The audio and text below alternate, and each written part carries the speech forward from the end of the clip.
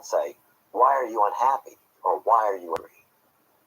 But rather, where in your body are you having this? Buenas noches, Punta.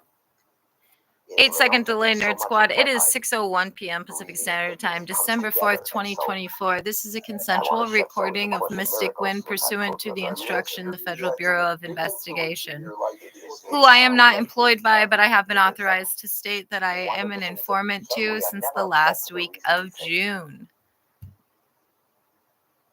This live stream should run until 6 a.m. tomorrow, December 5th. In the event that the live stream ends for any reason without me telling you the time and that I'm ending it, be advised that I didn't end it and the federal felons upstairs did.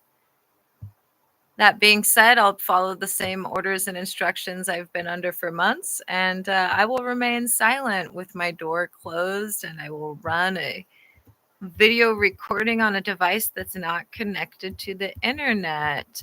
Also, be advised, the federal felons upstairs have done a variety of things indicating their future attempts at cutting off the live streams on Friday, December 6th, between 10:30 and 10:45 a.m. Pacific Standard Time. In the event that that occurs, be advised it's 100% their fault and they will be convicted of it. Obstruction of justice, evidence tampering, witness tampering, a lot of charges. So fingers crossed that they don't decide to go that way. If you watch this live stream, you already know they've already perpetrated quite a few cyber crimes today. In addition to actively stalking me and being guilty of digital home invasion due to, according to the FBI, fraudulently obtained sealed court orders that have been renewed only due to fraud, most notably deliberately and intentionally withholding evidence. There is a letter that I'm going to go over, but I just don't feel inclined to do it at the beginning of this live stream, and I haven't been under orders to do it at the beginning of the live stream, meaning I don't need to. So I'll do it later on. If you want to know what it is I have to say, click on pretty much any of the last 4 live streams, and you should be able to hear it towards the beginning. I think the preceding one to this, I did the same thing I'm doing right now, and I decided not to do it at the beginning of the video. That wouldn't be too surprising, particularly because I took Benadryl then, and I also took Benadryl now. You will hear something I've already said because I am under instructions to play this and make sure there's audio. You need to go to www.facebook.com/mysticwhenlovesonlyyou. Once you go there, you can read all of the letters that I would be reading aloud if you would rather read than watch the videos. And you want to go to my Twitter, which is x.com/realmysticgwen, specifically the highlights section where you'll read how a year ago to date, I reported all of the crimes that were being threatened against me that have since been made actionable and or attempted and or are planned, ergo the FBI's refusal to detain these federal felons since they're waiting for them to further incriminate themselves and others due to their plans. Have a good night, everybody.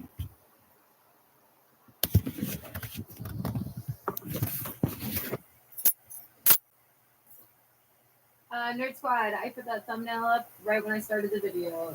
I see the thumbnail. I'm clicking to make sure there's audio.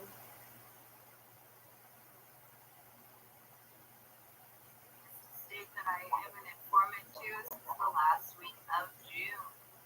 Hot diggity dog. We have audio. Audio and the thumbnail.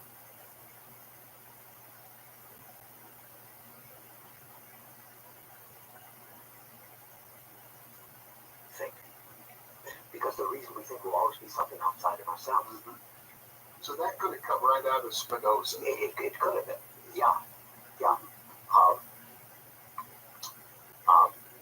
We are always mistaken when we try to attribute the cause of a given.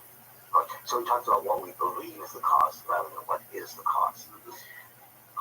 He also says whether a person, I can't believe I've memorized this, whether a person exalts or repents of any deed depends entirely on upbringing.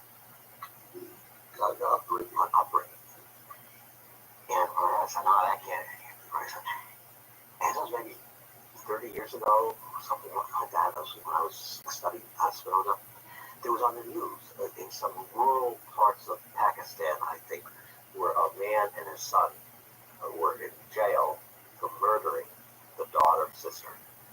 The daughter's sister had glanced, in their opinion, at some other male, without their permission or whatever. And to save the purity of the family or whatever, they killed him. Yeah. And they asked Honor killing. an honor killing. Yeah, honor killing. Actually, it doesn't have to be bagging me anywhere. Yeah. The honor killing. And so I asked them, well, how do you feel? And I forget, one of them said, both good and bad at the same time. I feel very bad that she brought dishonor to the family by flirting with whoever, but I feel good that we have preserved our honor by killing. Have you look at why I block half the time? This is why I block half the time. I just found what may be the biggest YouTube hack in 2024. Nobody cares, dude. Now, if those people had been raised, I don't know, in a different culture, right, or less a fundamentalist culture, and they killed a family member, they'd be repenting. Right?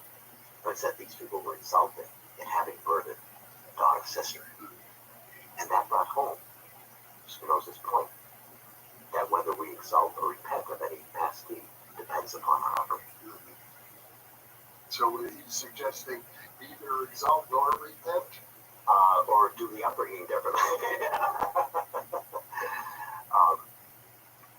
The exercise that you provide in your book, and I think you have about over 20 exercises, About 28 to 29. derived directly from Spinoza's writings. The one that really impressed me is the notion that if you divide the world into people you like and approve of and people you dislike, even hate and disapprove of, that most of us do. We divide the world into Still do it. good and evil, or things that are positive, things that are negative. We live in a dualistic world, but then realize that all the people that you disapprove of and even hate, actually at a deeper level you love. Because Yes. you are part of the divine, and the divine loves everything. Yes. Well, maybe yes and no. Well, that's the point, isn't it? Yeah, there's always, well, on the one hand, It's not as if at a different level you don't feel animosity, even hatred. right. I mean, we're taught to hate the devil, for example. We're taught to hate Hitler. We're taught to hate tyrants. But at a deeper level, we love everything. We embrace everything because of our divine nature. And you and I have both heard stories from near-death experiences where someone who played a role, a negative role in their life, in the near-death experience conditions, they realized that this was all planned. That soul, that's deep love between the two souls, that manifested as adversaries in this life. So, maybe that's, if that's the bottom line here, so that when I quit the body, I'm going to discover that everyone who bothered me here and who irritated me, starting from my parents to my colleagues, but we're part of the same divine being as me, and we all agreed beforehand that we were like a play. We wrote the play together, we assigned the parts together, and here we are now acting it out. Now, would Spinoza have put it that way? I'm not sure. I mean, he would have been familiar with theater, I imagine. Oh yes, who wasn't? But I put it that way, that we are like amnesiac actors who, while playing our role, have forgotten that we are actors playing the role and think that we really are the role that we are playing. And you derive that from the reports of near-death experiences. Oh yes, I will not deny that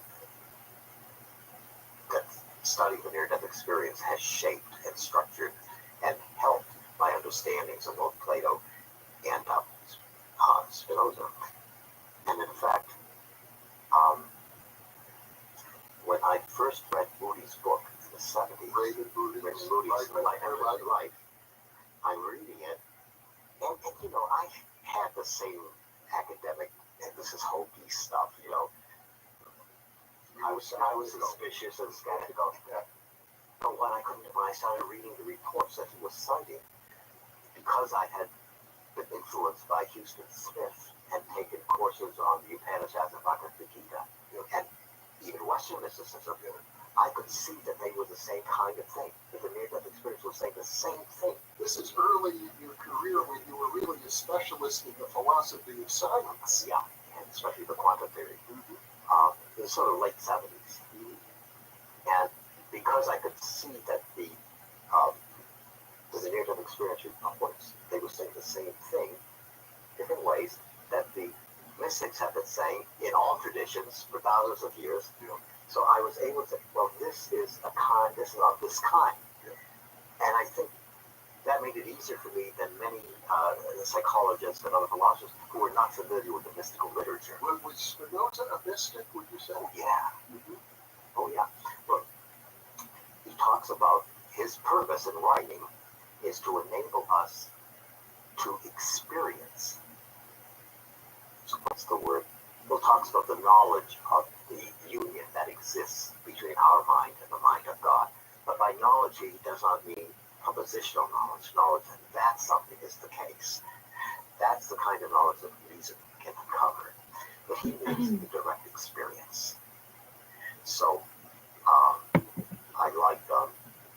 I read an interview with some doctor some years ago, some cardiologist who was, I don't know if it was Bruce or Pim, who was studying the near-death experience. And how do you think Moses felt when he got a stick, guys? How would you feel if Godzilla came down and said, "You are the smartest one, my child. Take this stick"? It's rhetorical.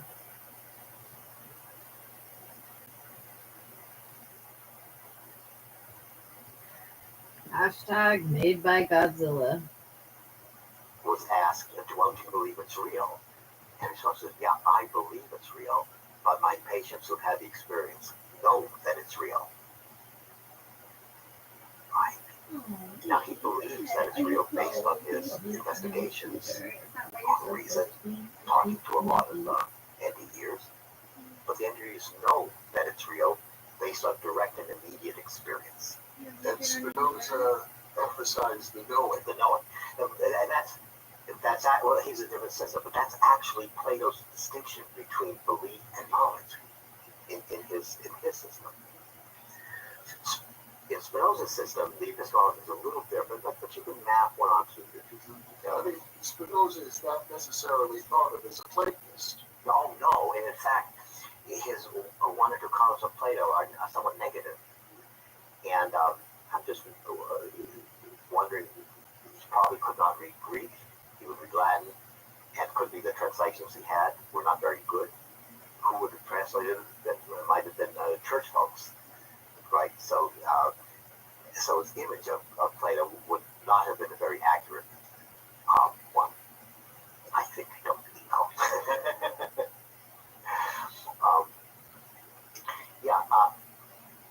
And when Plato and Spinoza, if you get a sense that they're both talking about the same thing, but the concepts they use are so different, that it frees you from identifying with the concepts.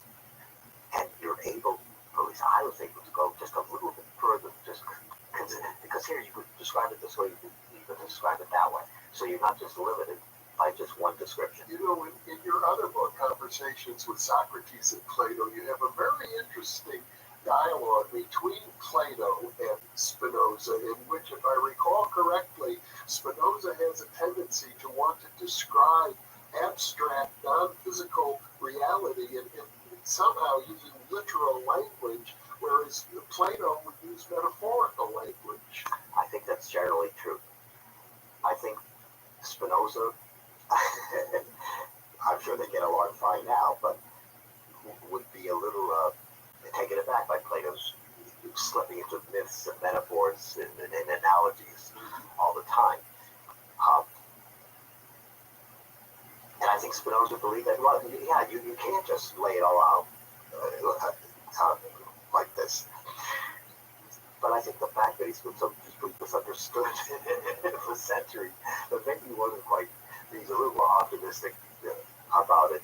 In other words, the idea that you can describe the deity, describe the divine, using a rationalist approach to philosophy has its problems. It has its problems, but you can make a certain progress.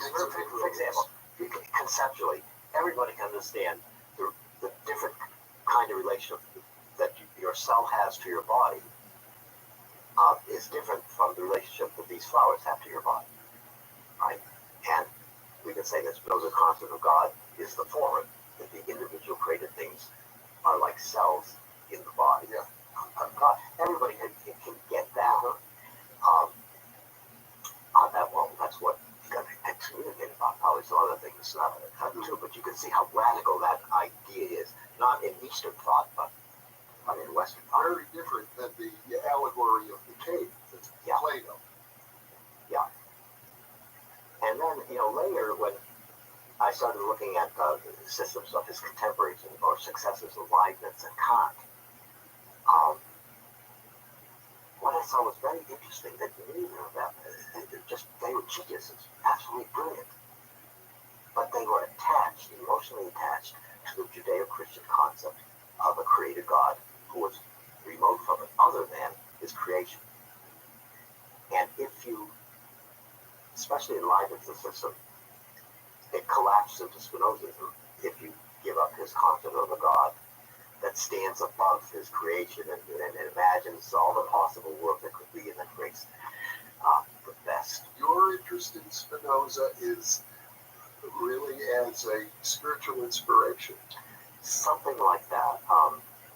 When I was studying the quantum theory, I wanted to know what those great minds that conceived the theory, what did they think about what is it all about? What is the meaning of life, basically? And of course, I found their writings very inspired because they were all open to a holistic and even spiritual world. The founders of quantum physics, almost to a man, had a deep interest in mysticism. Yeah. And there are exceptions. This is not. There are always exceptions to make every rule, but on the whole, and that I found very, very inspiring in my seeking. And so I identified more as a seeker than as a scholar, which I suppose made me the oddball of the department for 40 years. In some ways, I look at all the isms as maps, as guides for living. And Spinoza explicitly said that my purpose of writing is to take the reader by the hand, as it were, and lead him to the knowledge of his own divinity. This is a spiritual teacher writing. Others at the time just wanted to lay out a system of beliefs, a system of concepts that they thought would describe everything. They had no concept of experiencing the divine directly. And they probably found that very troubling in Spinoza's system. When I began studying Spinoza, I was also in therapy myself, group therapy, and dating a therapist. I was told by therapists and others that I was a typical intellectual male, dead from the neck down. Right? If somebody said, well, how do you feel about that, or what are you feeling about that, I would say, give some thought or some judgment, rather than a feeling in my body. Most of the males in the past who produced systems of philosophy were just like me, they were dead from the neck down, so they weren't operating from an emotional center. Right?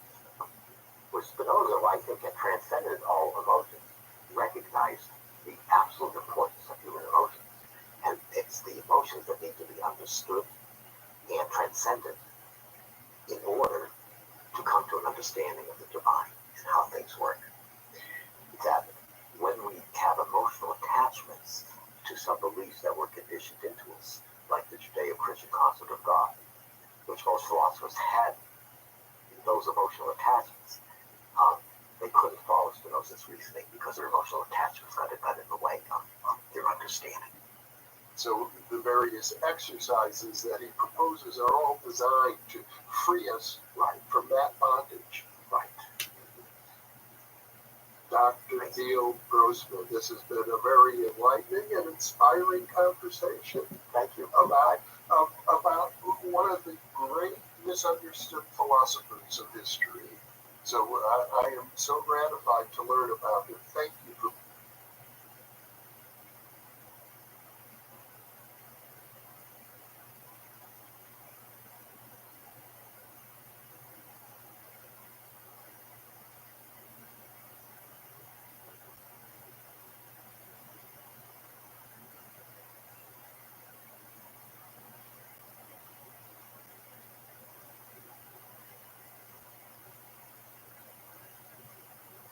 and the wires come down back to the base where everything's being recorded. At a time that we know, suddenly these cameras are about 20 feet high. Something pulled the wire out of the camera. There was about half a roll of duct tape around the post rolling up. That's totally gone. There's about a 3-foot chunk of wire that's totally missing. There's PVC down at the bottom was then pulled loose and missing. And as it turns out that at the time of the incident, which we know because you have the daytime recording back at the cabin, the cattle happened to be milling right around that pole. The reason that's significant is we know that anybody got close to the pole, it would be spooked and scattered. That didn't happen. So you have ended up that happened absolutely, in physical reality. Should have been captured on camera and wasn't. The cameras, as I recall, were taking slow motion snapshots once every second or so, second or third. And so you have one picture where everything is intact, and the next picture where all the damage has already taken place. You don't see the damage from the camera, but what you do know is that the camera, the outline camera stopped recording, so you know when that was. But then you go in and you look at the physical damage that was done. Just no plausible explanation. Okay, so that's one example, and it's a host of them. And one of the points is, these things would happen. The point the camera's out, and whoever it is, control said, "Oh, you like that?" And they would do something just off camera. So every time we tried to set up to understand the phenomena, or we had something presented, and you responded to it, it would change slightly, and that's the trickster component. And in this case, associated with poltergeist-type phenomenon, animal mutilation type phenomenon, which you're suggesting are also related to UFOs, right? In some way, there's a host of phenomena, and again, the trickster, the control mechanism we were talking about, pretty much agree. There is something out there. We need to talk about some of the myths, and in particular, very well publicized myth by an associate of yours, Phil Corso, who wrote a book in which he claims that he was involved in the Roswell incident, and alien technology was retrieved, that he was involved in disseminating information. This is sometime later. It was 47, when we talk about 1960, that transferring alien technology to U.S. corporations. A very popular book, and so as a result of that book and others like it, many people believe that the U.S. government has some sort of a treaty with alien intelligences from other planets. Well, that's another belief. There are people that were training technology for humans. And what's your response? Well, my response, I'll fill in the because it was seen to be completely credible. Oh yeah. But when the book came out, I wrote him a letter that was 7 pages at the time. So that makes it my book. That said, and it started with little things like it's a Delphi, Maryland, not Philadelphia, as we had to know the Cold War was not a cover for fighting ET, which he and others have said was totally preposterous. More specifically, with the technologies, the inference was that somehow they were going to inject technology as we moved along, and it would help advance our industrial efforts. Integrated circuitry, night vision, fiber optics were specific examples. The problem is when you go back and you check the history of the development of these technologies, you do not see a sudden leap where a big advantage was gained by the alien technology. I'm very familiar with the night vision because the guy who physically built my vision lab was a personal friend and we'd worked with, and very open to phenomena. We'd actually done PK parties with him. So he was open to phenomena. But the description in the book as to how night vision evolved is just totally wrong. So you've got a situation here where a person with a stellar career in the military comes out with a story like this, a person who's been a friend of yours, someone who seems absolutely sincere, and when you talk to him, he seems convinced that it's real. But when you fact check, his story is very clear that it's preposterous and it does not accord with the facts. The title of that chapter is called The Torso Conundrum. And it turns out, coincidentally, that I was with Bill within 2 weeks of his death. What happened is he had a major heart attack, had recovered. I was down in the area for my son's wedding. We went up and spent the day with him. And one of the things he told me is, Jay, I really need to do another book to correct the errors that are in the first one. And he was working on it. He actually took out. The bill was not computer literate, so a lot of this was handwritten and all that. And unfortunately, he had a second heart attack that proved fatal just a few days later. But even if he acknowledged there were errors, I get the impression from you that he wasn't going to retract the whole substance of the story. And like I say, that's what I call the conundrum, because you do have somebody who is who he said he was in the places that he said he was. He had an interesting relationship with the General Trudeau, who was legendary in military intervention. They were actually involved in something called Project Horizon, which was how would we fight from the moon. A lot of people don't realize the Army ballistic missile defense, which was in existence at that time, really was the precursor to the Apollo mission, and were integrally involved in getting us to the moon. They were doing a lot of the very advanced things. The problem again is when you do the fact checking, it just does not hold up. But now it's fair to say that there's, I guess you could call it a cult, or a small percentage of the population, but still thousands of people who accept these things as literally true, and when they hear you, amongst other people, saying, no, it's not, I've looked into it, it can't be real, they say, well, you're part of the cover-up yourself. Well, that's in my slide, but one of the things I say, if you're going to join, you need 3 things. One of them, you better have some thick skin, you're going to get attacked, you better have day jobs, you're not going to make a lot of money. The other is you must understand conspiracy theory, because either you believe there's a conspiracy, or if you don't, then you therefore become part of the cover-up. And the problem is, in my view, that the true believers are just as bad as the skeptics and debunkers. They will believe anything. One of my pet phrases is there are no lower limits. You can come up with the most bizarre story that are, demonstrably false, and you'll find people who adamantly believe it. Well, it's a psychological phenomenon, not so much the flabbernoodle people out there who might believe anything, but when you have highly credible people in every other regard,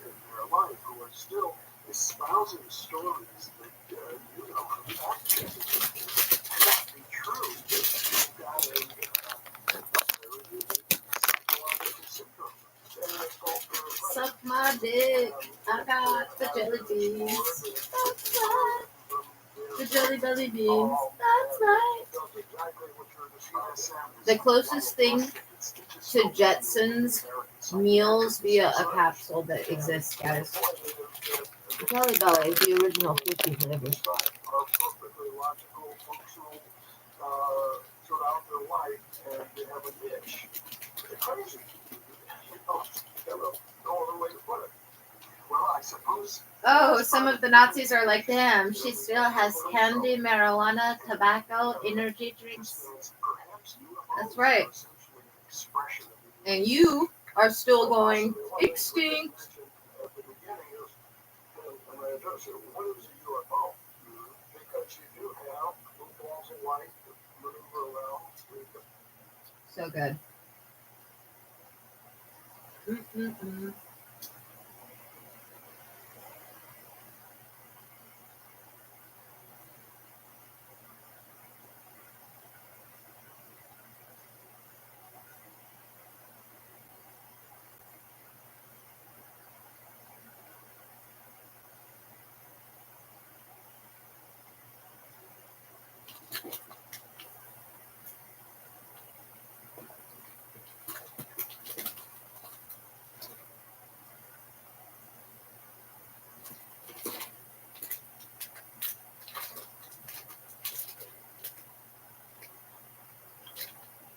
Got the popcorn one.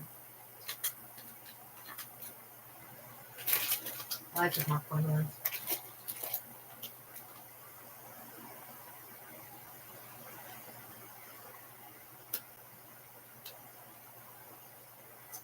This one I know is pear.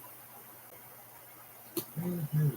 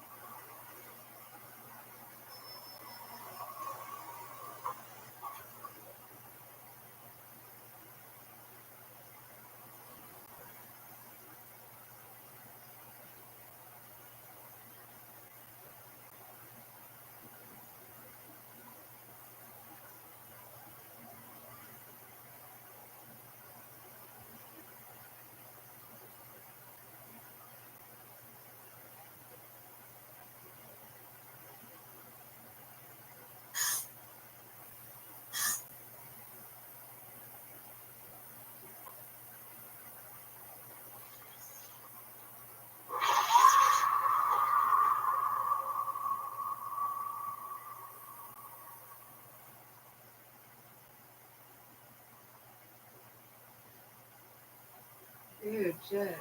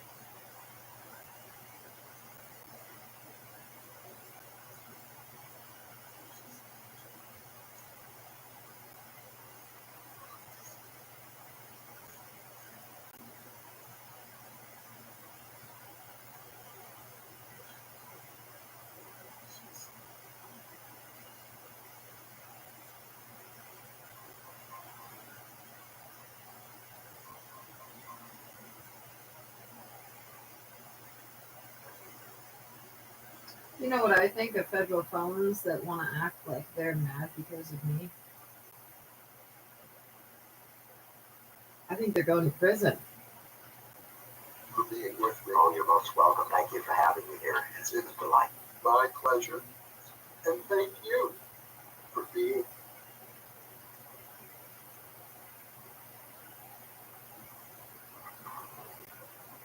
This game, you're not ready for it.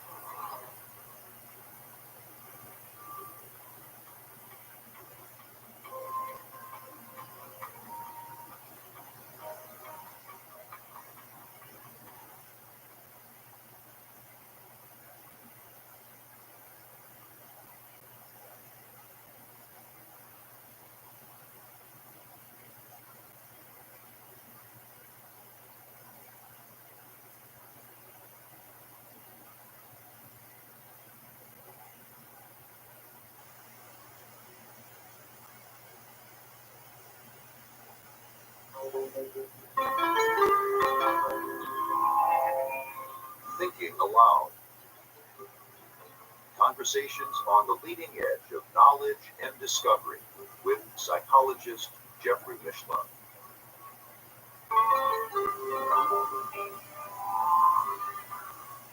Hello and welcome. I'm Jeffrey Mishlove. Today we are going to explore the nature of time. My guest is Gary Lockman, formerly a songwriter and bass guitarist for the rock band Blondie. He is one of the world's foremost historians of esoteric culture. He has been interviewed a dozen times previously on New Thinking Aloud on topics ranging from Rudolf Steiner, Madame Blavatsky, Emanuel Swedenborg, P.D. Uspensky, Colin Wilson, Aleister Crowley, Hermeticism, Carl Jung, chaos magic, and Russian mysticism. His newest book is Dreaming Ahead of Time, Experiences with Precognitive Dreams, Synchronicity, and Coincidence. Gary lives in London, and now I'll switch over to the internet video. Welcome, Gary. It's a pleasure to be with you again. It's a pleasure to see you again, Jeffrey, as always. We talked about precognitive dreams in our previous interview and your fascinating book, Dreaming Ahead of Time. But what we left out of our discussion then was a deep exploration that you've done, not that it's going to result in any final conclusions about the nature of time itself. So that's where we're going to pick up today. And I think maybe a good place to start is with Newton, because most people, I think, intuitively have a sort of Newtonian sense of space and time. Oh, that's what we consider to be one of the basic elements of the modern world, this notion of Newtonian time. And I realize in some interviews when I've talked about this, I say TikTok time, and I realize now that people must think I'm talking about the social media app, which I'm not. I'm talking about the second hand on the clock. So if I do say that, that's what I'm talking about. So in any case, but yes, I mean Isaac Newton, one of discovered gravity and founder Descartes and others of the Cartesian Newtonian world, but he, I should say, not so much invented, but he came to these conclusions about the nature of time that have since, we just accept, as you say, we just accept as kind of given. Although they're not really as given as we would think. But what are they? Well, it's this notion of time flowing, the equable flow, a constant flow of time. There is this something, which we're not quite sure exactly what it is, because it's not made of anything, it's not material. It's not a medium in the sense of kind of like the ether or something, or although we do think of it as something that flows in some way and it has a direction. And we call it time.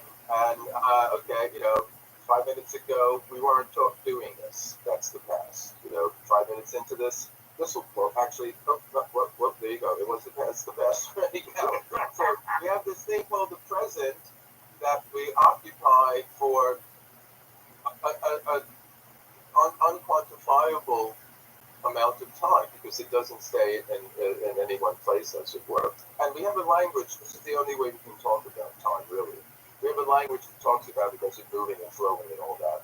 But one of the things I say in the book is that, you know, if time is a river, and Newton wasn't the one who really brought this on. He quantified it, he made it official, and he basically said, this is what's happening. There's, you know, there's this kind of absolute time out there that it's always constantly moving at the same pace, we could say. So it isn't the case. He didn't know about black holes, and of course, you know, we're sophisticated in a way about astrophysics that he wasn't. But in any case, in general, it isn't the case that somewhere out in the galaxy an hour is shorter than it is here, or whatever, or a minute is longer than it is here. Time flows in this irrevocable direction from what we call the past through the present into the future. Or, if you look at it the other way, it comes towards us. From the future to the present into the past. So it depends which way you're looking at the river, as it were. Okay? And all our clocks, you know, I mean, there were clocks before Newton, obviously, but they're kind of like, what became something that, let us say, that was applied to time mechanisms, to, you know, timekeeping devices. And I say in the book that for the longest time, as it were, the only timekeeping, you know, the timekeeping device anyone needed was the Earth itself or the sky. You know, if the sun came up, it went down. You know, you have a month. The moon gives us a month. You know, but there's no such thing as a week. You just kind of cut, you know, the moon's phases up. We have a day, but we don't really have an hour. I mean, I have one. You know, I tell one bad joke. You know, God worked really hard when he was creating the universe. But after 24 hours, he called it a day. That's my bad joke about that. But I'm saying it's like we have a day because the sun goes up and goes down. Or actually, it doesn't. You know, the Earth turns.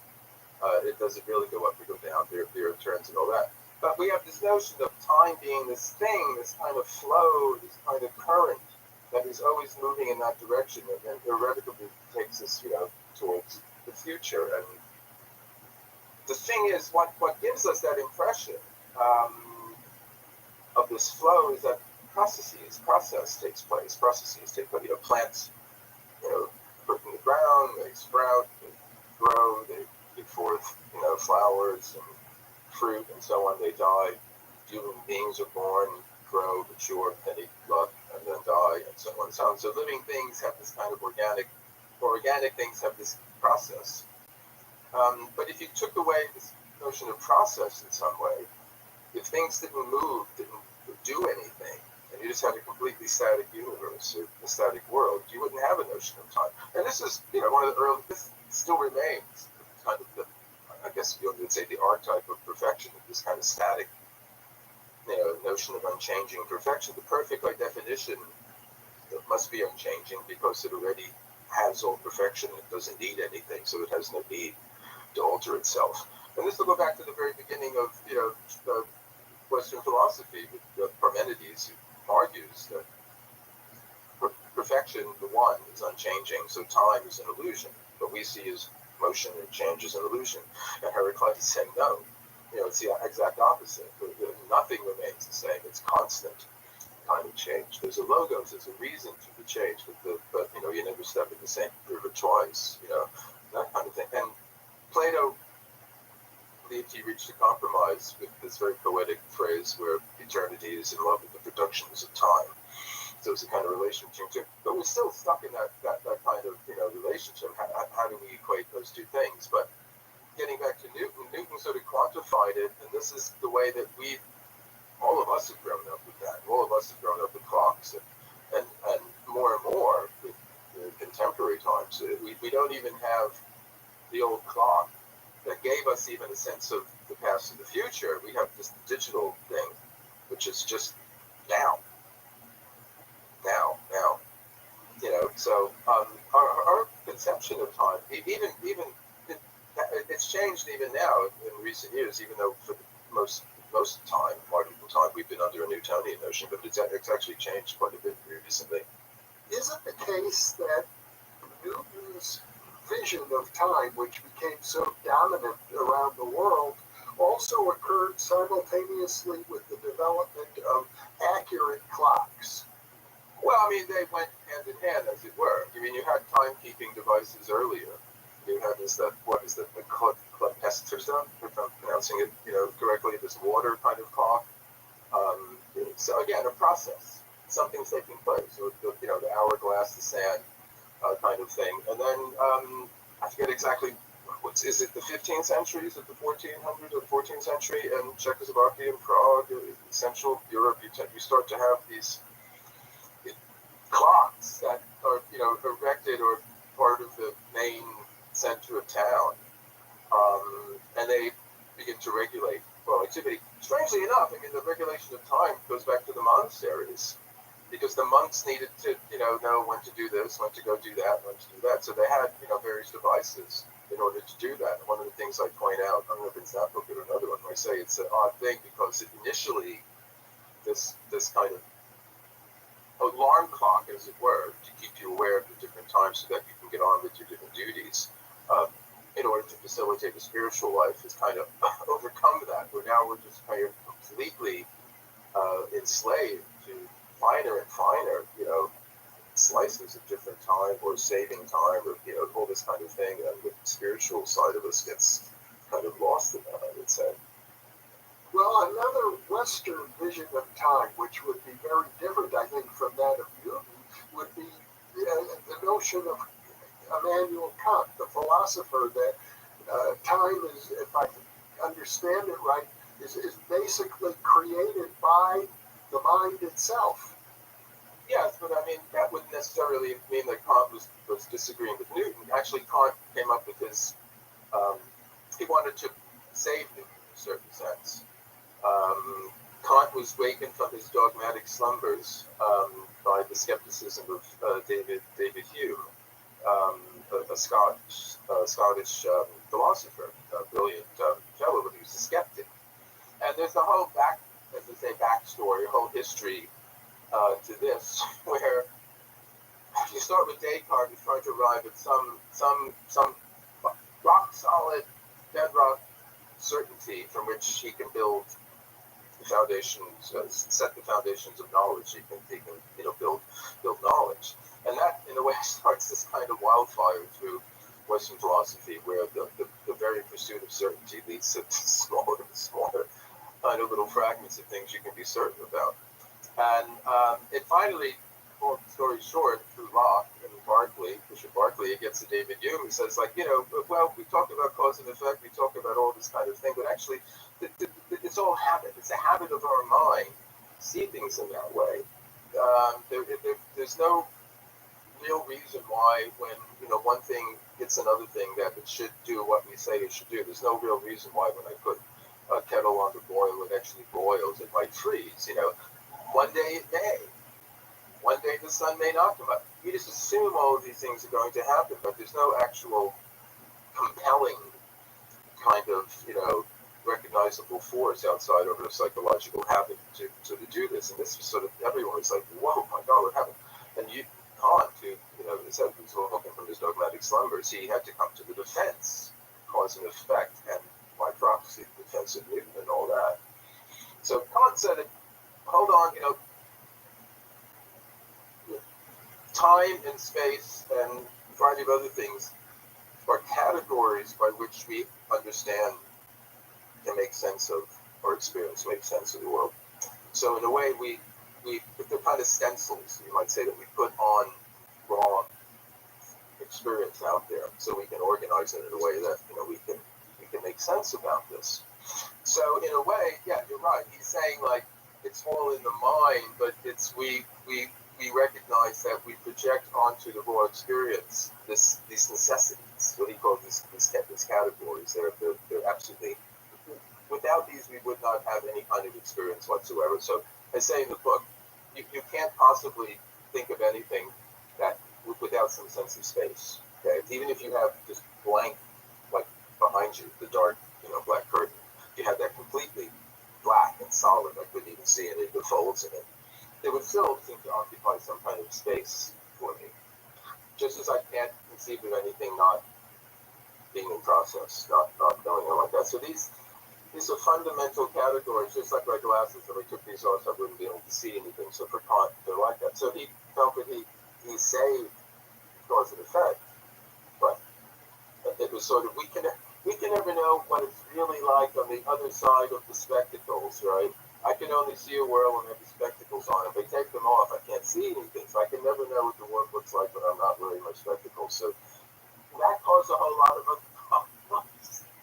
And it also gave lots of philosophers after Kant work to do. But that was sort of the thing. So time for Kant was something that Newton was able to, as you can map it out into the objective world and show it as, how should you say, a kind of, what do you want to say? You know, like the Cartesian, algebraic grid, which is, that the coordinates. All right. So on that, there's two coordinates, that way, but in actual our experience, there's three. There's that way, and when.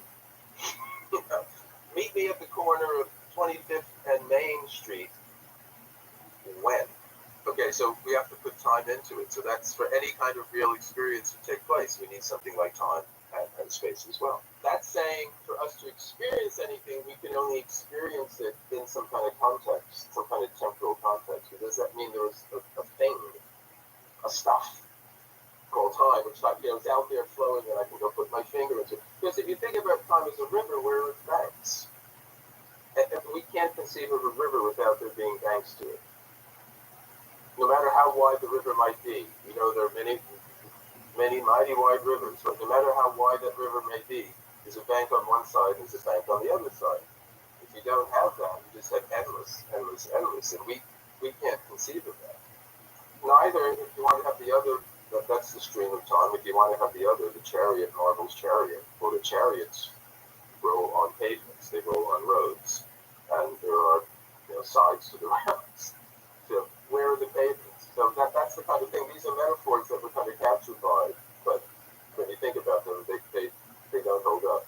Another view of time, which I think is becoming more and more popular, more dominant, maybe not the dominant view yet, but it is derived from Einstein, who referred to time as a persistently stubborn illusion. Yeah, but even Einstein had said his alarm clock. Einstein said, if like me, you understand physics, you will know that past, present, future are an illusion.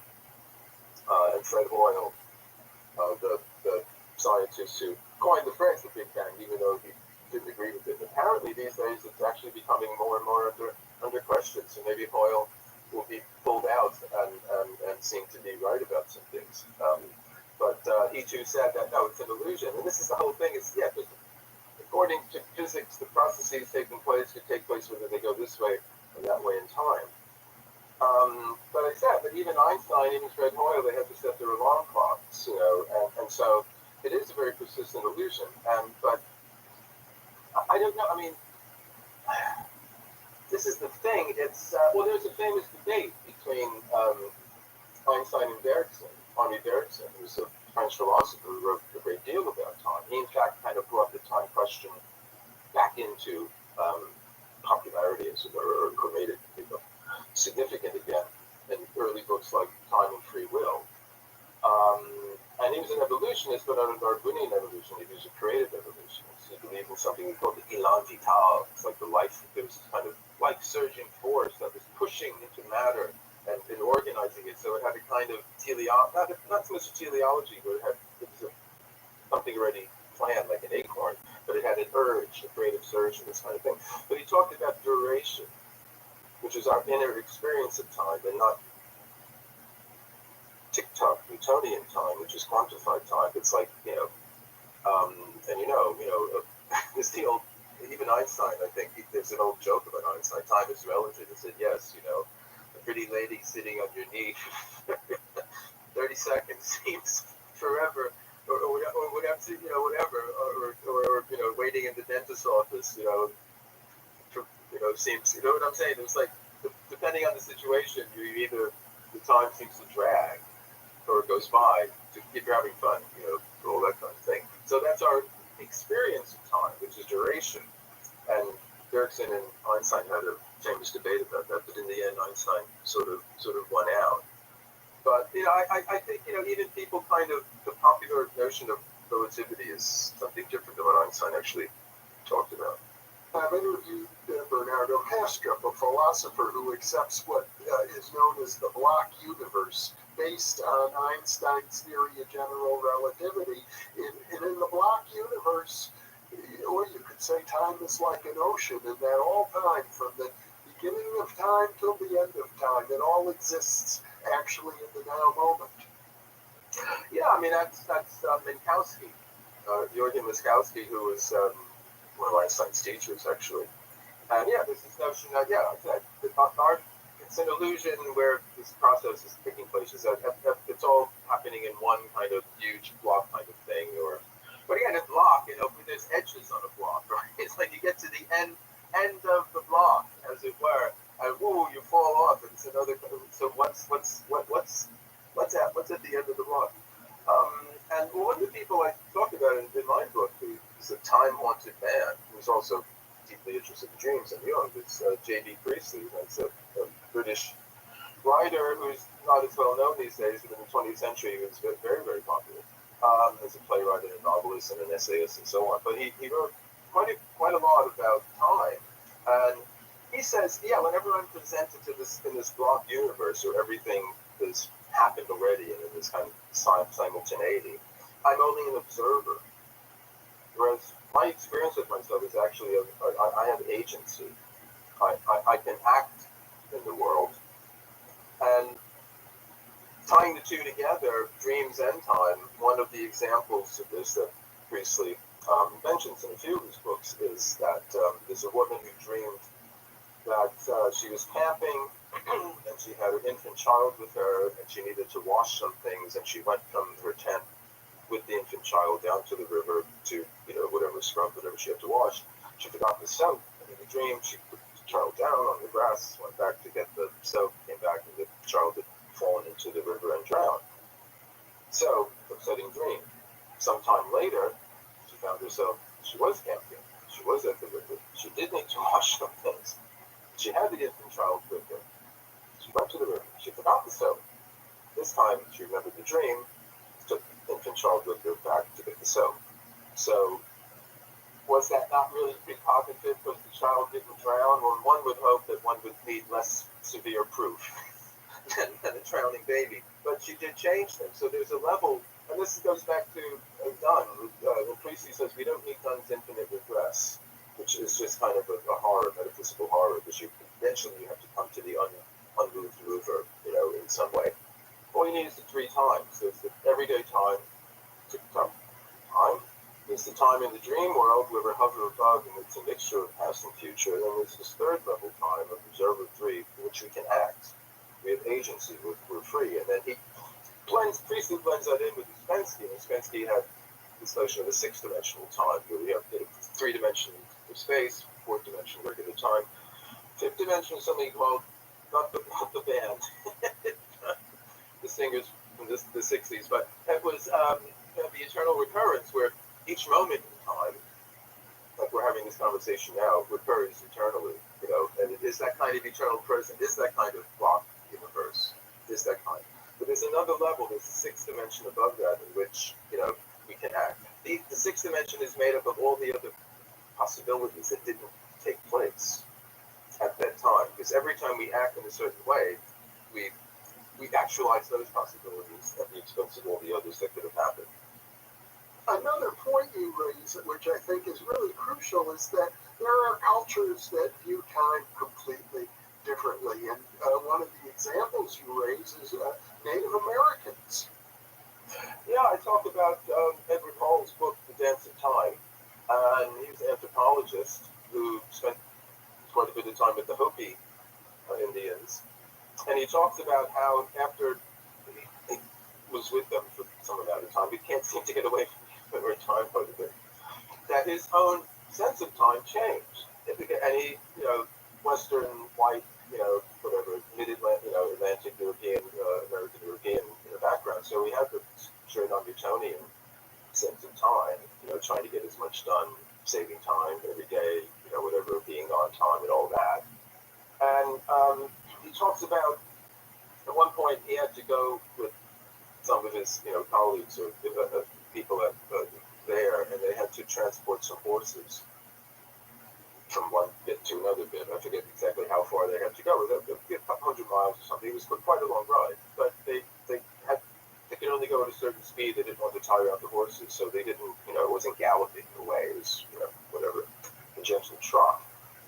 And they said it over a few days, his whole sense of time and the environment changed, because it wasn't just hurtling past on the motorway, in your car, or it wasn't galloping off, fast on the horse. It was just sort of, good. But he said they passed this mountain and they saw it at all these different kinds of angles, at different times. And I said, myself, I had a similar experience, nothing quite as dramatic as riding a horse, but I know there were, when I lived in Los Angeles many years ago, and at some point I went up to the Sequoias, which is Northern California, and I rented a cabin. I was going to spend a week up in the Sequoias. There's these, obviously gigantic ancient trees that have been there for thousands of years, and they have their own time themselves. But I wanted to get away from the city, but I brought the city with me, as it were, because it took me about 3 days to adjust to being in that environment. Just like it took Paul about 3 days to adjust, being on the prairie and all that kind of thing. So yeah, I mean, there's different cultures, what we call them indigenous or native or whatever, but we used to say primitive. And primitive is not necessarily a bad word. It means primal. It means like primary. It means first. It means initial. It doesn't necessarily. Again, we've come to understand it as being, primitive means whatever. It's not as good as us moderns. It actually means the first. It's the prime. And so yeah, I mean, so they have a different sense of time than we do. They don't have this Newtonian sense of time. You also talk about sacred time. Well, that's Jose Eliade and the myth of the eternal return, which is not Ouspensky's Nietzsche's eternal return, which is us having this conversation, many times already. But it's the notion of this primal time, the first time, the time when the first mythic events took place, the foundational events of the culture. And these are what holidays are supposed to be about, holy days. Holidays are holy days. In the West, are hollow days in ways, because the holiness of the holidays have been kind of hollowed out with basically excuses for us to have 3-day weekends into sales or something like that. But, in cultures in which the religion is still felt very strongly, and I'm not saying there aren't still people in the West who do feel their culture very strongly, these days, these times, or they kind of punch a hole in the everyday world, the everyday time, and reintroduce this initiatory, initial, primary moment, which is sacred time. It's outside of that. It partakes, or paradoxically, we have to talk about it in terms of time. It partakes for a certain amount of time of this timelessness. And that's the essence of all, I would say, mystical experiences, or religion, or the sacred, or ritual. Ritual, in some way, is supposed to remind us of something outside of getting and spending. Man does not live by bread alone. We live by these other things, these other elements and ingredients, and they come to us during these sacred moments. One of the people you quote, and it seems as if we're kind of back to him, is St. Augustine, who said, if you ask me about time, I can't tell you what it is. If you don't ask me, I think I know. Yeah, he was asked what is time, and he said, if you don't ask the question, I know the answer. So I say, time is one of these things, I'm forgetting the quote, because I say, every one of us start thinking about time, and it's like, I can't get my head around it. It's like, what does it mean and all that? But the philosophers, they should be able to grab it. But if you look up any history of philosophy, the notion of time, there's, a plethora of different arguments. There's quite a few where, no, it doesn't exist. No, absolutely it does exist. There's no, these famous stories of, time doesn't exist, and somebody pulls out their watch, so what's that? That kind of thing. So there's lots of stories like that, but I mean, no one's really nailed it. It's one of these absolute fundamental mysteries, which, I mean, even space itself, where is space? Where's the universe? I mean, where is you actually? All that any is we could think of is within the universe in the first place. So these are like Zen poems. It's like the universe isn't anywhere because all wheres are within it itself. And you start to think, whoa, that's like, what does that mean? You know, so the same thing about time. And time is one of those things. Like Augustine said, if you don't ask me, we all know what it means. We all know when we're running out of it. We all know when, we're late to an appointment, or we all know when we've got, I can't wait until I have that weekend ahead of me. But this stuff that you're going to make use of or save, as it were, what it actually is. Again, we're back to, we can't say what it is, but it's one of these fundamental things. And Whitehead, again, I mentioned it, because he's somebody who actually, he developed the whole theory of relativity around the same time, or not too far after Einstein. And even earlier than Einstein, the philosopher Leibniz, the German philosopher Leibniz, he developed the notion of relativity. But Leibniz and Whitehead, although very different, they both agreed that without process, without things happening, you can't have any notion of time. If you have an action, this again, go back to this notion of a static universe, if nothing is moving. I mean, you wouldn't have any sense of time whatsoever. It just would be, even if it's you looking at the static thing, you're not in that static picture. You wouldn't be looking at it. You're an observer outside. It's still in the temporal dimension, looking at something that's static. So we can't really understand anything like that. But what Whitehead is like, time is one of these things that one of these imponderables that we can't explain without resorting to equally imponderable sorts of ideas. You can't. You're going to have to point to something else, and it's just so we're left as Plato, the father of philosophy, Western philosophy, and Whitehead himself said, when Plato reached one of these things, he put aside the dialectic and he reached the myth. So he said, eternities and the production of time. And he's trying to wed these things. And Whitehead himself said that all of Western philosophy is a series of footnotes to Plato. And he himself, in massive books like Process and Reality, which is, one of the great unread works of 20th century philosophy, and others that are more readable. But he tries to do the same thing that Plato did, is bring together this notion of the static perfection, but also our self-experience of things changing. And he developed what he called process philosophy. Well, you earlier told the joke about God calling it a day after creating the universe. One joke that I remember is, why did God create time? And the answer is to keep everything from happening all at once. There are two brains, actually. One brain sees everything happening all at once, takes it all within the big picture. It's a bit fuzzy, not absolutely clear because it is a big kind of picture, but it gives that sense of immediate meaning, and connection. And the other pinpoints things, with this precision accuracy at the expense of that sense of connection and all that. And it's when the two come together, I would say, is when we have those kinds of truly kind of mystical experiences, and they don't last for too long.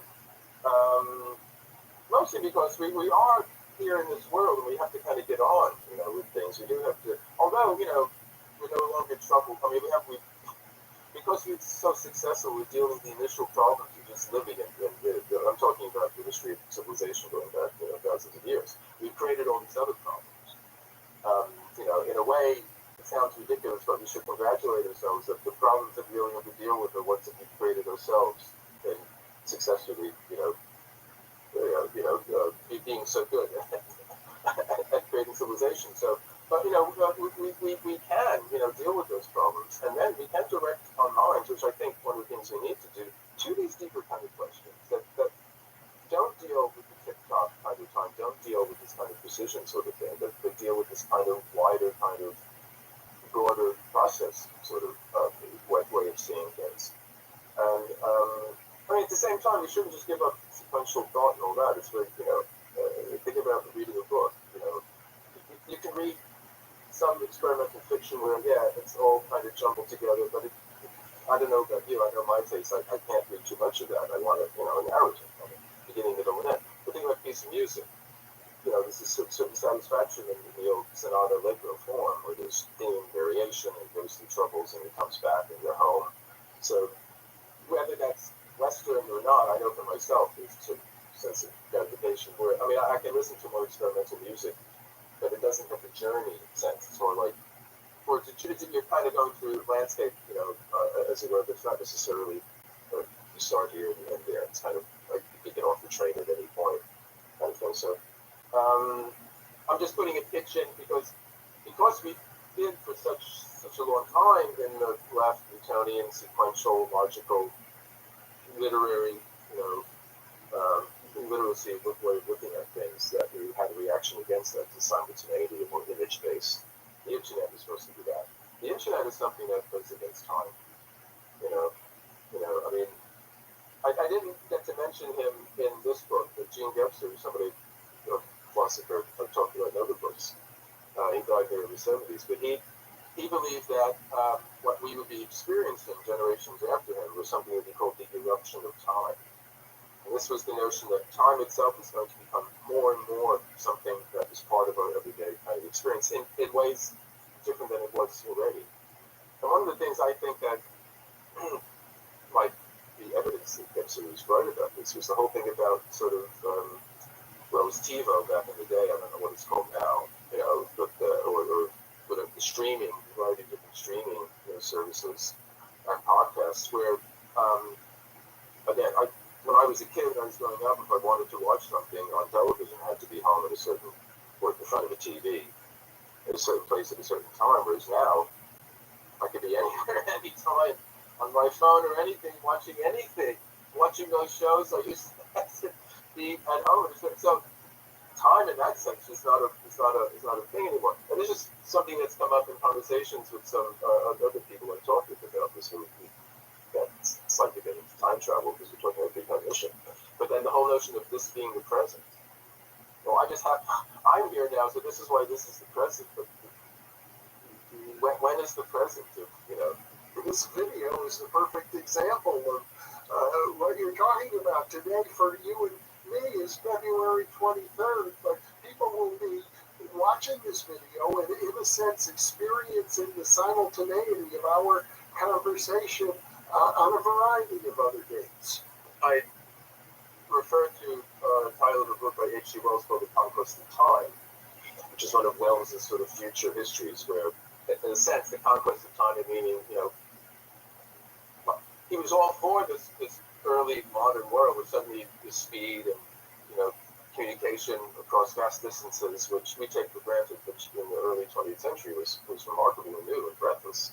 So he meant that we were conquering time, but it's actually, like I say, it's actually time conquered us more than the other way around.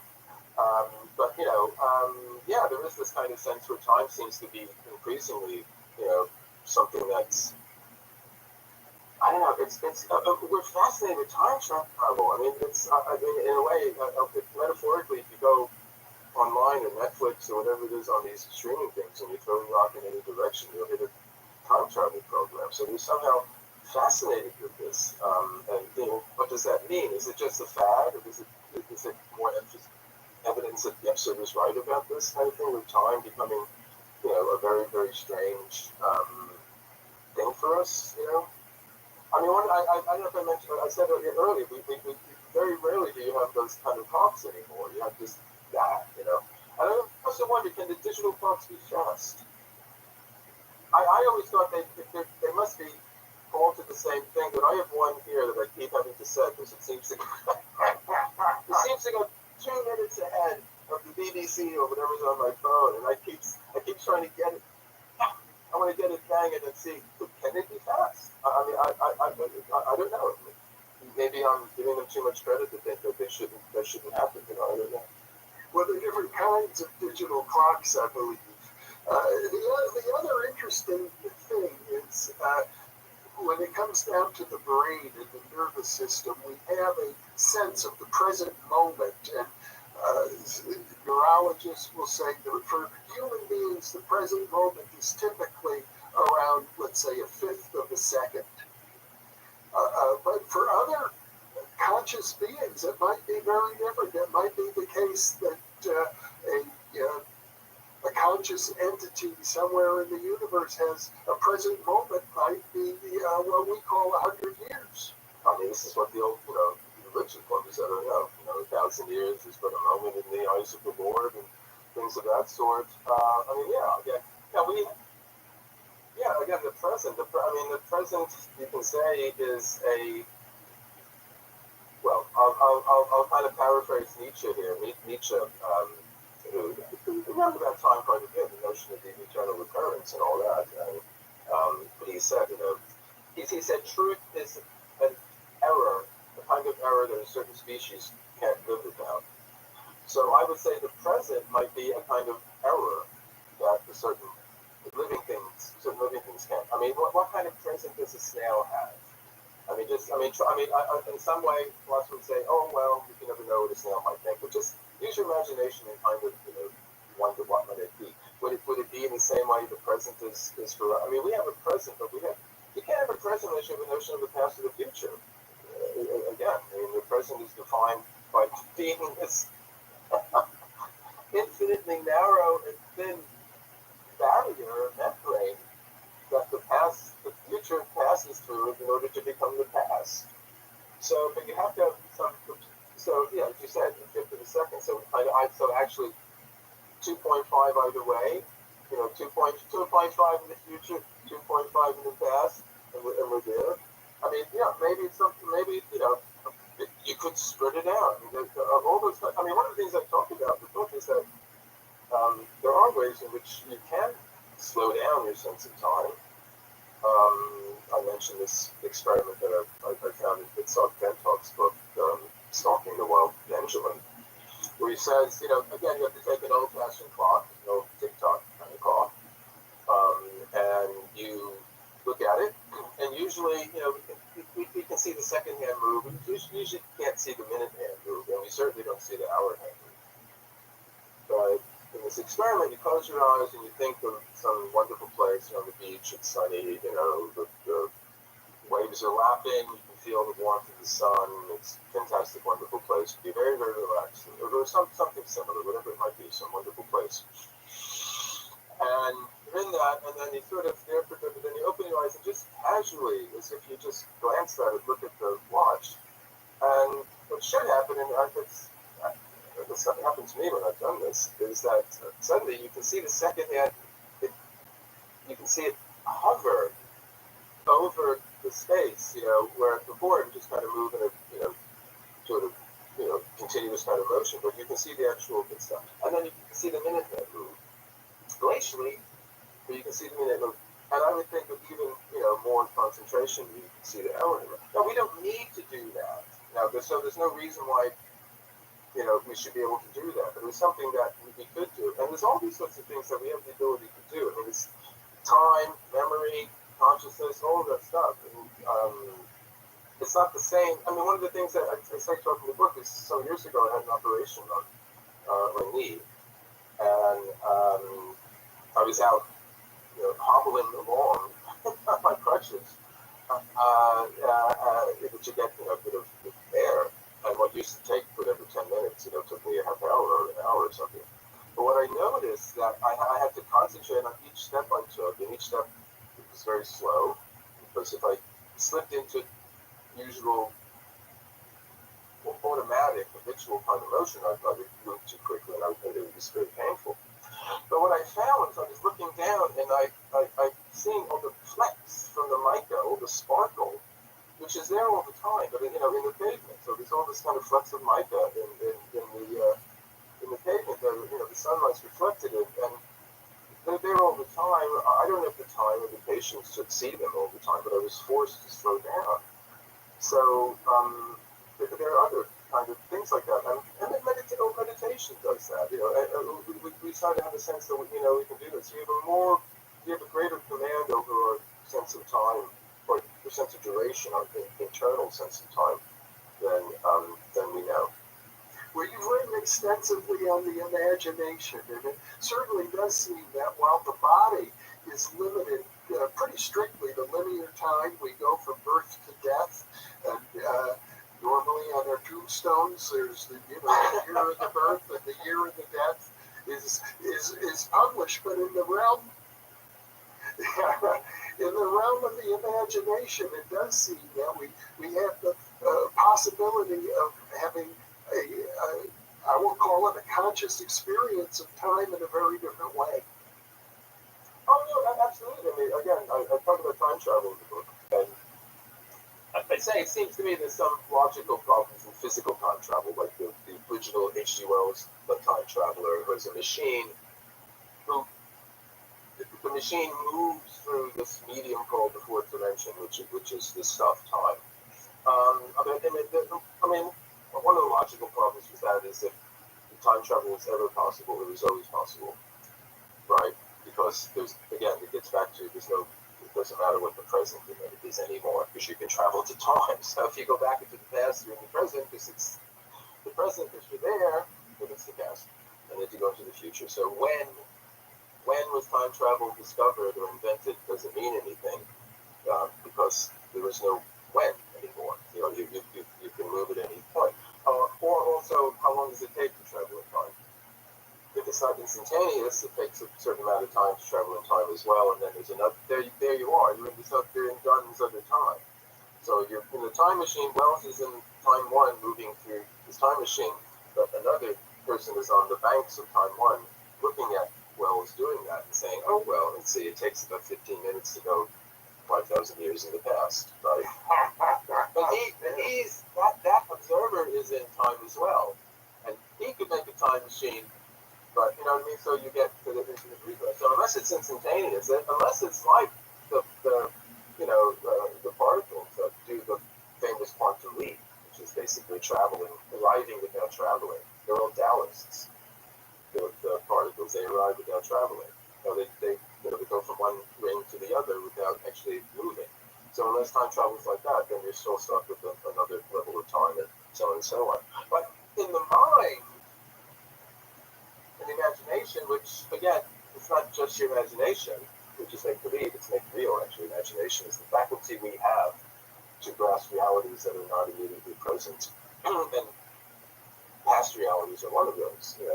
And I talk about there's the famous examples of the ladies, the Oxford ladies, Madame Jourdain and Overly, who in the late 1890s were visiting Versailles.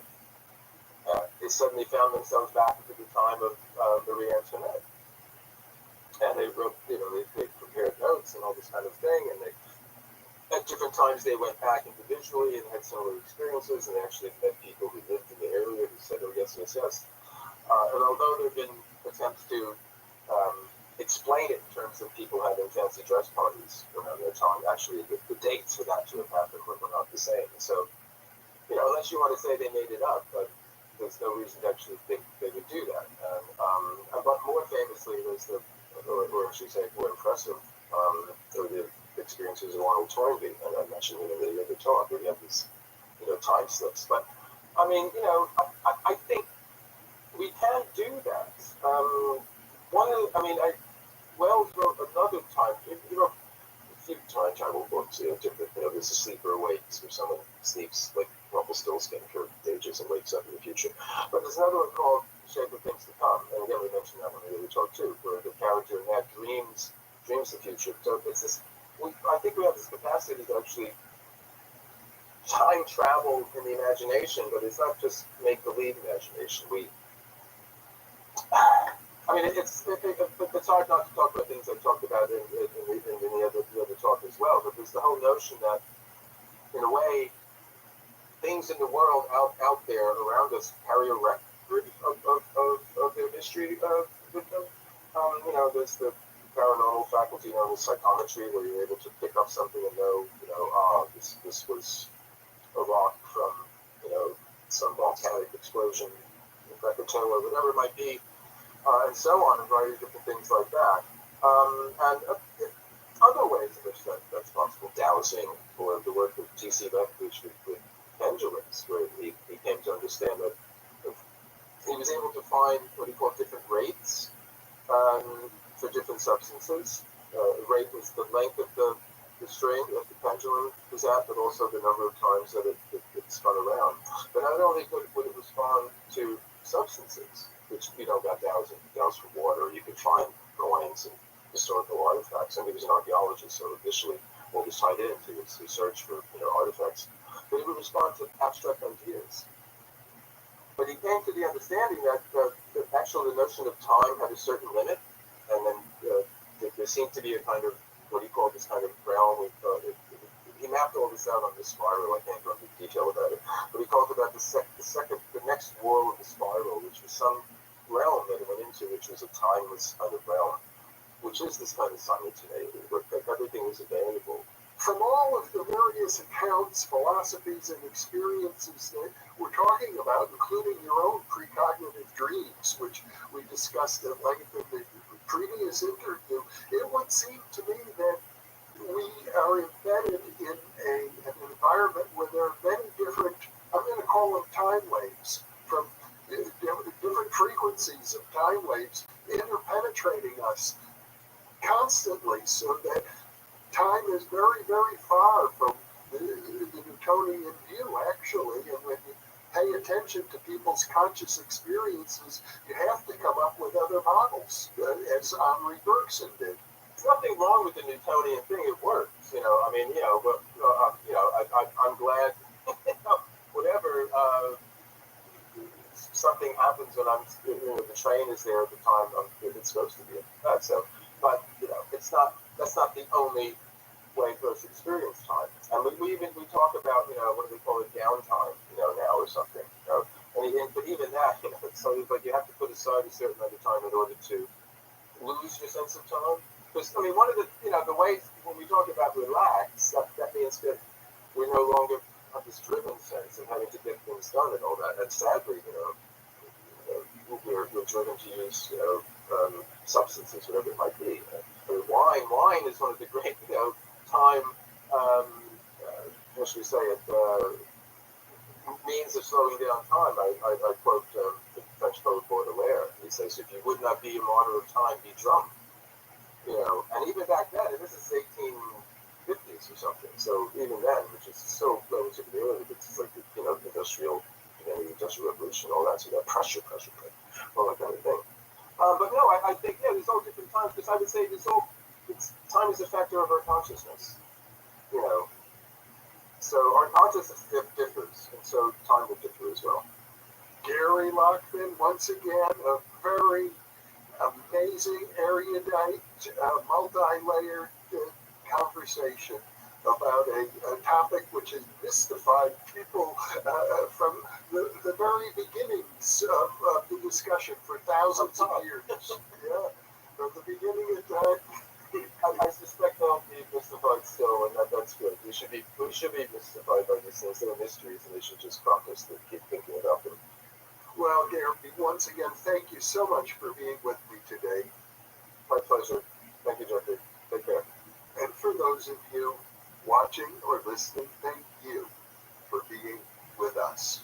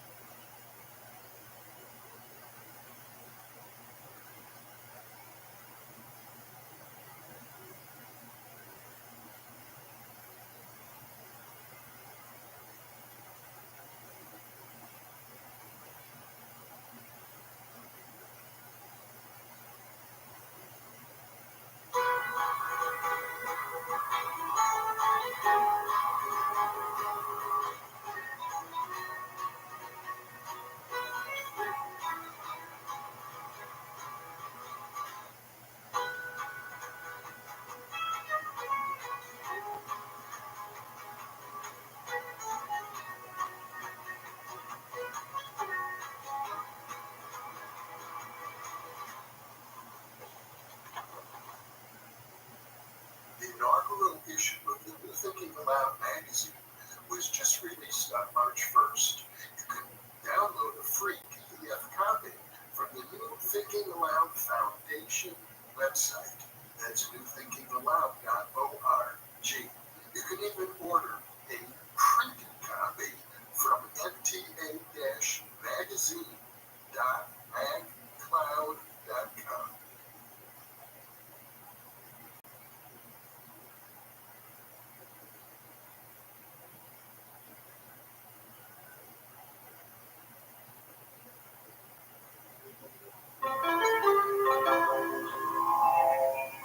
Thinking Aloud.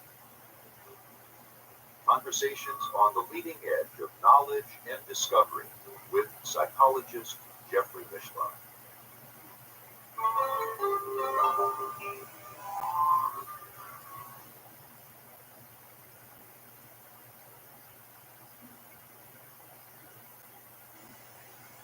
Hello and welcome. I'm Jeffrey Michelin. Today we are going to explore the topic of philosophical midwifery. And with me is the author of the book, Philosophical Midwifery, A New Paradigm for Understanding Human Problems. Dr. Pierre Grimes, who is the founder of the American Philosophical Practitioners Association, is also the founder of the Noetic Society, based in Los Angeles. He is the author of a number of other books, The Pocket Pierre, and Unblocking, which is based on the principles of philosophical midwifery. It's a practice akin to psychotherapy that takes place within a philosophical milieu. Welcome. Pleasure. It's a pleasure once again to be with you. So I guess one could say a philosophical practitioner, such as yourself, is something of a hybrid between a philosopher and a psychotherapist. That's correct. That's correct. And you've been engaged in this practice now for a good 30 years. Well, it started in 1961 with a publication I did called House Society. And it was a dialogue I wrote featuring Socrates and Alcibiades, who I characterized as an alcoholic. And therefore I explored Alcibiades' alcoholic addiction and alcoholism in terms of the roots of how he came to be an alcoholic. And I wrote it up as a dialogue, and I sent it to Yale Journal. They had a journal at that time studying alcoholism, and they were very upset. They wrote me a letter and they said it caused a great deal of difficulty among their editorial board, so they sent it to another magazine. And the same thing happened there. And so they sent it back to Yale and they said, please print it. So that's how it got printed. Okay. So it started, therefore, as an exploration of midwifery. And so it's been since 1960. So it's a little more than Half a century. half a century. A little over half a century, to be specific. Well, how did you arrive at a term like midwifery? I know there's a history there. Okay.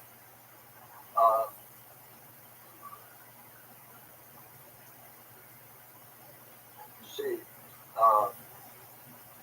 I was involved in a study of Plato and classic thought for some time. And I had been studying dialogues, trying to understand the dynamics of a dialogue. And I was going to graduate school in San Francisco. This was in 1954. Okay. And I needed a job. I had a wife and several children. Unfortunately, you need to eat. So I was never given enough money to live like a gentleman. So I decided I would be having to find work. So I went to the public welfare department in San Francisco, and they said, yeah, we'll hire you if you want to take a job working with alcoholics on Skid Row. I said, oh, I don't want to about it. I had some people that were alcoholics in my timeline. And so I became a social worker working with alcoholics. Then they started a rehabilitation center in Redwood City after only just a few months. And since I was the only one who was working specifically with alcoholics in Skid Row, they said, you go. So I became the social worker identified as the counselor. And so I would just be at the center and I'd say to the with my alcoholics, tell me about your last drunk, and we'd chart it out on the blackboards. That's all we did. I said, I don't understand you guys. I don't understand you. So I started working with chronic alcoholics that came back periodically. And I began seeing patterns. I didn't understand why the patterns existed when they got it drunk and when they came off it drunk became significant. So I had this PhD chemist, and he was a chronic alcoholic, periodic alcoholic, and we used to have great meetings to come back and back. So one day we had charted out his pattern. We were saying, now why are you going through this same thing? Notice you seem to start just after you've had close to a victory, and you end up in a hospital. What's going on? It's the same thing. You say, self-sabotage. Yes, sabotaging himself. Yeah. You see, this may not be important. He said, but I keep getting this image of an old image of, I said, we're going to talk about it. He said, my mother used to come out to me and said, when I was a kid, we used to play football out. And of course, in those days, we didn't have uniforms or anything like that. We just played in the dirt. And it was somewhat dangerous. And my mother, she stood there by the doorway and she'd say, son, I want you to come home either with your shield or without it. They would quit. That was the old Spartan slogan. He said, I think that's what I'm doing. You see, after every drunk, I'm being carried home on a stretcher. I'm coming home on my shield. I said, yeah, that's well, but what do you make of your mother? He said, this is rather curious. He said, she was very busy. We had a lot of children. She said, those were the moments she appeared most beautiful to me and caring. Matter of fact, it was the only time I really got that much attention from her at that moment.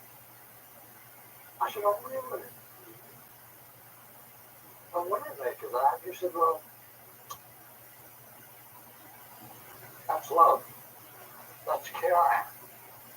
I'm reenacting that moment, that great moment. I'm acting it out again and again. Yep. I said, that's remarkable. That became the beginning of those numbers. But the term midwifery, right? I mean, the midwife assists in a birth, right? And I gather that the philosopher who was a midwife is giving birth to the soul. Yes. And this is what this is, giving birth to the soul. But I was also into Proclus in those days. And Proclus calls Socrates midwife. They said, this is midwifery. And I said, well, that's what I'm doing. I'm a midwife. So that's where the term philosophical midwifery came out of. And then when I worked out the details of it, of course, then I then discovered it was the same dynamics that occurred in Homer's Iliad.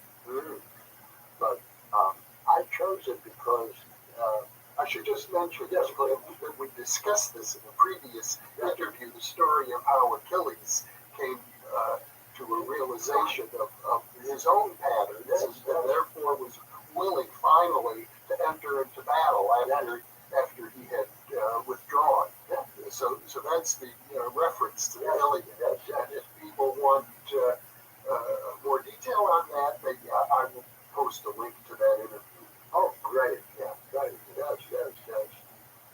And from that, I this dialogue I called Out Sobrieties, and it got published. And then I didn't realize the significance of it, the implications of it for several years. And I said to myself, here, maybe you're a psychologist, maybe you're really a psychologist, you're really not a philosopher.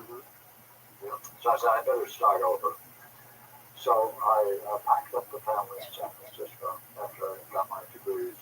And I said, I think I'm going to study psychology at the New School of Research in New York City. So I joined them. And what I found there was a disaster. I found that they didn't know what they were doing.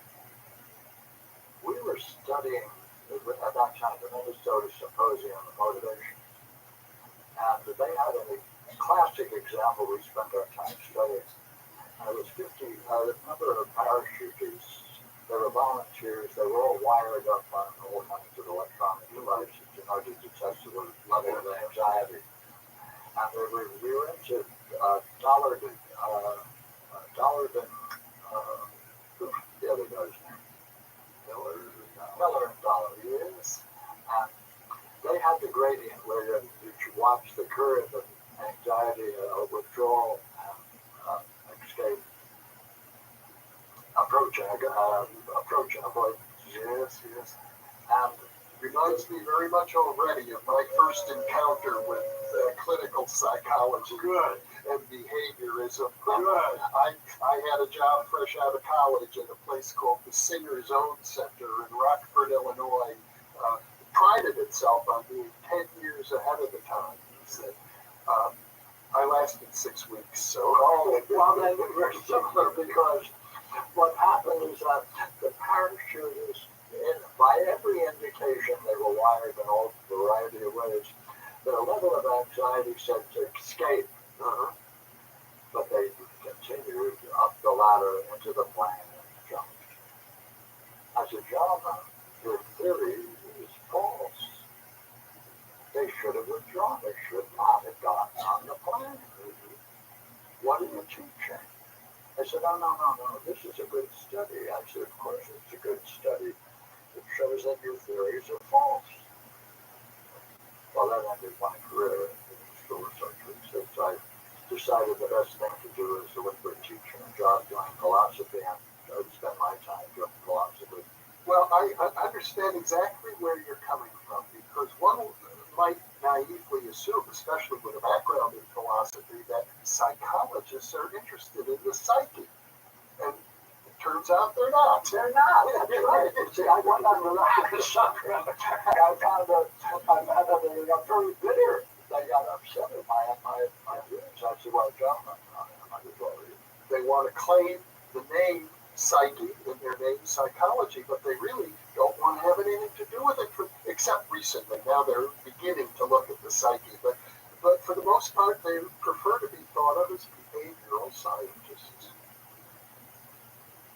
You know, that's very sad. Yeah, that is true. They started aping physics, Newtonian physics, and empirical methods. And the psyche is not in that realm. The psyche is in the realm of the mind. And so I decided, well, the best thing to do is do my own studies and continue. So I got a position in Southern California.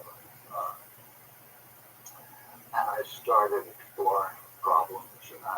Out of that came a club. We started a club, and then the school got upset with having a club, so we moved off the campus and started the Noetic Society.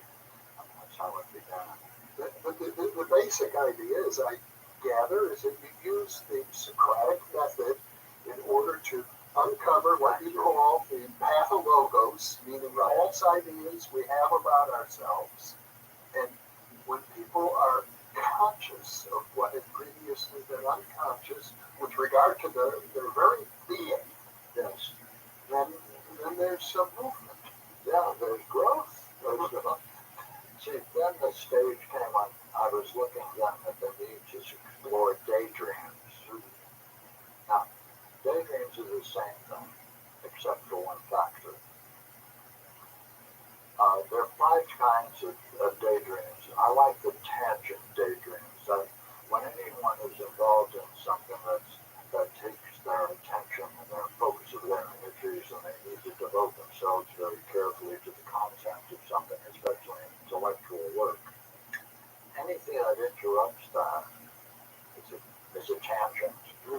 That tangent is likely to contain an image of themselves or a daydream.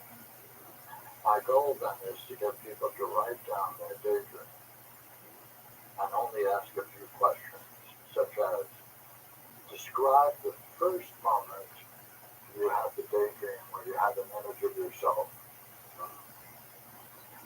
Examine yourself. I don't need to examine your daydream. You can examine the daydream yourself and see that what is implicit in that image is the drama of the daydream. What's significant is when you allow it to go its full course, you wake up to recognize it's false because it's a failure. There are always failures in tangent daydreams. Okay. Why is it you identify, therefore, with the false image of yourself? You don't realize that is your false image of yourself, because you identify with it immediately when it occurs. You allow it to play itself out.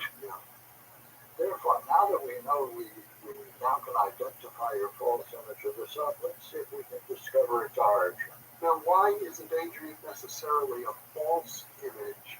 Couldn't it also be simply the mind scanning for potential problems so that they can be avoided? That might be, but that's not a tangent daydream. Well, there could be other kinds of daydreams, and that is true. Nice. But tangent daydreams, you see, you're pursuing something you love. You're pursuing, anytime you pursue anything that you love and you think is meaningful, that's when you get your block. That's the nature of a problem. Okay. In philosophical midwifery, you can anticipate whenever you're doing what you truly love and what is meaningful to you, you'll get a block. In other words, we're coming back to the issue of self-sabotage. Yes. Okay. That's essential in our philosophical midwifery.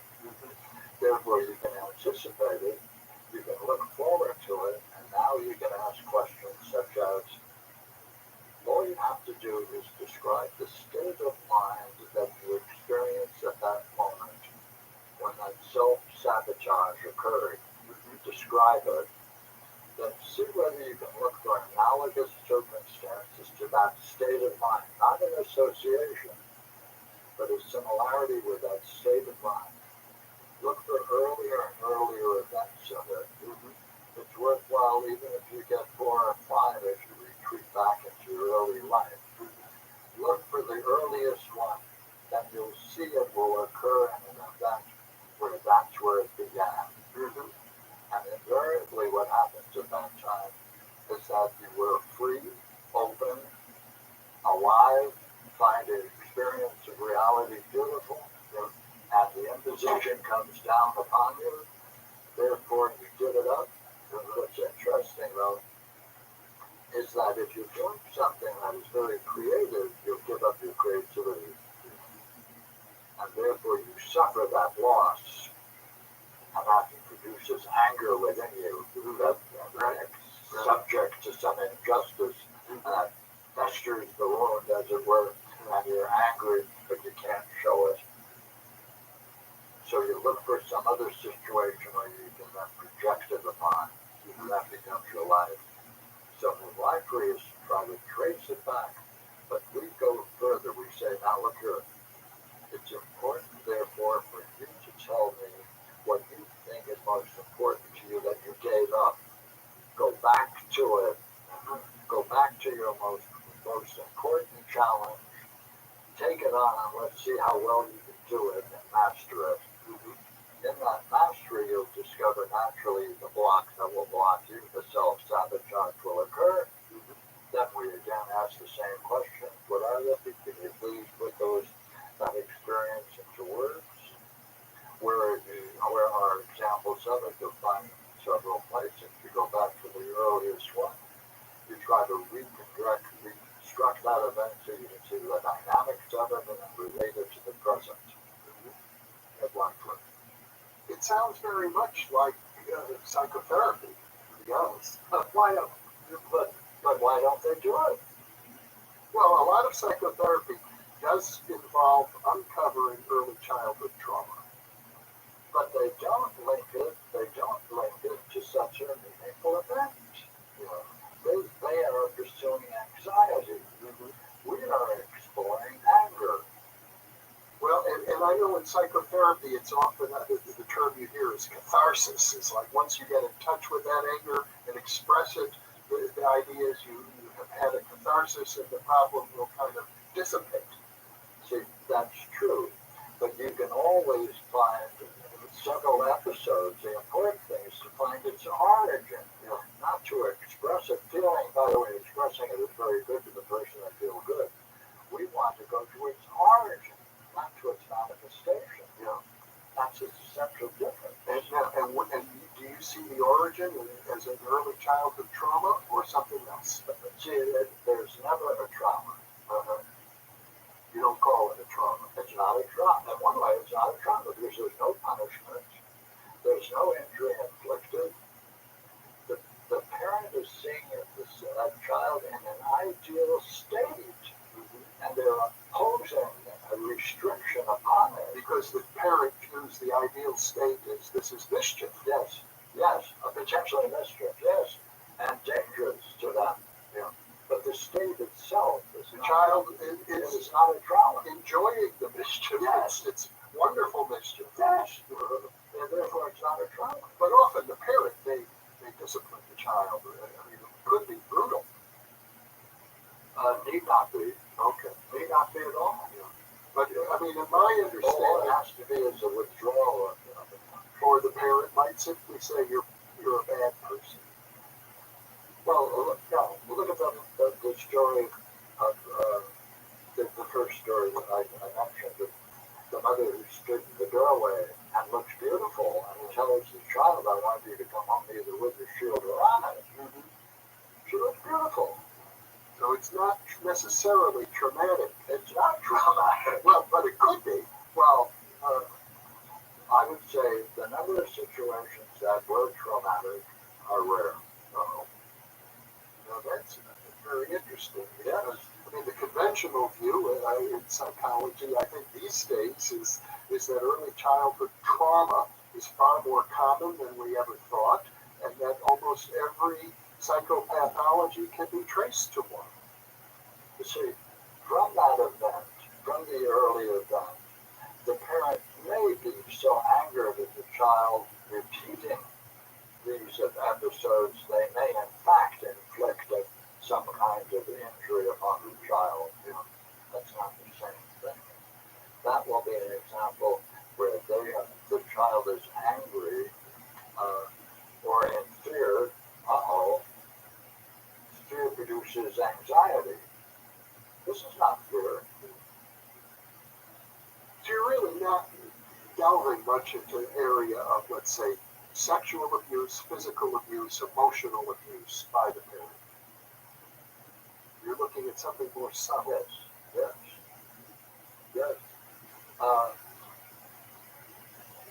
You see, there are times when I have explored where a child may have gone through some sexual abuse. But invariably, what we're looking at is why did the person take advantage of the child?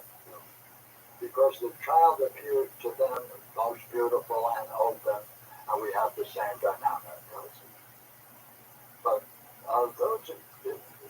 if I were to make a statement in terms of how many out of how many,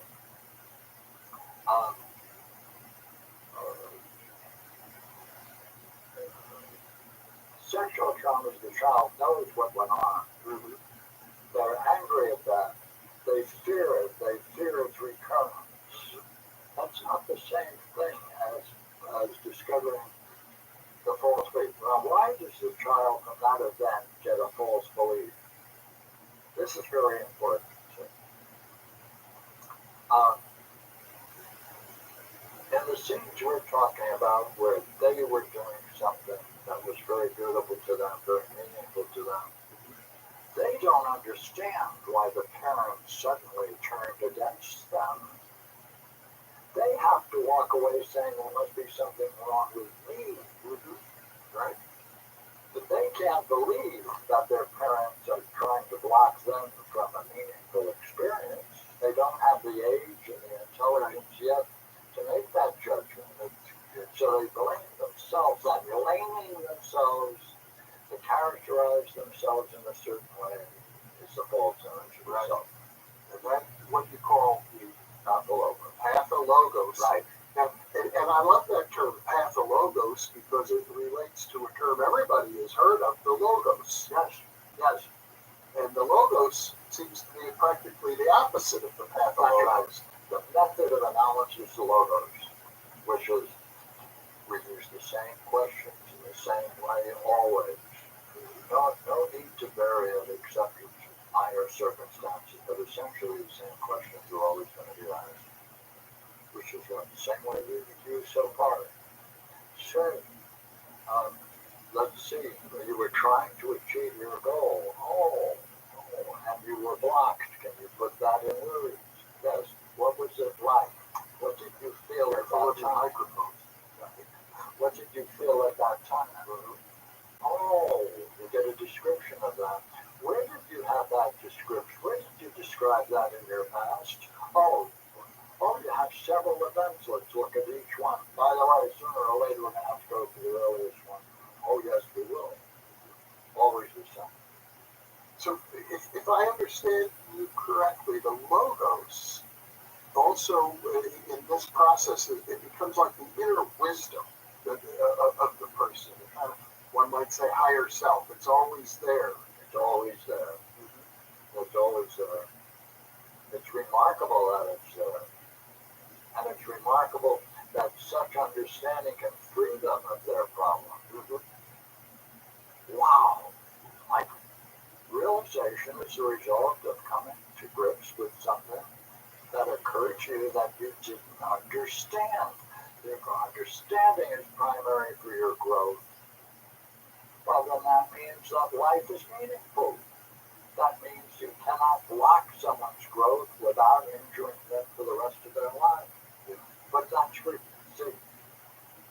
why we should save criminals. That's why we should save these people who are terrorists. We shouldn't say, look here, let's see what made you what you are, so we can try to understand this. That's reason. That's making a rational life. But there's also the issue of how we block ourselves. Oh. Whenever we block ourselves, see, that's what we do. Whatever we learn, we apply to ourselves. We become a teacher of ourselves. We become our worst teacher of ourselves because we're imitating a past teacher. Uh-oh. I always tell the people I work with, if you don't solve your problem, don't worry, you'll do it to your child. No problem. No problem. You'll say you'll do it to your child. And of course, no parent really wants to do that, but the antidote, it seems to be inner work. Yes. See, I got the first glimpse of this in myself when my first couple of years ago, my son Peter was on a tricycle. We lived in San Francisco, and it was one of the walk-ups. And I got home and I was watching him. He didn't see I was home. I was walking out the street, and he's going back and forth on his tricycle over a grate where the hot air came, that heated the apartment. And I was watching him. I kept watching him. I didn't know why I was watching him. I saw I was absorbed in it. And I screamed at him. I never screamed at him before. I yelled at him, what the hell are you doing? And I didn't know why I was doing this. I carried that for a long, long time, saying, hey, Jerry, you don't understand yourself because Here's the kid you love, and look what you're doing. You're scaring the hell out of him. What for? He's riding a tricycle over a grave? See, later I could see he was really in an ideal state, having a great time, freedom, himself, and I was worried about that state, allowing that state to perpetuate itself and continue, and maybe even deepen. And I wanted to protect him. And I didn't realize any of that was true until another 10, 15 years down the road. You were trying to protect him from his own best nature. Yes. Yes. And I carried that. Important insight for every parent. Yes. Yes. Yes. Well, Pierre Grimes, once again, a very profound, meaningful time together. I look forward to seeing you often in the future. I know we'll have a lot to talk about. Very good. And I'm sure our viewers will appreciate it as well. Thank you for being with me, and thank you for being with us. Thank you.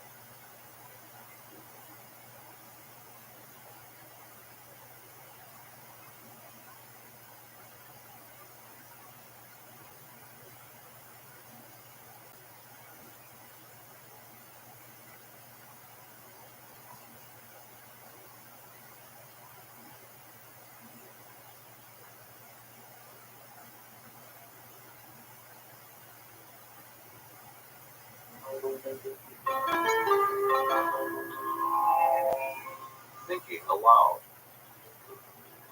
Conversations on the leading edge of knowledge and discovery with psychologist Jeffrey Michelin.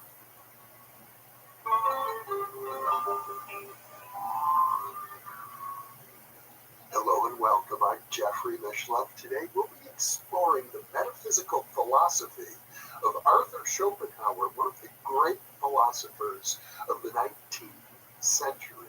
My guest is Bernardo Castro, who is probably the foremost philosopher today articulating an idealistic metaphysical position in philosophy. His newest book is Decoding Schopenhauer's Metaphysics, the key to understanding how it solves the hard problem of consciousness and the paradoxes of quantum mechanics.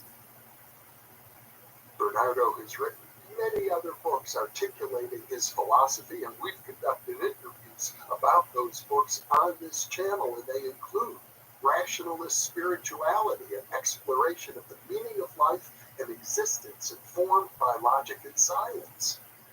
Meaning in absurdity, what bizarre phenomena can tell us about the nature of reality. Dreamed up reality, diving into the mind to uncover the astonishing tale of nature.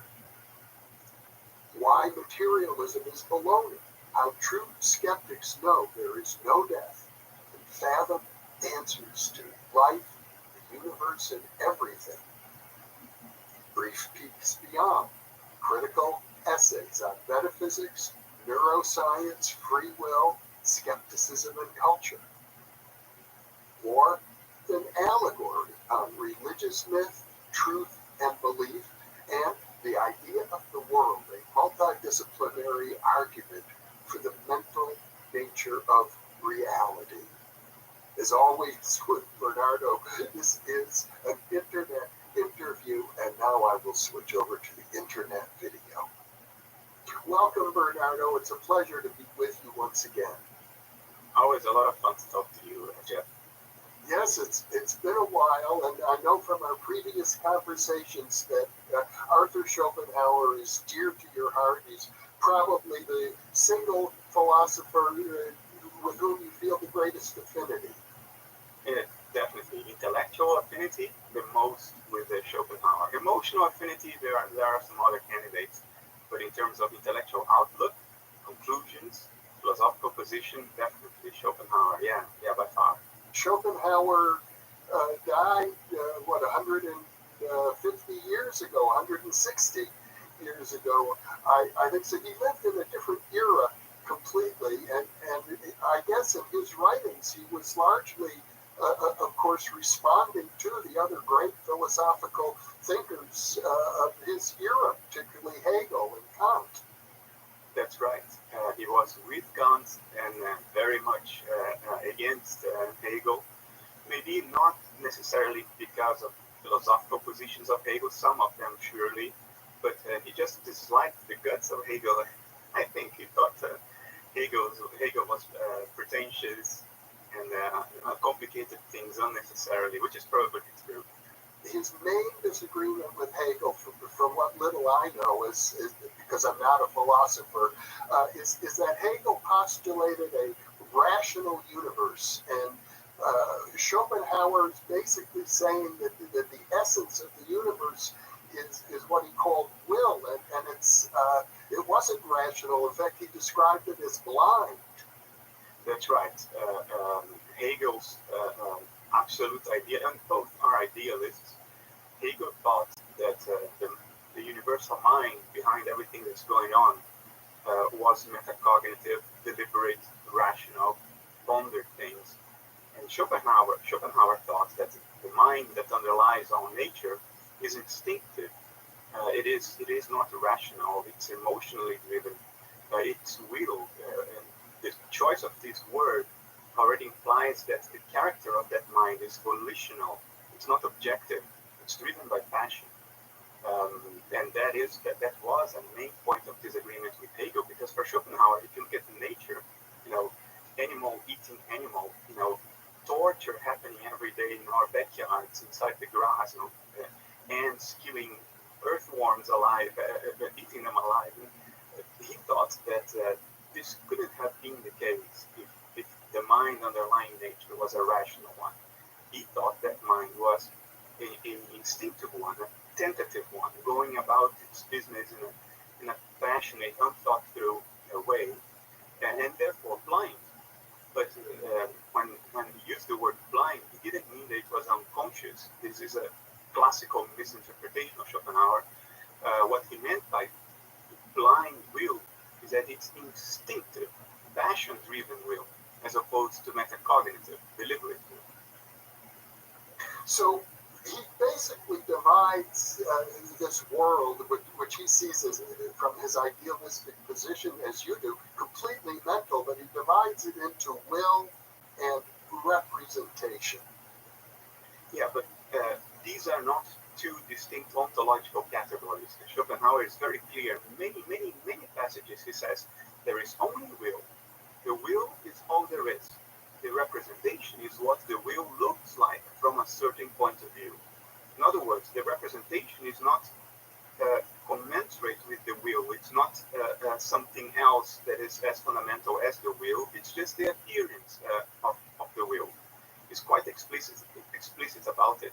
So for him, there is only the will, but we can perceive the will from a certain perspective, certain point of view, in the form that we call representation, by which he meant perception, the categories of perception. The images and sounds, all of the qualia that we perceive in our minds would be equivalent to representation. Yeah, everything you pick up with your eyes, with your nose, with your tongue, your ears, your skin, perceptual qualia, these are representation. And you can't have direct access to the will without the representation through introspection when you experience your own endogenous volition. So the things you desire, the things you fear. You can experience fear and desire even if you are with closed eyes in a perfect sensory deprivation chamber. You don't need perceptual qualia to experience your endogenous passions like desire and fear. And for him, desire and fear are samples, give us insight into what the will is. He thinks that from the inside we are will in the sense of our desires and fears, but he thinks that nature at large too, from the inside perspective, from the first person perspective, is also will, and that will presents itself to us on the screen of perception as representation. So feelings, fear and desire, lust and fear, and other emotions that we experience directly but are not perceptual qualities. He would associate that with our ability to directly access the very essence of the universe. That's correct. There is some discussion about that, because he also said the will is outside space and time. And one could argue that your fears and your desires are at least within time, not within space. They transcend space, but you feel them in time. So there is a tricky point there that Schopenhauer himself didn't resolve very explicitly. I think it's implicitly resolved. They discussed this at length in the book. But each of these little, how to say, breaches on his wall open up space for modern philosophers to jump in and create tremendous confusion. While Schopenhauer's ideas were very clear, he had tremendous clarity of thought. So I would agree with you. For him, feelings are not representation at all. Actually, he says that explicitly. Feelings are not representation. And therefore, they can only be one thing. They can only be will. All of this was written pretty much before the entire field of experimental science got off the ground. And there's been an enormous amount of research now on emotions and how they're generated in the limbic system and so on that Schopenhauer didn't have access to. Do you think his philosophy is still commensurate with contemporary science in this regard? Absolutely. I think he anticipated things that had we heeded in time before the quantum mechanics revolution of the early 20th century, there wouldn't be quantum mechanics dilemmas today. They wouldn't have arisen because Schopenhauer would have preemptively solved them through the category of will.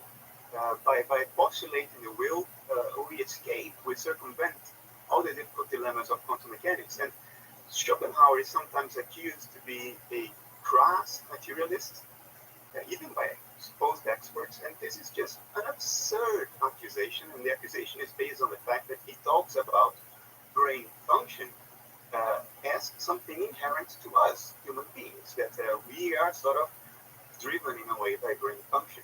But when he says that, what he means is the brain is the representation on this screen of perception of the inner will. All that really exists is the will.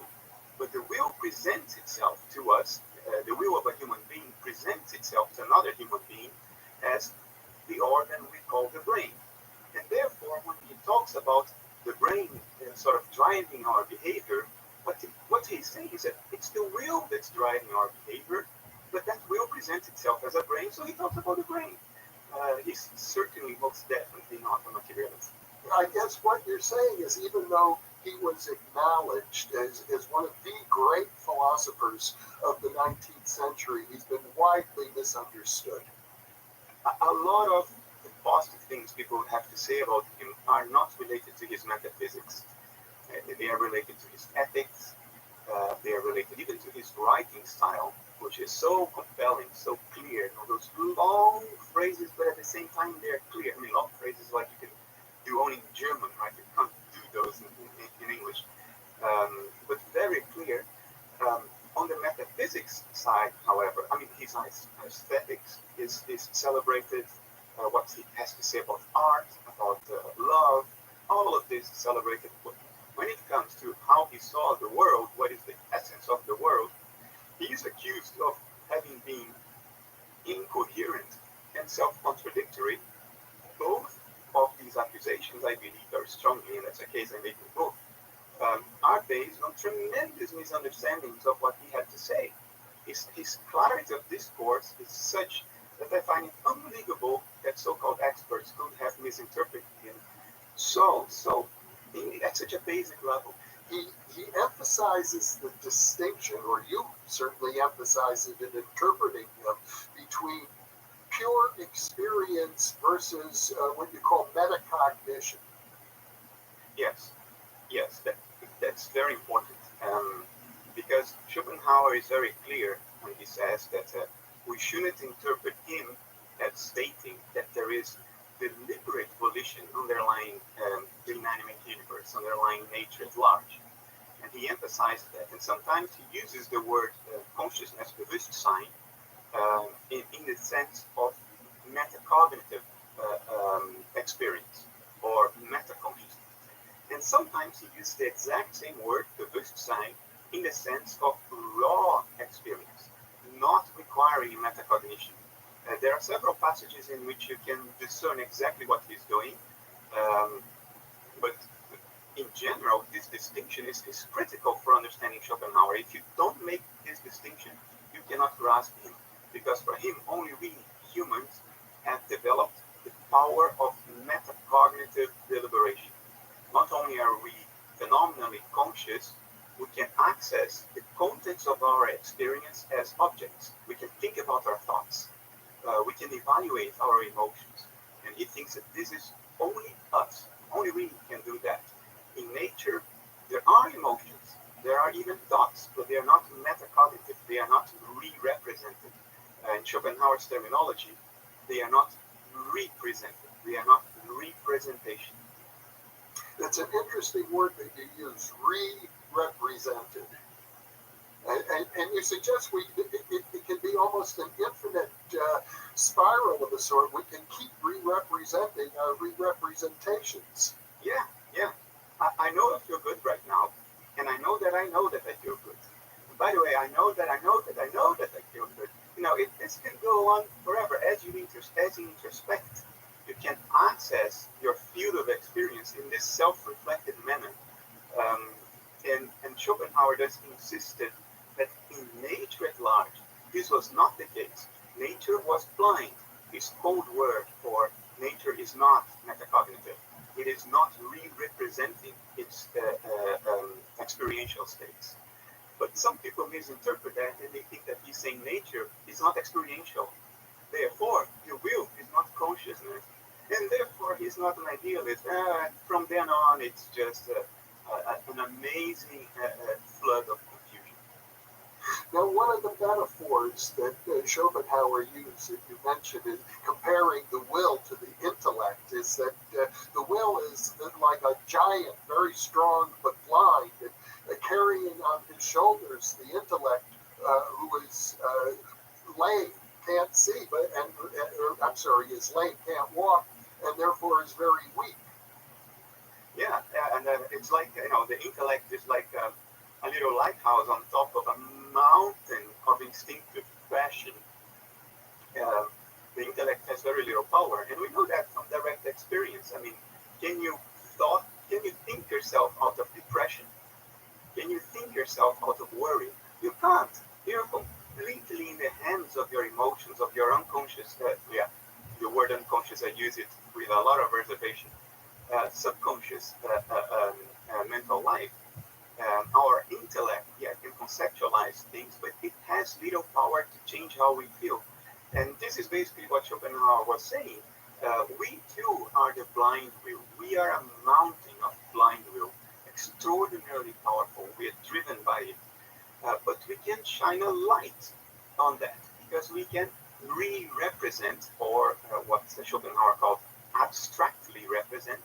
Abstract representation for him is what we today would call a re-representation. We can shine a light on that and at least become metacognitively aware that this is how we feel. We can't change how we feel by thinking our way out of it, but we know that this is how we feel. And for him, this is already a step forward, but a very dangerous step, because it's also the source of all suffering. People regard Schopenhauer as a pessimist because of his emphasis on suffering. I've also heard him compared to being a Buddhist.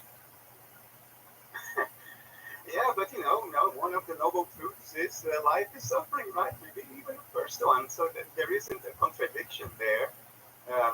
But at the same time, we don't emphasize that aspect of Buddhism, that realization that suffering is inherent to our existence as living creatures.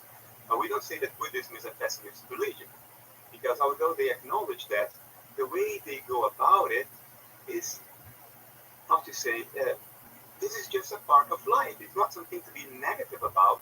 It's just something to recognize and be open to it. Next to all that suffering that is intrinsic to life, there is also loving kindness to it. To acknowledge suffering doesn't deny loving kindness in Buddhism.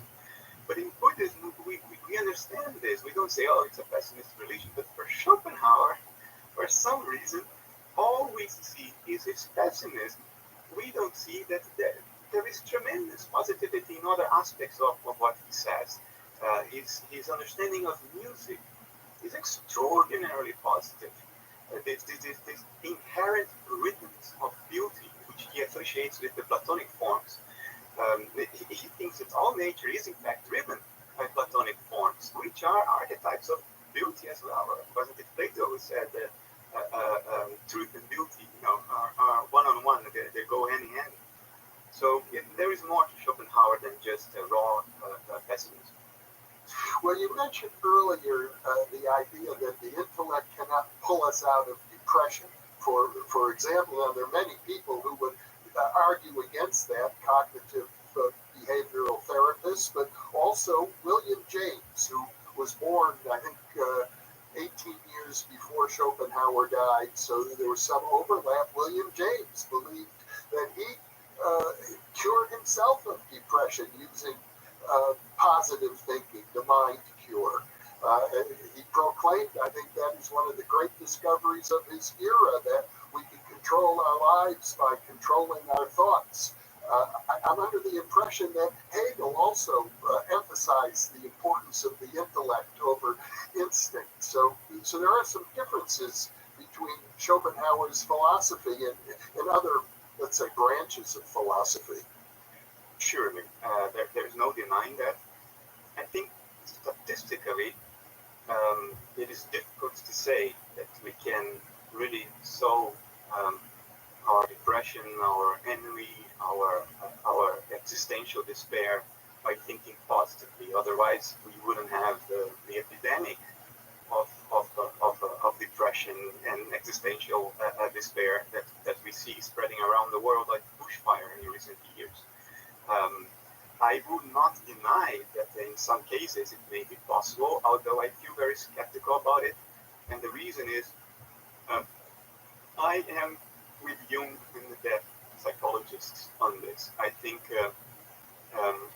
the superficial positive changes that you can achieve by altering your patterns of thinking, like in cognitive behavioral therapy, they are just that. They're quite superficial.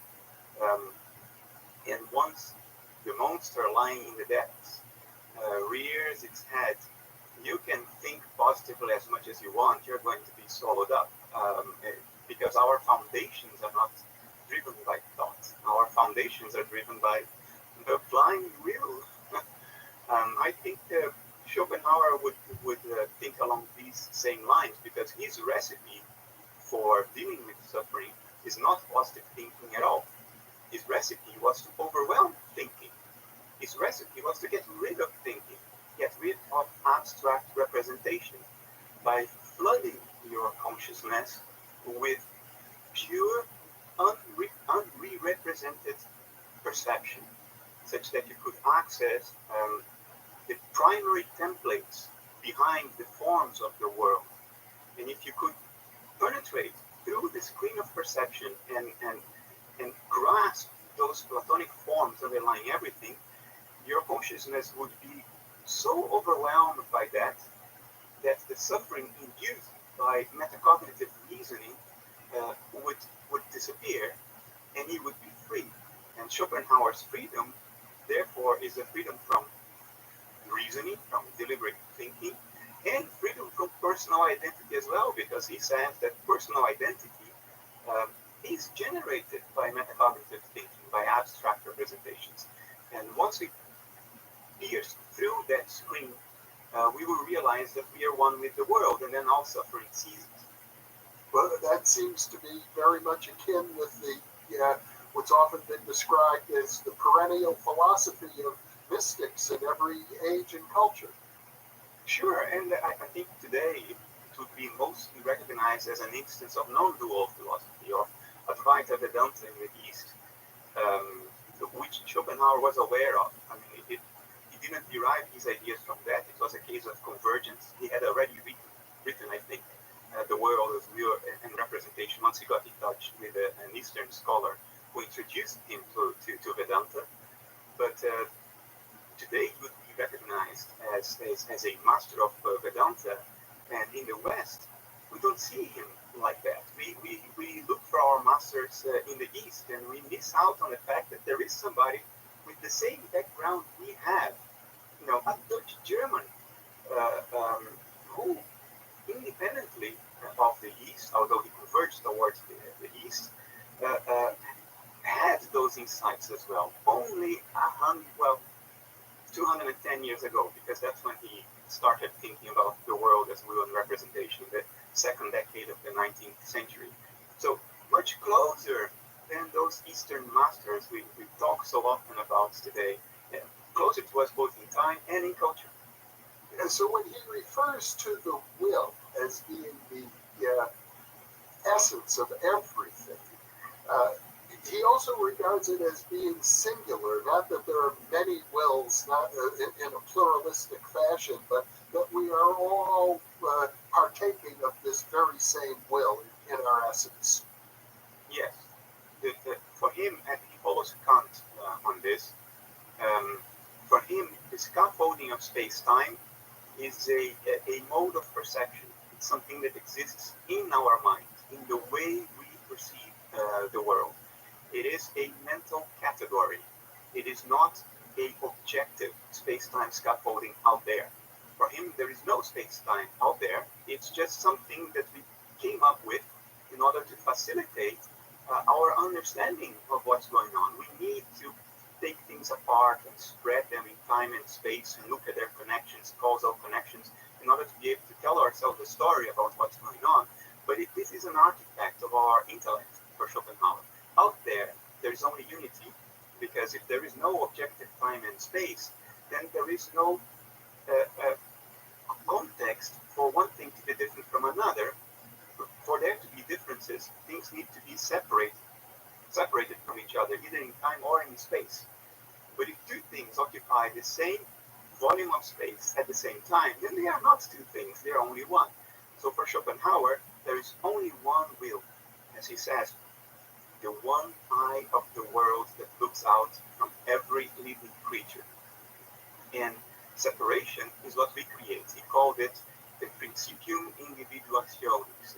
Perception for him is the principle of individuation, the principle of making things separate, of taking things apart. But for him, this is just our own cognitive category. It doesn't have real existence.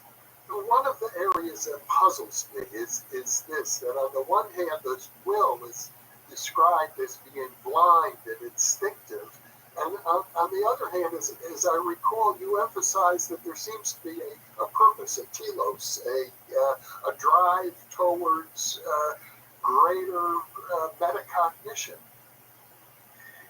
I don't think these two things are contradictory, although they may sound like that. But think of it this way. Even if you are a purely instinctive animal, you know if things are going in a way that you like, or if things are going in a way that you don't like. You will avoid cold, you prefer to be warm, you don't like to be hungry, you go for food. If you're thirsty, you go for water. So you don't need to be metacognitive to orient your behavior in a way that satisfies an inner desire, an inner longing. It can be physiological, like I need water, otherwise I'll die thirsty, which animals don't tell themselves. I mean, they just feel the thirsty and they go thirsty and they go after water. Or it can be something a lot more sophisticated, something a lot more subtle, an inner longing for self-understanding. But even this subtle kind of inner longing does not require metacognition to be a fact. I can have a longing for self-understanding without being able to tell myself that, hey, I am having a longing for self-understanding. You don't tell yourself that story, but you are drawn in that direction. So I think for Schopenhauer, nature is drawn in a certain direction. Nature has an intrinsic, instinctive, but felt inner longing for self-recognition, self-understanding. And nature is desperate. It's going about pumping on things. It doesn't really know what it's doing, but it knows if what it's doing is making things better or worse. And therefore, there is a preferential direction. There is a telos. There is an effort, an instinctive effort at getting a grip on itself, at figuring out what is going on here. Why am I feeling what I'm feeling? Uh, this for him is the telos of an instinctive, blind will in nature. When he refers to nature in this sense, and you point out that he often writes colloquially, the way we would speak in conversation, he does distinguish between the human, the animal, the plant, and the mineral kingdoms. He does, and then the distinction he makes is based on the degree of metacognition, or the degree to which abstract representation, which is his words, have developed. So for him, the mineral kingdom is the appearance or the representation of purely instinctive volitional processes. So if you were the mineral world, you would only feel passions. No ability to metacognize. You would only feel raw passions. That's what the mineral world is in and of itself from a first-person perspective, and that presents itself to us in the form of rocks and water and whatnot, soil. And then the degree of metacognition grows. He thinks that although a plant doesn't metacognize, it reacts. A sunflower can turn to follow the sun. So there is something in the inner life of a plant that tells the plant, hey, it's better when I'm pointing to the sun. Things feel better, things feel warmer, whatever that is. So there is reaction. An animal already has a degree of metacognition. For him, perception or representation entails a small degree of metacognition because that's required for you to differentiate the subject from the object. My cat knows that it is different from the food it eats. That's why it goes after the food, because my cat makes that distinction. It recognizes, not metacognitively to the extent that we can, but there is some small degree of metacognition that allows an animal to separate subject from object, to think of itself as an entity separate from the things in the world out there. And then it goes all the way to a human being, which can abstractly re-represent abstract representations of abstract representations, and so on and so forth. And for him, this ability to re-represent is the outcome of an instinctive desire in nature for self-recognition and self-understanding. That's why nature favors life so much, because it bumped on something, by accident, whatever, it bumped on something that made a first spark of self-reflection and self-awareness out of a sea of purely instinctual passion. And now that it's bumped on that, it keeps pushing on in that direction, as you would expect an instinctive passion to do.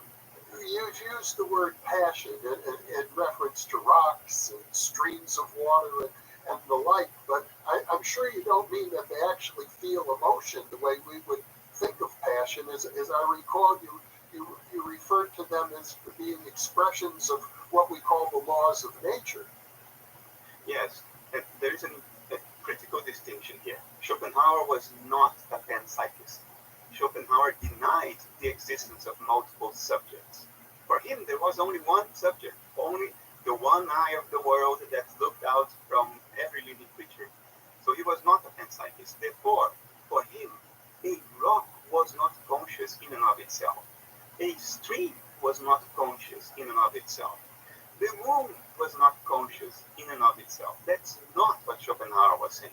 What he was saying is that the rock, the stream, the moon are all segments that we sort of pick out from a broad image that we could call the inanimate universe, and the inanimate universe as a whole was the will.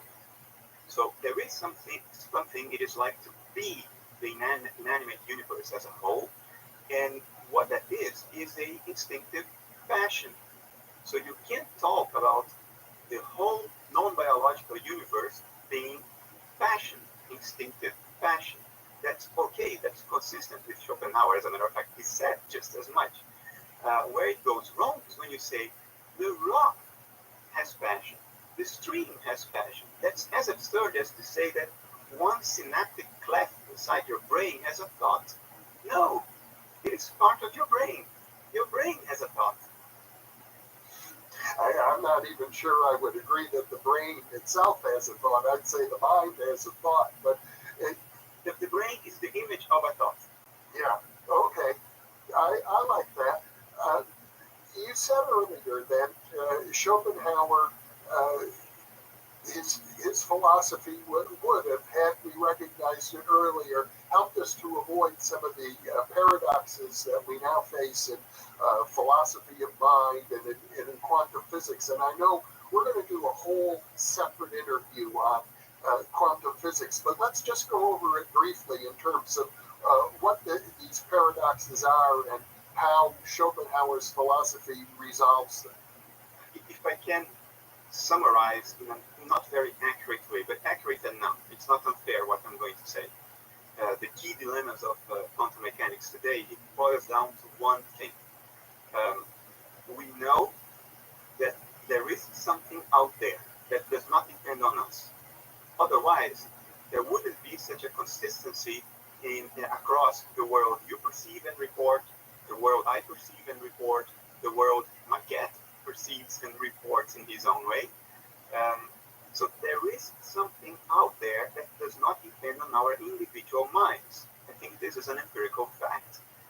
At the same time, quantum mechanics also shows that whatever this something is, it is not matter, because matter does not exist until it's observed.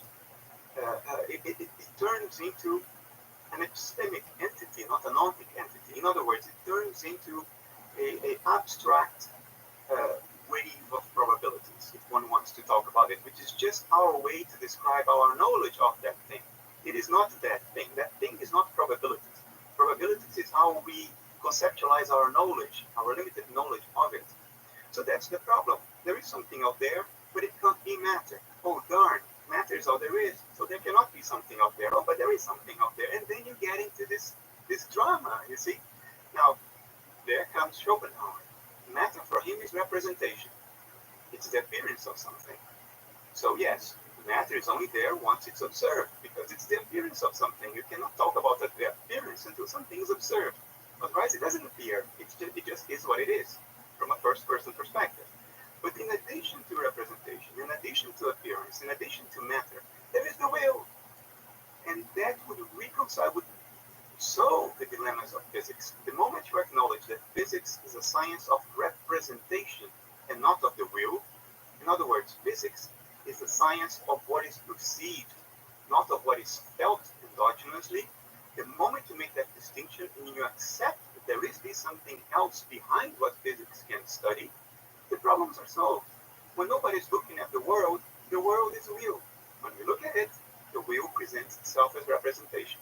One of the other paradoxes involving panpsychism, which is an increasingly popular metaphysical position relating to the mind-body problem. I think it's called the combination problem, that if every particle is conscious, how does that combine to form a conscious organism? Yeah, Schopenhauer, this wasn't even a problem for him, because he would never acknowledge that a particle is conscious.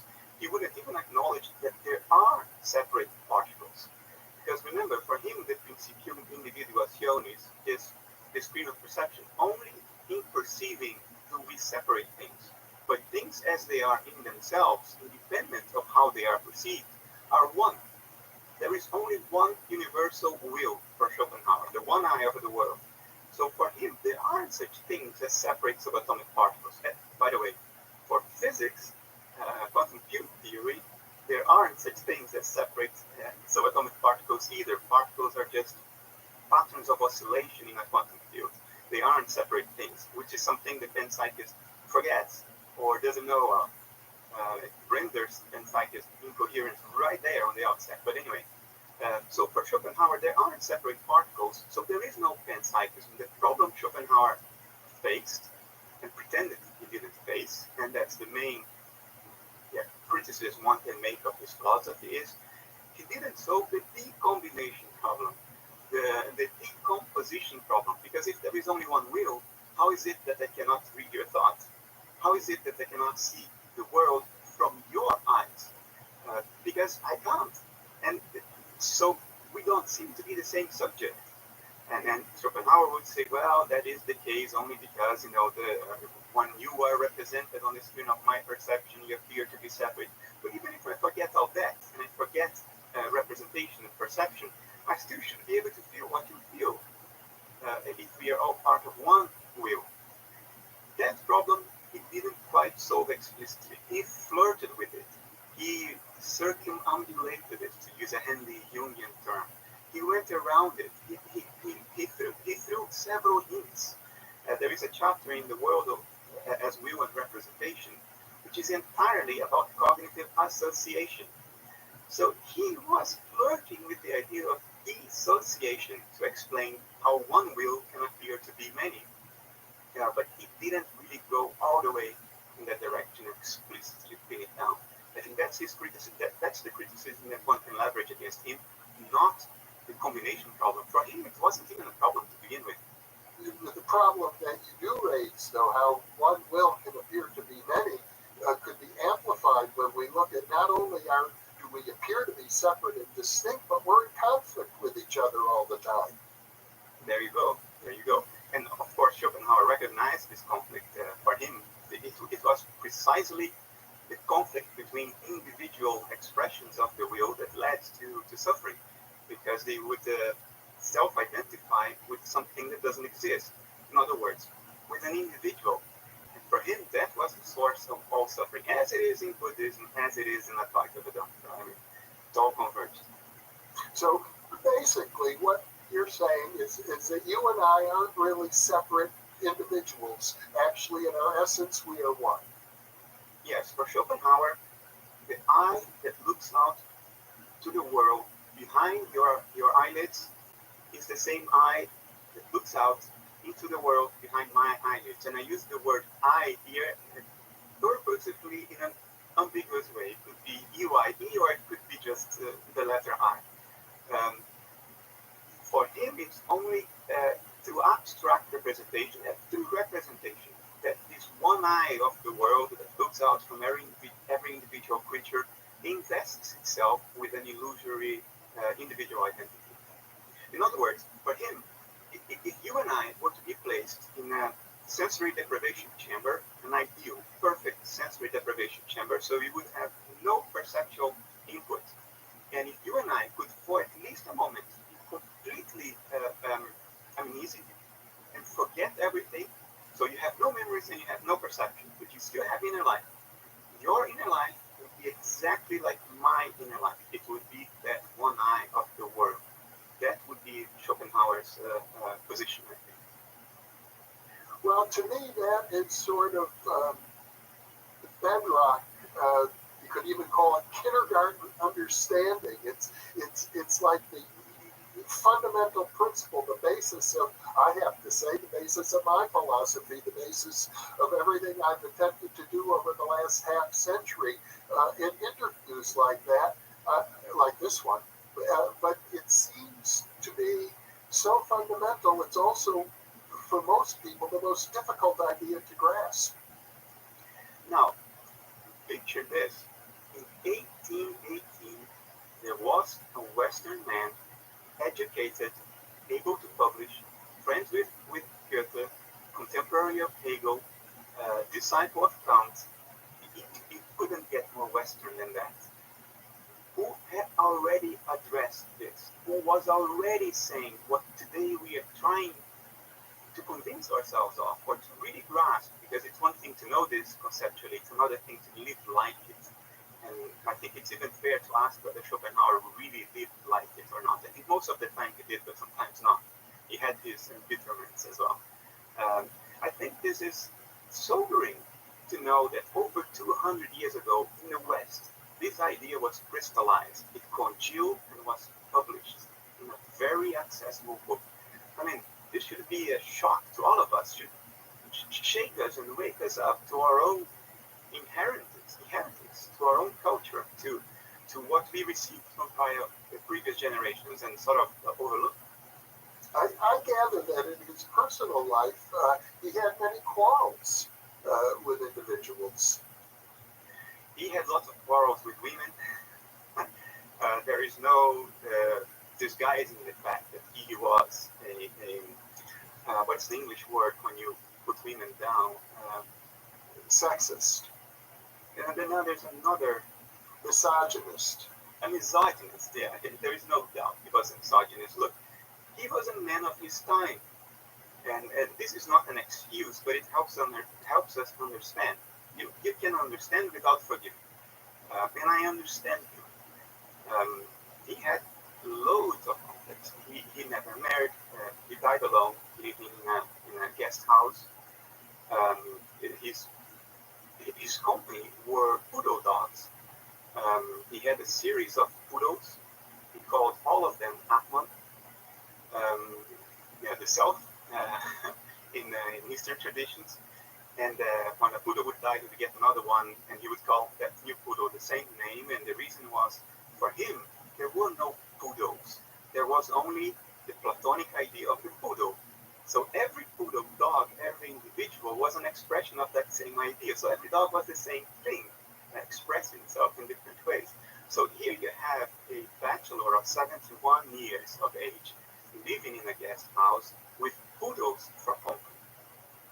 This is not the life of somebody who is socially integrated. So he had his quarrels with the world. Yeah, he was very bitter. For instance, in his early days, he had a great image of himself when he was young. He thought he was a super duper guy, and he was invited to give lectures at the university. And he on purpose scheduled his lectures at the same time as Hegel's, because he wanted to draw all those people going to Hegel's nonsensical lectures to his lecture. And guess what? Almost nobody showed up. And he was embittered for years. He could not understand how a farce, which is what he thought of Hegel, could attract all the attention and he himself not. The first edition of his book, the bulk of it was burned or pulped. I don't know, it didn't sell at all. He only achieved a degree of recognition in the last 10 years of his life. And then I gather after his death, his fame grew even more. Yes, but mainly because of other aspects of his work than metaphysics. For some reason, metaphysics is not only misunderstood, but misrepresented literally. People say absurdities about it. University professors who are recognized as Schopenhauer scholars, specialists, and the absurdities they say about Schopenhauer it's just flabbergasting. But he became known as a philosopher of pessimism. I mean, our dear Nietzsche started out as a disciple of Schopenhauer, and then he turned on Schopenhauer late in his life. He thought Schopenhauer was full of it. But in the early days, Nietzsche was a disciple of Schopenhauer, and I think he resonated because it provided a contrast to the mainly Christian philosophy of the time, which would have it that the world is the creation of a perfectly good and well-intentioned God. And it's difficult to reconcile this philosophy with the reality that we live in which suffering, cruelty is just abundant, it's overwhelming. So when somebody like Schopenhauer comes and says, well, you know what, the wheel is blind instead of God is good, it sort of gives people an alternative, and I think on the basis of that, he was pursued by the likes of Nietzsche and others. He had a lot to say about aesthetics as well, about the arts. He was very influential in the arts, even if you're a musician.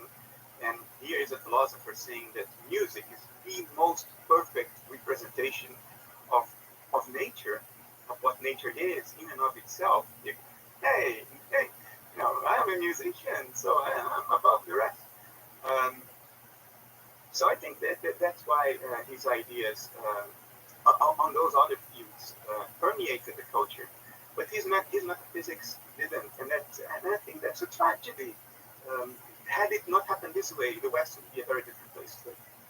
It's because one of your missions in life seems to be to resurrect and improve upon, I would say, Schopenhauer's metaphysics.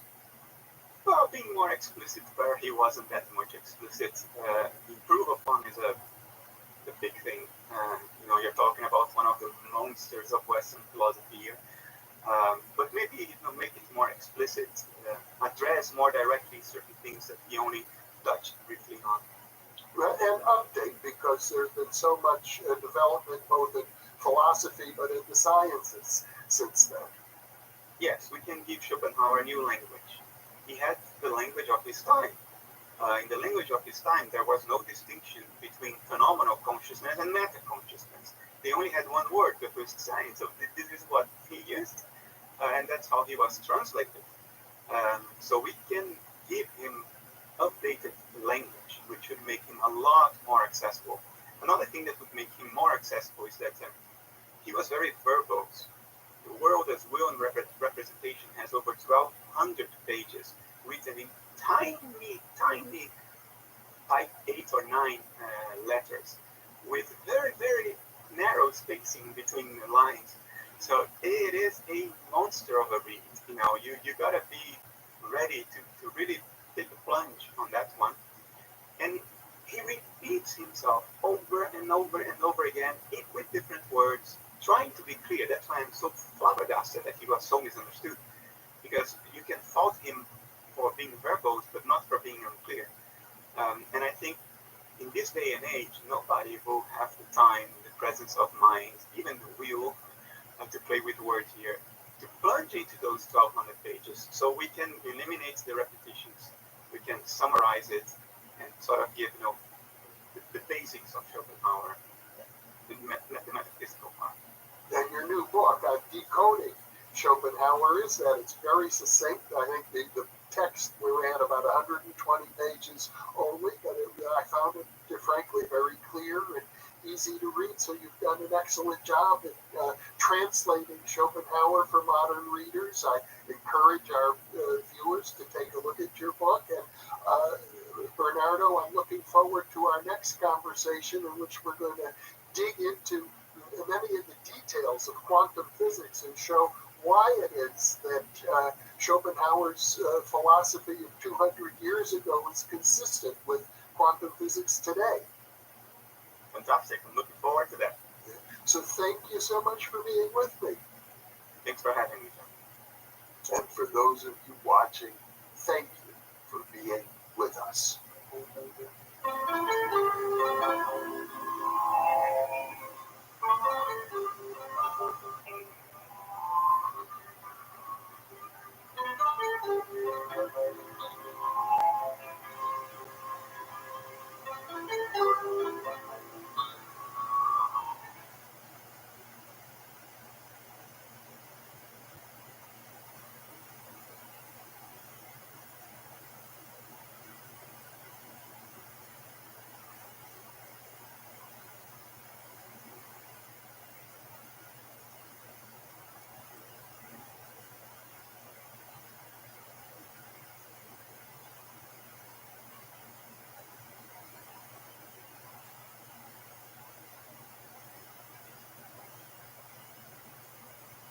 Thinking Aloud is presented by the California Institute for Human Science, Mind, Body, Spirit University, a leader in fully accredited in-person and online U.S. college degree programs in the topics we cover here. Visit their website at cihs.edu.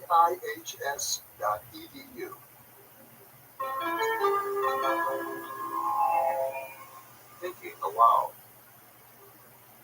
Conversations on the leading edge of knowledge and discovery with psychologist Jeffrey Mishlove.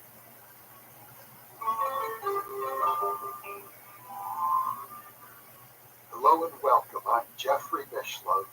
Our topic today is the philosophy of Alfred North Whitehead, one of the most influential philosophers of the 20th century.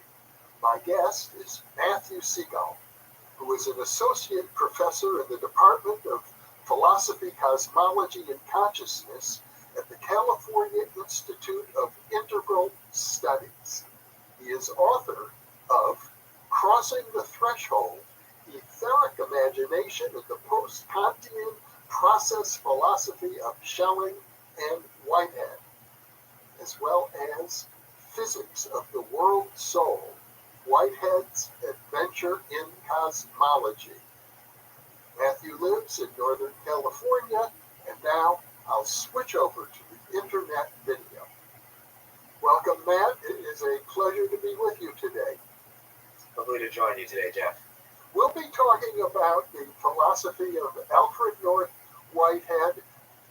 I'm especially interested in this conversation because I know Whitehead was a big influence on my mentor, Arthur M. Young, who wrote a book of process philosophy himself, The Reflexive Universe. And I have to admit, until I began reading your material, I couldn't say that I really understood Whitehead.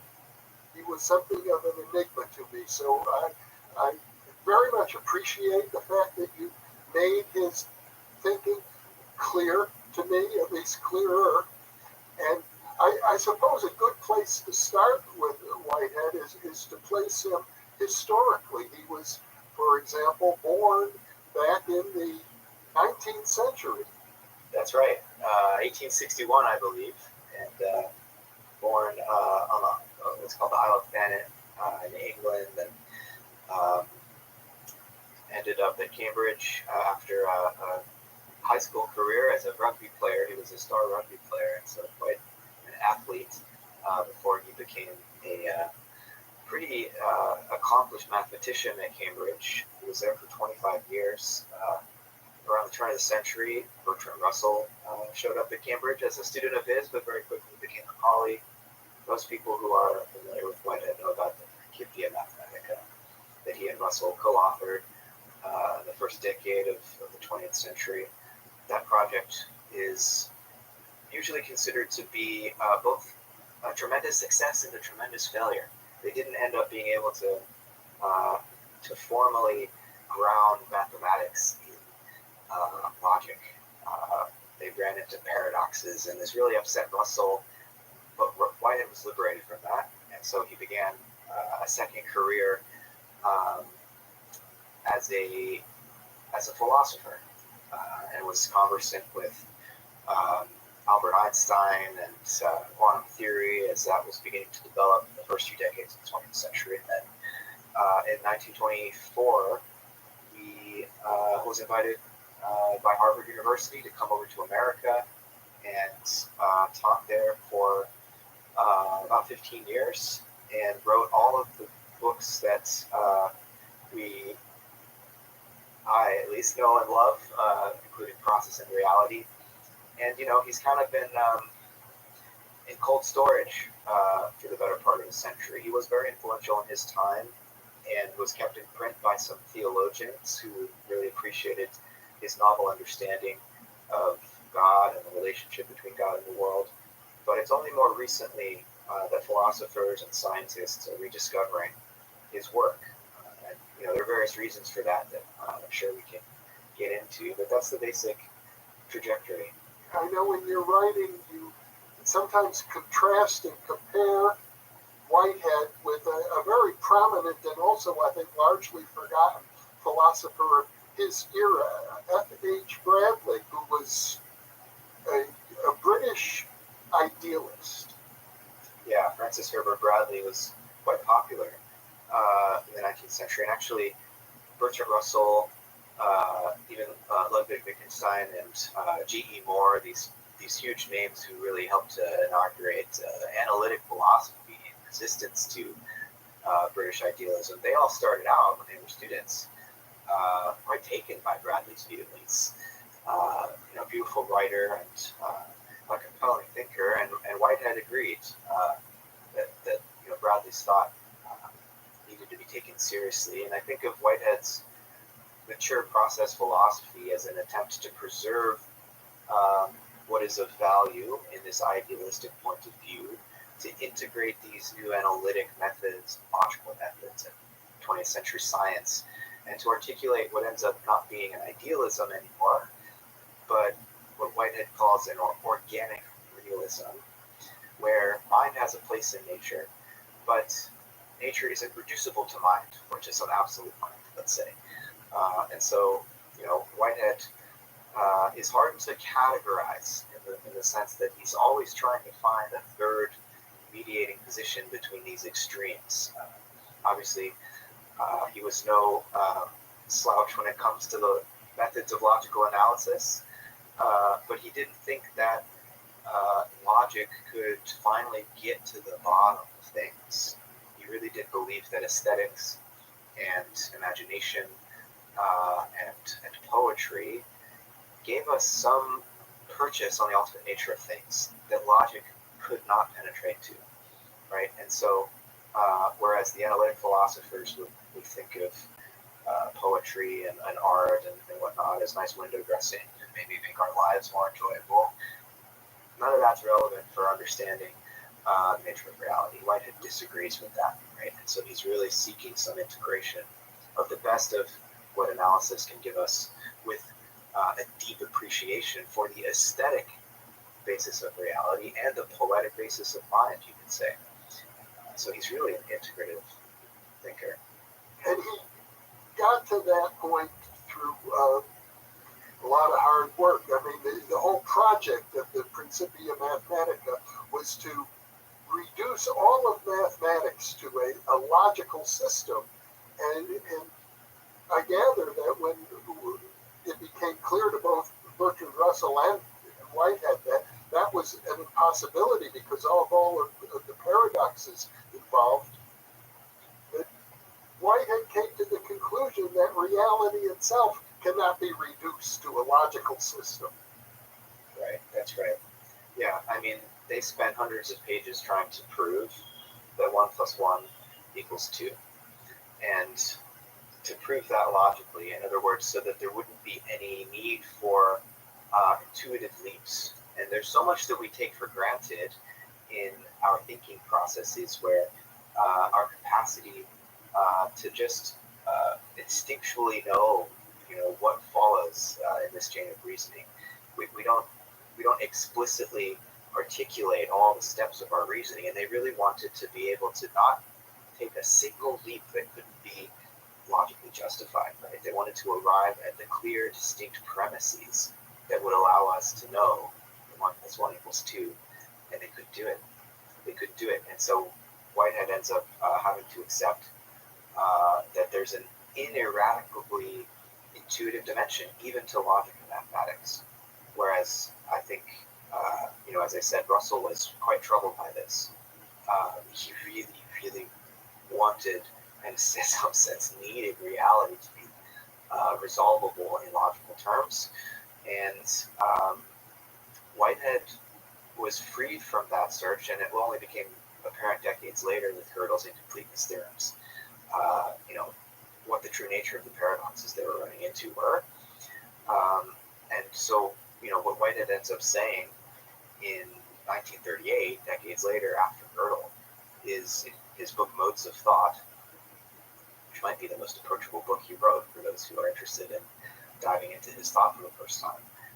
He says that logic is a subset of aesthetics, that logical order is actually an expression of a deeper aesthetic order. Right? This from one of the premier logicians of the 20th century. So that gives us a lot to think about there. Indeed, it does.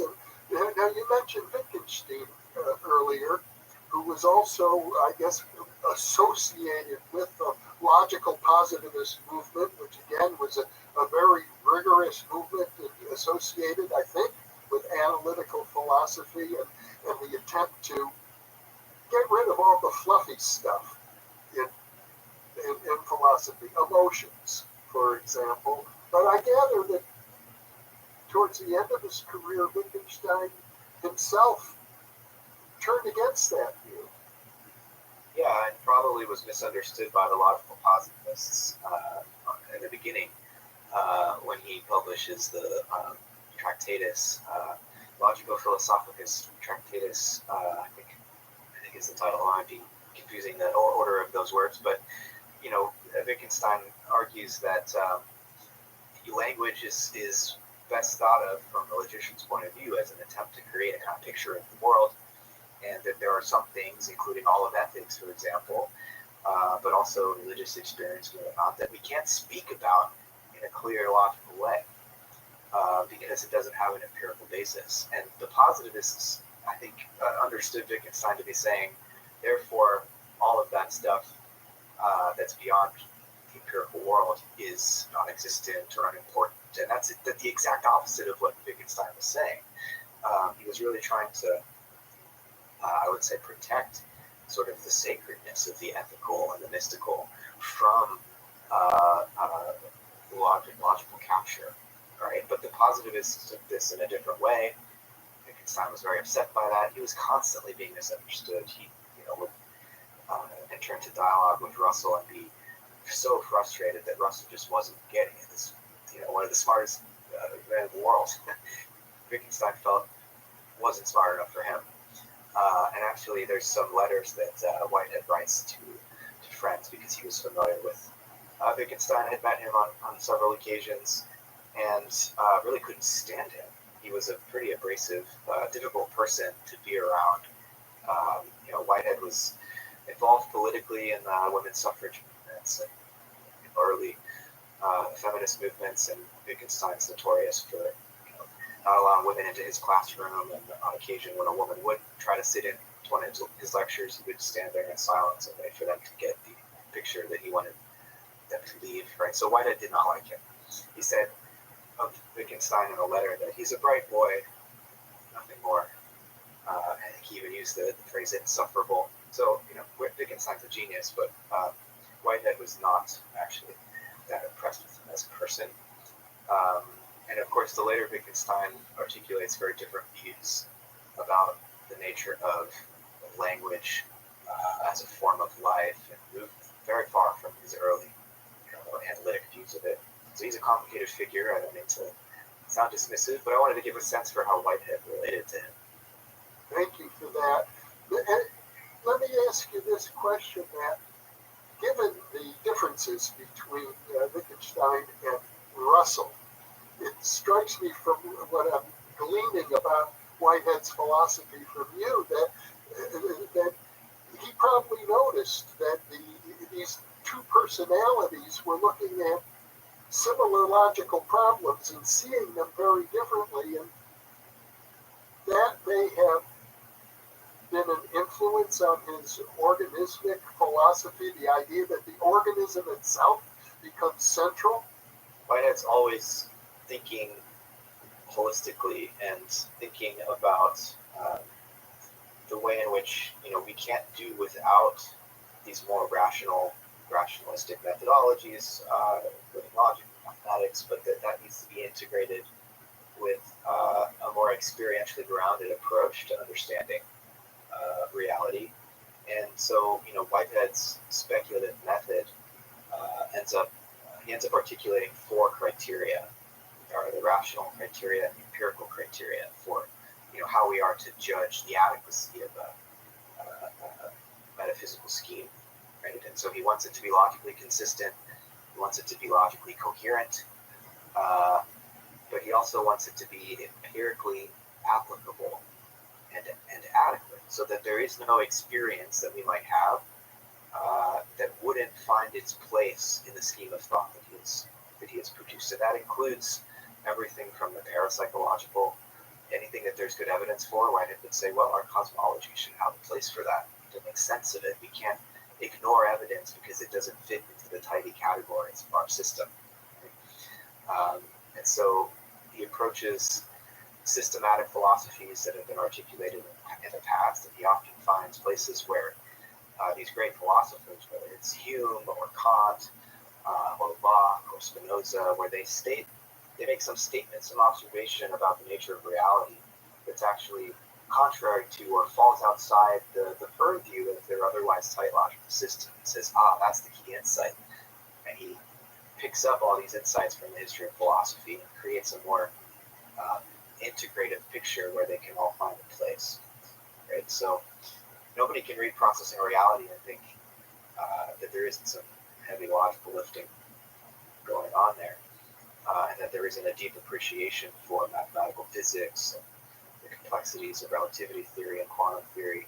But there's also a place for religious experience and a place for the sorts of deep emotions and values that the arts convey to us, and common sense experience, and our practical lives, and our emotions and our visceral feelings. Like all of this, what it wants to say is giving us a window on reality.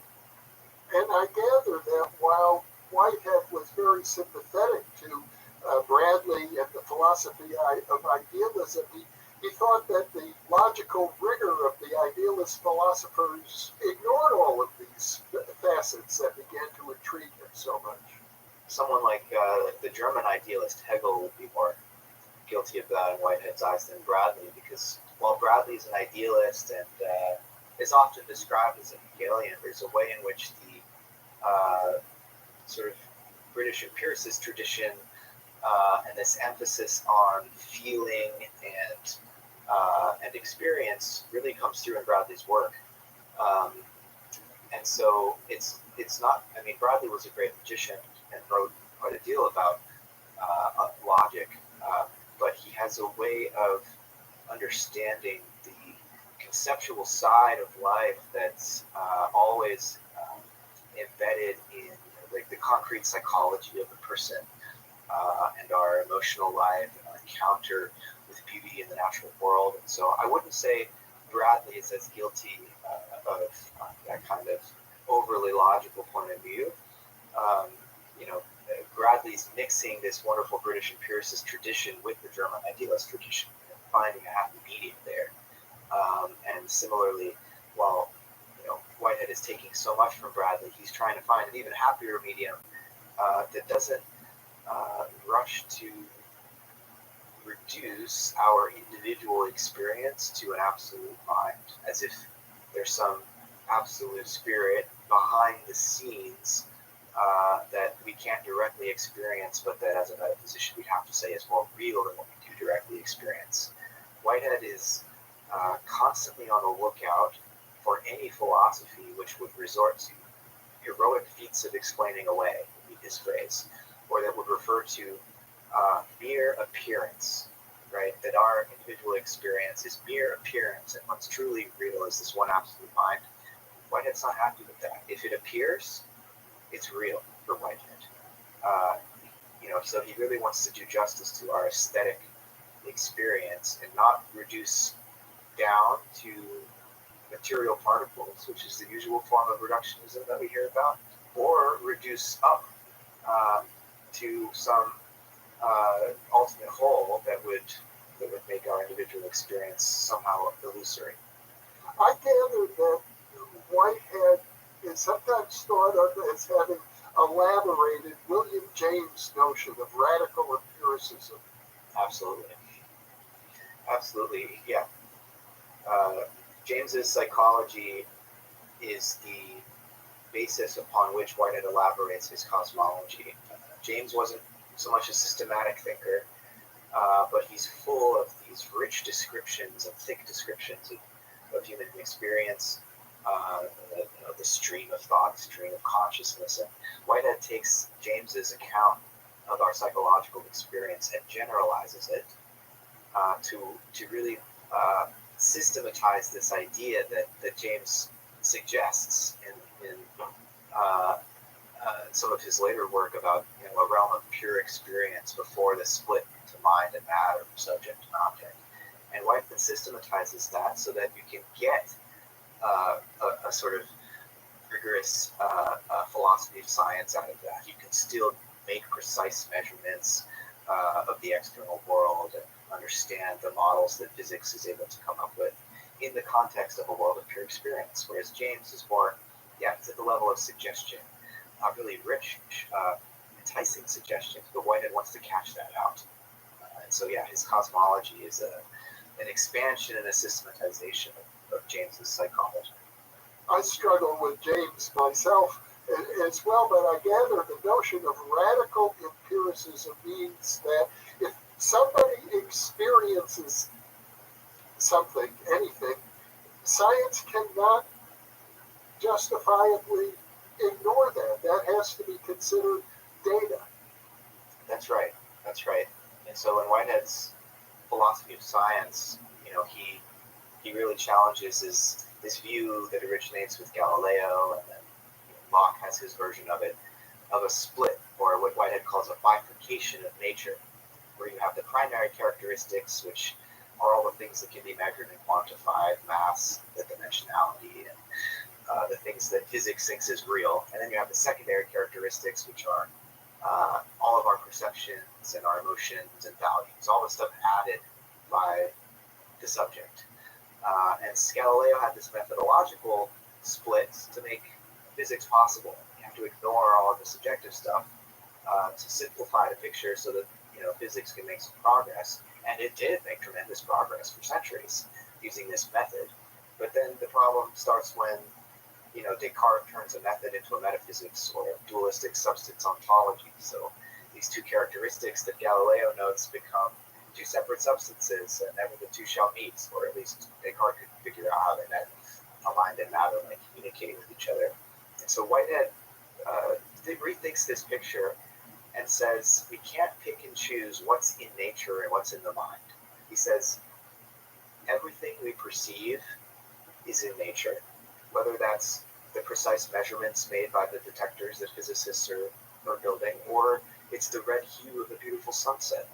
Our subjective experience is part of nature, right? So he wants to bring experience back into nature and re-articulate a philosophy of science that would avoid this bifurcation, right? And so, like James's radical empiricism, we have to really be inclusive in our picture of what direct experience reveals to us about the world, and not pick and choose and making these arbitrary distinctions that, oh, this is real because I can quantify it, and this is not real because it's the taste of a strawberry. Well, at least the strawberry's taste is a major part of how that berry came to evolve in this ecological dynamic of our evolutionary history. So we have to bring experience back into nature from Whitehead's point of view. You've also alluded to Hegel and the German idealists, and I know in your writings you point out that German idealism, the rich traditions of Kant and others, Hegel, who followed him, were in the way, just as British empiricism and British idealism were developing. And I wonder if you could talk a little bit about the relationship between German idealism and British idealism, and how that dynamic influenced Whitehead. Hegel dies in 1831. Schelling dies in 1854.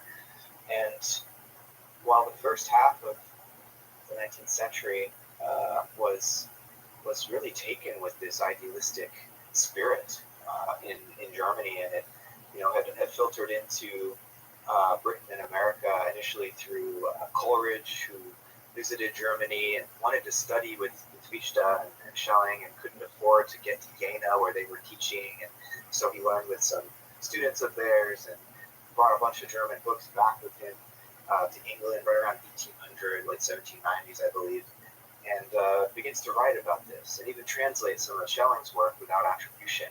Schelling later forgave him for that kind of plagiarism. But we can thank Coleridge for bringing German idealism into the English language, and Coleridge was a great poet as well, but not as great as his friend Wordsworth. But I like to think that Coleridge's greatest work of art is actually his friend Wordsworth, who he really tried to convey the spirit of this new German philosophy to, and Wordsworth put it into verse. And Whitehead probably has three major influences: William James, Plato, and Wordsworth. He read Wordsworth's poetry like scripture, So there's that influence through Coleridge and Wordsworth on Whitehead from the German idealists. Well, I was just going to add, Wordsworth is identified as one of the foremost poets in the Romantic movement, I believe. So there we have a connection between German idealism and Romanticism. Fichte and Schelling were deeply romantic thinkers, even though Hegel articulates some early criticisms of what he calls the beautiful soul. The whole romantic movement for Hegel was a bit too inward focused, but it's hard from the outside not to see Hegel as also having some of this romantic spirit. Similarly, Goethe, he writes this novel, The Sorrows of Young Werther, which was a best-selling novel across Germany and Europe. Very romantic in spirit, and then of course Goethe later starts to criticize his own earlier work and the whole romantic thing, the more classical perspective, but still, Goethe's a romantic. I mean, come on. And so, yeah, German Romanticism, British English Romanticism, and then also the influence in America on the Transcendentalists. Emerson was reading and learning German to read Goethe directly and to read Schelling directly, and to get this rich injection of the German Romantic and German idealist perspective coming into the United States through Emerson's work and Emerson's influence in the whole Transcendentalist movement. And the British idealists, again, were approaching idealism in a way that was uniquely, British, in the sense that you can't get away from the more practical, empirically grounded approach that, whether it's a function of the structure of the English language or just a cultural difference, it brought German idealism sort of down from the heights of abstraction and,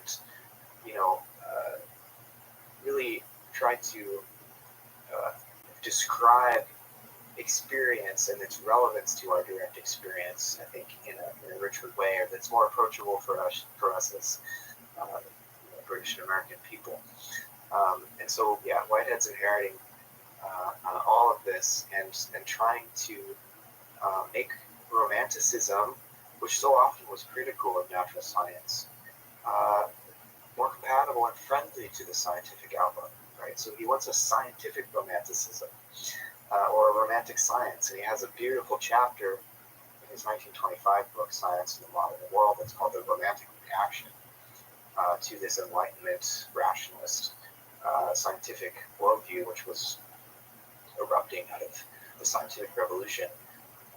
To take the poets seriously in their protest against these reductionistic views of nature, because he agrees with their protest, but he doesn't want to go as far as, Keats complaining about unweaving the rainbow and all of that, because he does think that scientific methods of analysis are valuable and can enrich our appreciation of the beauty of the natural world if put in their proper context.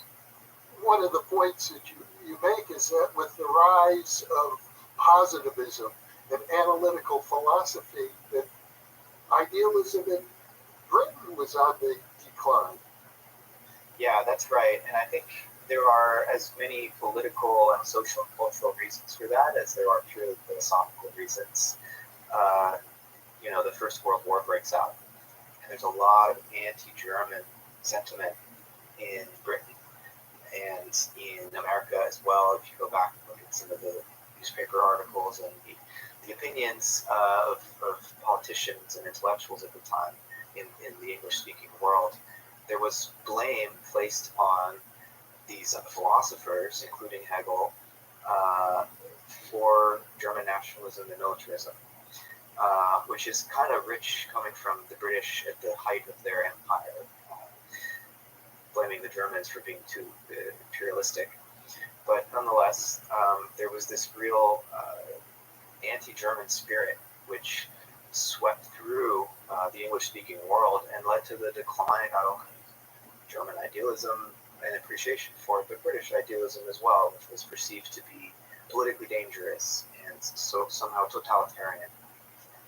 Whether or not that's justified, I don't particularly think it is, but there are extra philosophical reasons. There was non-philosophical reasons that idealism declined in the 20th century, and the world wars, so transformative and in a destructive way, brought about tremendous cultural change, and I think this was one of the casualties.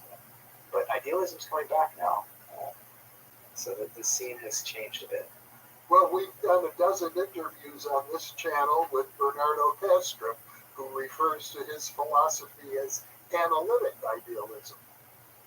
Nice. Yeah, that's nice branding to split the difference there and try to bring these things together. Yeah, he's a very rigorous thinker. I've spoken with Bernardo, and it's a very positive sign, I think, that both idealism and panpsychism are being taken more seriously now, even in the academy, as some of these problems around the place of consciousness and nature become increasingly well recognized. The intractable approach that would want to reduce consciousness to brain activity, the intractability of that is just more apparent to people, and so they're looking again at some of these options that were brushed aside a century ago. Well, I would like to explore with you, Matt, the relationship between all of these philosophical trends and mystical or esoteric thinking as well. It certainly runs through the not the positivists, the romantics.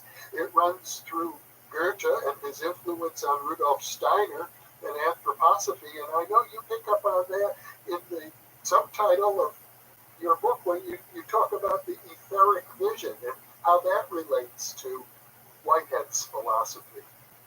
Yeah, so, in Steiner's anthroposophy, which in many ways is inheriting this theosophical view that reality has these layers to it, that the physical layer revealed to our normal physical senses is just the outermost shell, as it were, the husk, and that we can develop and cultivate other organs of perception that would allow us to see more deeply into the cosmic process that we are a part of. And so this it's an ancient account of like levels of reality, but the Theosophists had these terms of the etheric and the astral, the spiritual, which Steiner picks up on. And I talk about the etheric dimension in one of my books as it's the life of nature. And notoriously in biology, very often if you ask biologists what is life, what's the essence of life, they'll give you a list of characteristics like metabolism and reproduction, and, et cetera, but what is its essence? What is its core? They can't really tell you because it's not physical. It's an activity. It's a feeling, and it's something subtler than what can be measured by some kind of instrumentation. Something subtler than what would be amenable to counting, basically, arithmetic and geometry, which are the usual methods deployed by physics to understand the natural world. And so what do we do if we can't get our way to the essence of life by counting things or measuring things? We need to develop a new form of perception.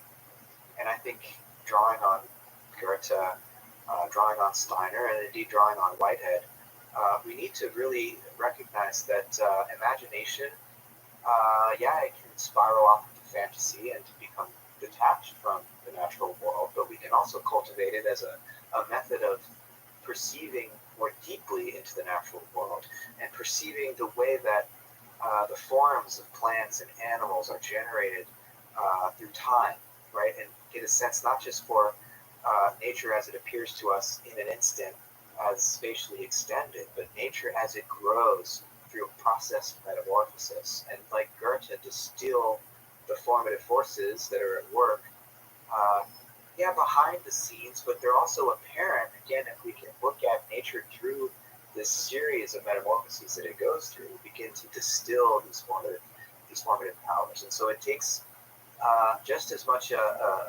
artistic sensitivity as a scientific discipline to begin to perceive in this way. But I think it's possible, and I think it's sort of the next major leap forward in our attempt to scientifically understand the natural world and really get at life in a way that would do it justice in a non-reductionistic way. And would I be correct in assuming that this is what you mean when you use the term descendental as opposed to transcendental? Yes. So transcendental is a term that comes out of Immanuel Kant's philosophy, right? And so he would, in order to understand descendental, you first have to understand what I'm inverting in that turn of phrase. So for Kant, what science does is it studies phenomena. It studies the phenomenal world, and what goes on behind the scenes, as it were, we can't say. We can't know anything about that. And so for Kant, what constitutes the phenomenal world? Well, it's not really a world out there that we're perceiving. For Kant, it's rather that our mind is organized in such a way, and our senses are organized in such a way so as to construct this phenomenal realm for us. So we have a set of categories that Kant elaborates, and there are 12 of them. And every object that science might want to talk about presupposes these categories. And similarly, we have space and time as what he called forms of intuition. So our outer sense of space, which is where geometry comes from, and our inner sense of time, which is what allows us to count, right? Kant would say that these mathematical forms of intuition are provided by our own organization. And so what science perceives as matter moving in space and time, Kant would say has more to do with our own mental organization than it does with anything out there. Now, this was Kant's attempt to prevent kind of crass reductionism. But it has its own sort of problems, which is, one of the questions one might ask is, well, where did this mind come from? And also, we know there's a world out there, and so Kant's telling us we can't access it. And so what I try to do with this descendental inversion, and here I'm really just following in Whitehead's footsteps. He doesn't use that term, but he wants to say, look, rather than thinking of the natural world as Kant did, as just an appearance produced by our own mind, let's reverse that and try to understand the way in which the mind itself is an expression of the natural world, is something that nature itself is involved in producing. And it was actually one of the post-Kantian idealists I mentioned earlier, Friedrich Wilhelm Joseph von Schelling, who first elaborates this kind of inversion of Kant. So if Kant's problem was, how is it that nature can appear in the way that it does to the mind, Schelling inverts that and says, how is it that, what must nature be such that mind could have emerged from it, right? And Schelling's answer is that, well, it must have always already had some mental power implicit in it. And Schelling elaborates an evolutionary picture where, in a sense, less intense mind gradually becomes more elaborated and complex over the course through a series of evolutionary stages. And Whitehead's philosophy, he does read a little bit of Schelling directly, but he gets Schelling secondhand again through Wordsworth, and he was friends with many idealists at Cambridge. And so he gets some of it secondhand, but he's basically elaborating a similar picture. And so descendental philosophy would be reversing this vector and going down into our experience and exploring the subtle textures of our bodily feeling, and in understanding the way in which feelings can be transmitted through our own nervous system. And this is right at the edges of our consciousness, right? We can't really shine the full light of our consciousness on our visceral experience, but we do have some sense of it. And Whitehead would say, in our own visceral experience, we have an analogy for causal transaction in nature writ large, so that we can understand causal connection in the natural world as though it were the transmission of feeling. right? And so we have access to the inner workings of nature because we ourselves, as natural beings, directly experience that. And he comes up with this term, technical term, prehension, which for him is like a non-conscious feeling. And he thinks these non-conscious feelings are connecting all of the entities in nature. So that if you were to ask a Whiteheadian, well, what is nature made of? Well, it's made of pulses of emotion. It's made of feelings being radiated in every direction. And organisms evolve as receivers of these feelings and amplifiers of these feelings. And so our own consciousness, our own physiology is a kind of, he would say, a complex amplifier of this network of feelings that's pulsing through the natural world all around us. And so that's the descendental inversion of this Kantian transcendental picture. You know, there's a lot more I could lay out, but hopefully that's a comprehensible picture. It's comprehensible, and I think it's beautiful. It reminds me of an idea that I attribute to Goethe, that he talked about the Urpflanz, the archetypal image, which is the basics of a plant. And I know he's had a real influence on the science of botany with that idea. But Goethe went further. He said that the archetypes that are the basis of his poetry, and he's one of the world's greatest poets, are the same as the archetypes that are the basis of the plant. You know, a romantic approach to science, exemplified by Goethe, shows that you really do need a poetic sensitivity and an artistic sensitivity to get at this etheric dimension of the natural world. And it's so unfortunate nowadays that people that go into a STEM discipline and become a specialist in some particular subdiscipline of this or that special science very often have had absolutely no exposure in their formal education to the history of philosophy, to literature and the arts. Once in a while, you get a genius scientific thinker who, because of their own interest, has explored the arts and philosophy, but it's not part of the formal training. They don't even get the history of their own science often, much less the history of culture and art and philosophy.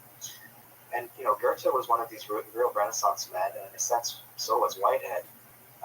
One of the reasons Whitehead is so difficult to approach is that 100 years ago it was already so difficult to have the requisite mastery of the mathematics and the physics and the biology and the psychology and an understanding of the history of culture to really create this synoptic vision and this big picture cosmology. And now 100 years later, I mean, you couldn't possibly keep up with the advances in all of these special scientific disciplines. And the effort to integrate all of that nowadays is, I mean, it boggles the mind, right? And so how do we understand Whitehead when, like me personally, I don't have any facility in mathematics really. And so I rely on interpretations of others to help me make sense of that aspect of his philosophy. Whereas others are very good at the math but don't have a sense for the history of philosophy that he's trying. So it really is this grand inter and even transdisciplinary project that our educational system is not set up to support. So we really do have to swim upstream nowadays to be able to get the big picture back into view. My mentor, Arthur M. Young, graduated from Princeton, as I recall, in 1925, and became acquainted with Whitehead's work shortly thereafter and wanted to be a philosopher. He wanted to develop a process philosophy building on Whitehead's work, but he felt that he wasn't qualified to do so until he could demonstrate some form of mastery over the physical world. So he went to the patent office in Washington, D.C. To find out, what were some of the problems, unsolved problems in technology that people were working on. And he came up with the idea of the helicopter, a vehicle that could hover in midair and go in any direction, up, down, right, left, back, forth. And he set out to build one, and he actually succeeded. He worked on it until 1947, when it was produced by the Bell Aircraft Corporation, the first commercially licensed helicopter, the Bell Model 47. And then he felt he was qualified to begin to work on a theory of process along the lines that Whitehead had really laid out the blueprint for. Yeah, Arthur Young's work is very impressive for that reason. And, you know, Whitehead wasn't an engineer, but, you know, he studied with the student of James Clerk Maxwell, who, you know, conceived an electromagnetic theory. And so, you know, from very early on in his education, Whitehead was quite proficient in, you know, this field theoretical understanding of the natural world, right? And so he's coming out of mathematical physics in an attempt to address these metaphysical puzzles. And, you know, very often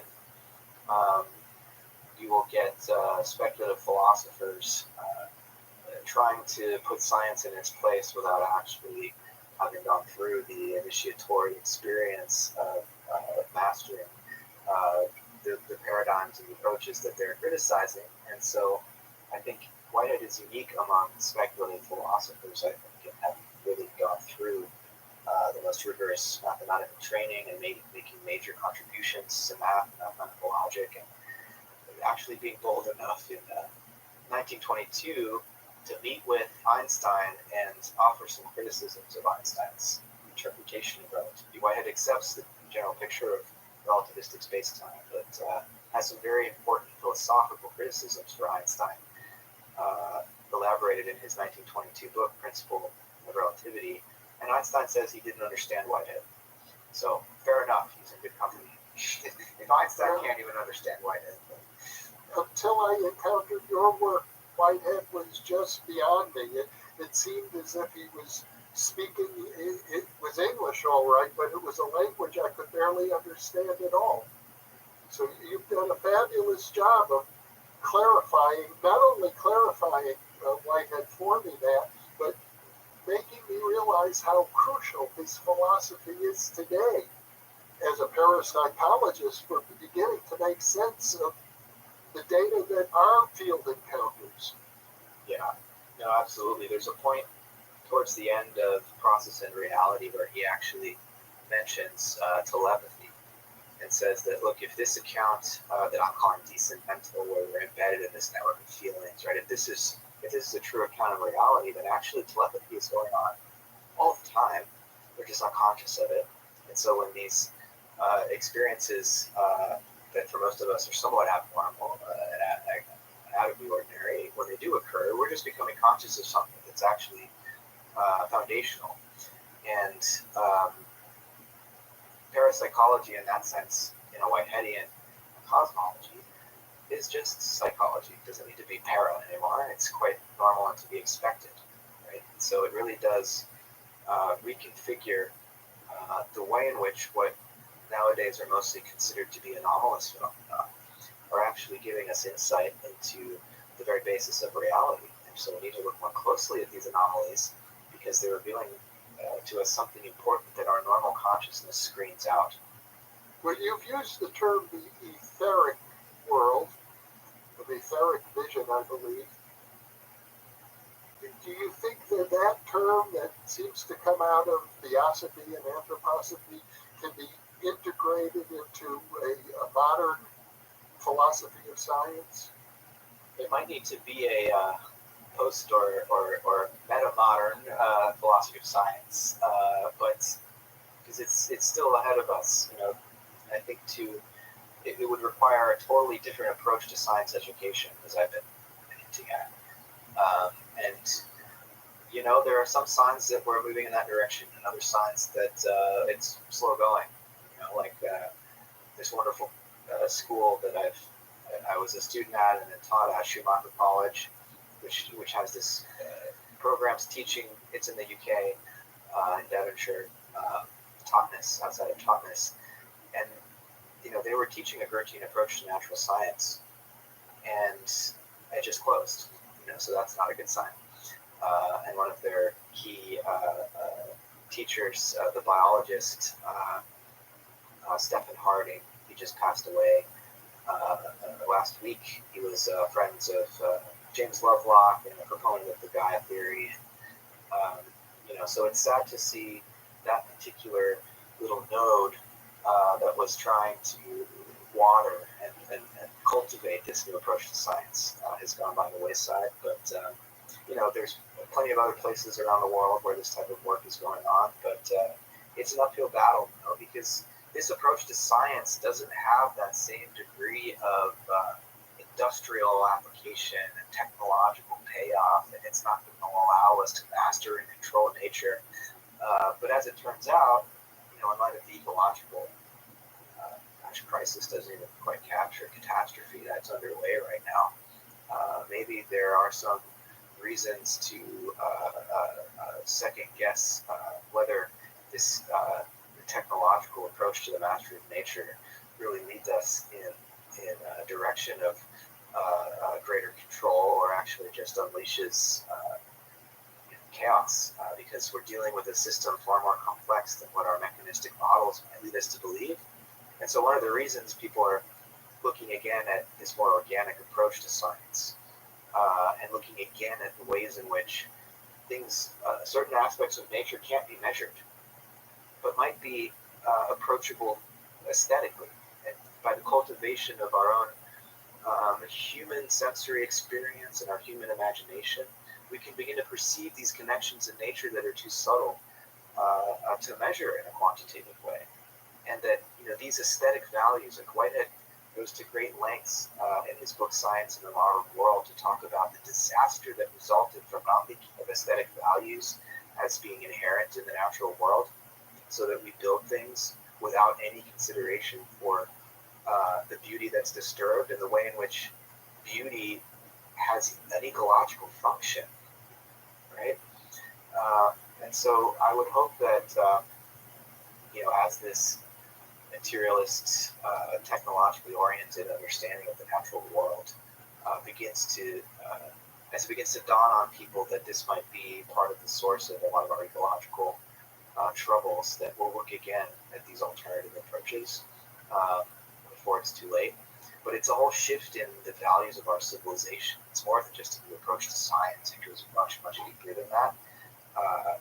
Having to do with how our economy is structured, what we might mean by progress. Like, is progress just growing the GDP, or is it enriching human life and human flourishing at a qualitative level? So it's a big change, and it might take a century before we can notice any real progress there. Well, Matt Siegel, this has been a very rewarding conversation. I want to thank you so much for sharing the depth of your understanding and the breadth of your understanding as well with me and with the New Thinking Aloud audience. Thank you for being with me, and I have to say I'm very intrigued by your work. I hope we can have more conversations in the future. Yeah, no, I love that, Jeff. I've been watching Thinking Aloud for many years, and I'm so glad that Thinking Aloud is continuing. You do great work, wonderful conversations to bring these ideas out into the world. So, yeah, this was a lot of fun. Thank you. And for those of you watching or listening, thank you for being with us, because you are the reason that we are here.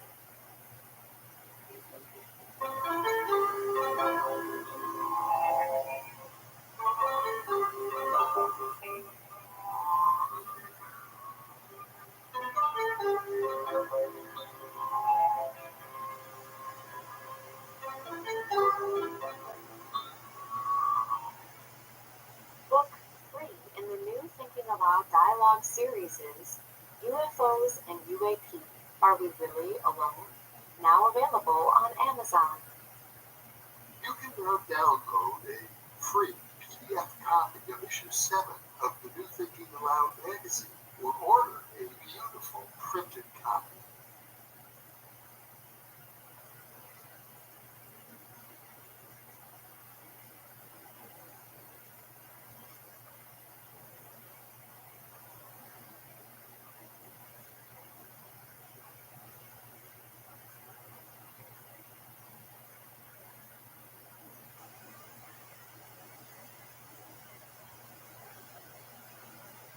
Thinking Aloud is a non-profit endeavor. Your contributions to the New Thinking Aloud Foundation make a meaningful difference in our ability to produce new videos. You can now download a free PDF copy or purchase a beautiful printed edition of issue 5 of the New Thinking Aloud magazine.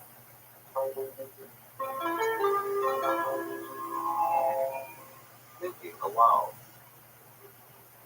Conversations on the leading edge of knowledge and discovery with psychologist Jeffrey Michelin.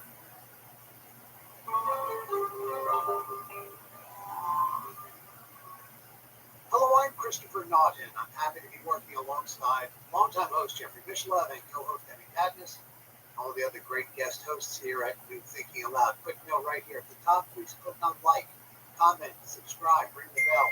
It helps get programs like these out to people like you. Well, what must it be like to teach a course on ufology at a Midwestern college, especially if it's a conservative Catholic college? My guest today is Dr. James Madden. He has taught at Benedictine College in Kansas since 2003, and he's written a number of books: Mind, Matter, and Nature, a holistic proposal for the philosophy of mind, and his latest is Unidentified Flying Hyperobject, UFOs, Philosophy, and the End of the World. He joins us today from his family home in Atchison, Kansas. Dr. James Madden, Jim, if I might, welcome to New Thinking Aloud. Great having you here today. I know you're coming to us from Benedictine College in Kansas. I have to tell you, it's probably one of the last places on earth I might have seen a professor teaching a course on UFOlogy. Yeah, it sort of surprised me too when I found myself last year teaching a course on UFO. It wasn't what I set out my career to do. And I think one discovers new things to think about, throughout, hopefully, for me, to be part of like the continuing life of learning process to be open to this kind of thing. So I think you were raised Catholic, like myself? Yeah, I was raised Catholic. Let's see, through undergrad, all but 1 year, I was a Catholic schoolist, right? So I've been in the Catholic world for, most of my education and most of my career. Wow. Yeah. And this is not something that they taught in catechism. No, you did not hear much. So let me ask you, so how did you come upon this, and how did it jive? And really, part of what fascinates me about what you've been doing, and Diane Pasolk and others, Matthew Roberts, is where they have come from philosophically, religiously, and how they got to where they are today. Now, speaking of Matthew Roberts, again, who was in the Encounter series, he was an atheist most of his life. So something comes upon him and his entire worldview changes. What happened to you? What was the major world change where maybe you were guided in the little Catholic and all of a sudden something comes into your life and you're thinking, maybe I'm not a stereotypical Orthodox Catholic? Yeah, it was, you have to remember also that I'm a professor of philosophy, okay, and I was, but the one constant in my life since I was 18 has been philosophy, okay.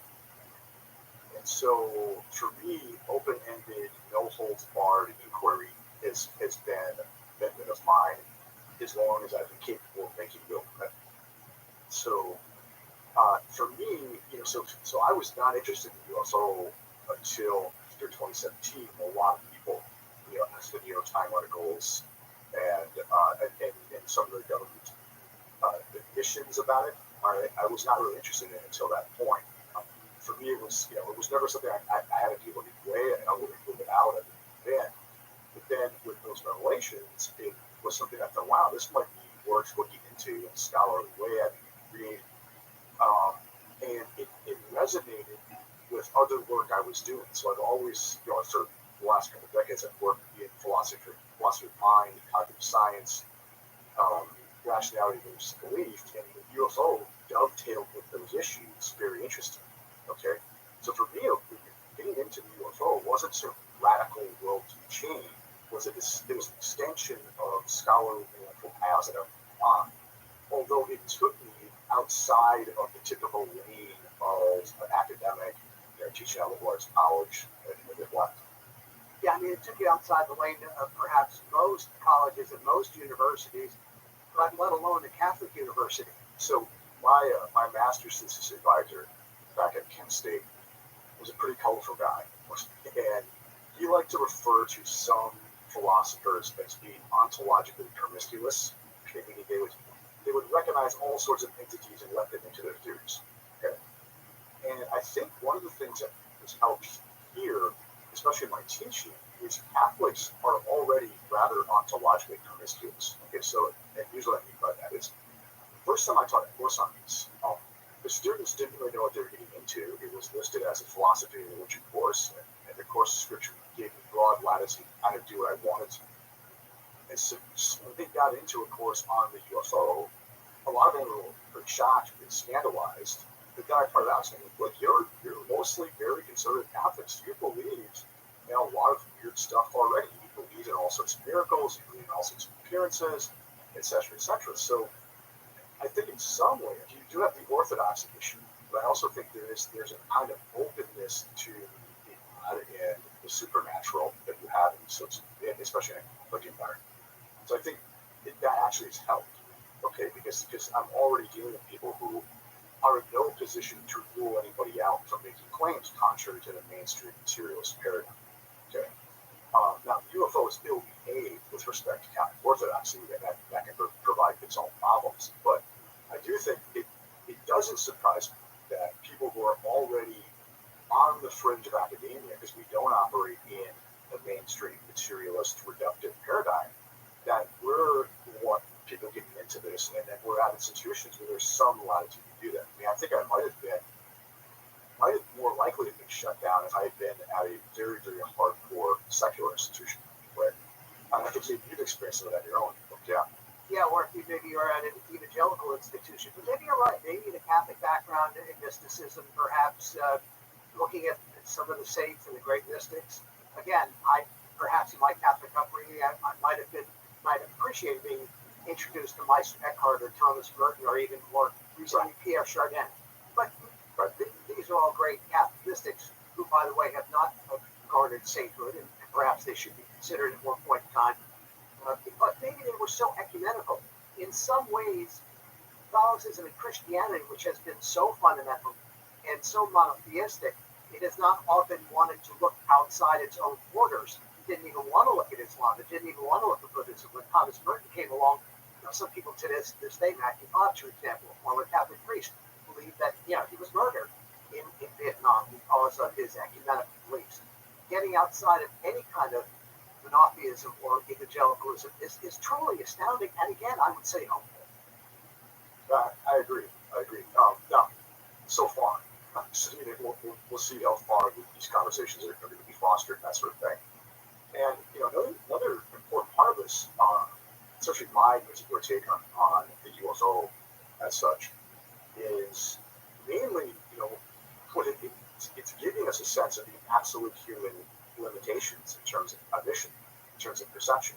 And I think the only way to make sense of it is in terms of limitations of human sense making.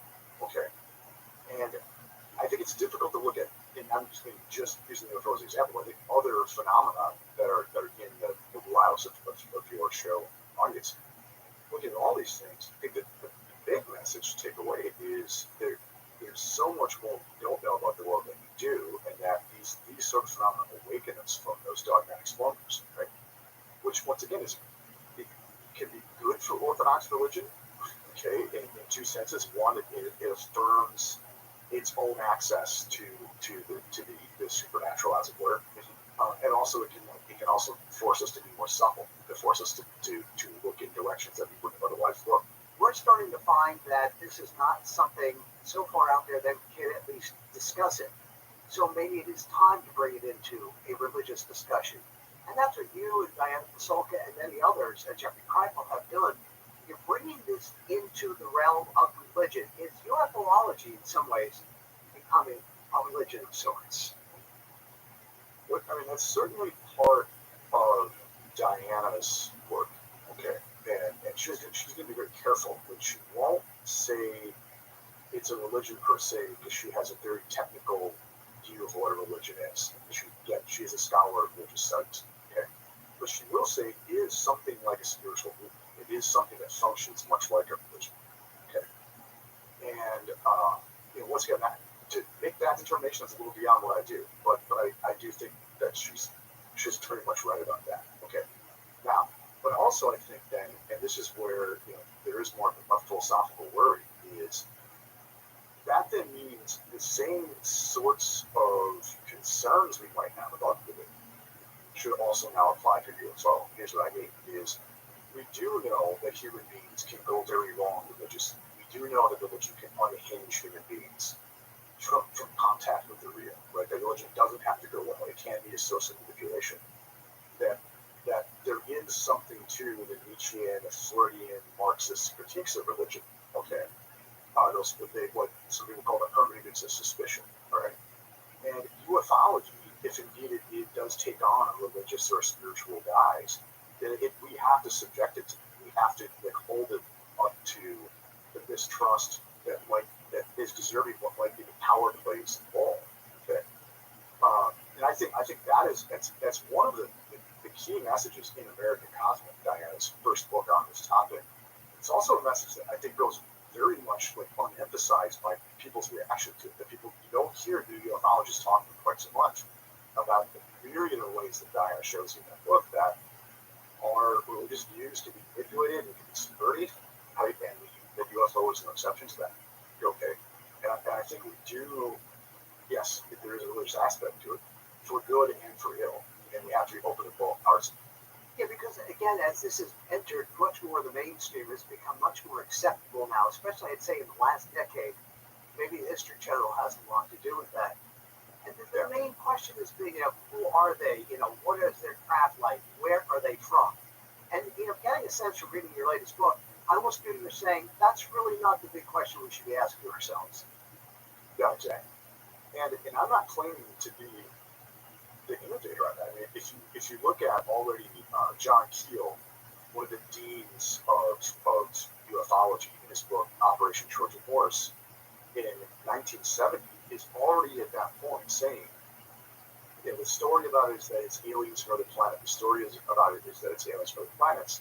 But yet, he's already citing people that were writing in the 1950s who are saying it's not that at all. It's much weirder than that. It seems to be a narrative that's being imposed on this thing.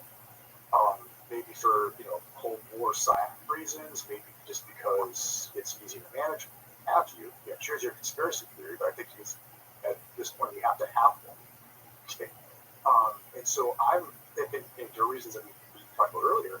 I'm mistrustful of any attempt to positively interpret what it is. Okay. I'm only interested in looking at how we can position ourselves with respect to it and giving an account of why we would be surprised that we're surprised in this way. Because it seems at this point the waters are so muddy over what is information, what is disinformation, what is the hangover from our popular culture, that I don't know that we're in any position yet to make positive judgments about. One of the things that people want to know desperately is, aside from who are they, where they're from, are they good or bad? And again, we get whether reading Whitley Strieber or Matthew Roberts' interview recently, you get this wide discourse of what this phenomenon is. And again, I think you're asking us to rethink what UFO phenomenon is. You're asking us to look at the big picture. What does it symbolize? What does the myth symbolize? Right. It's sort of are these entities good or bad?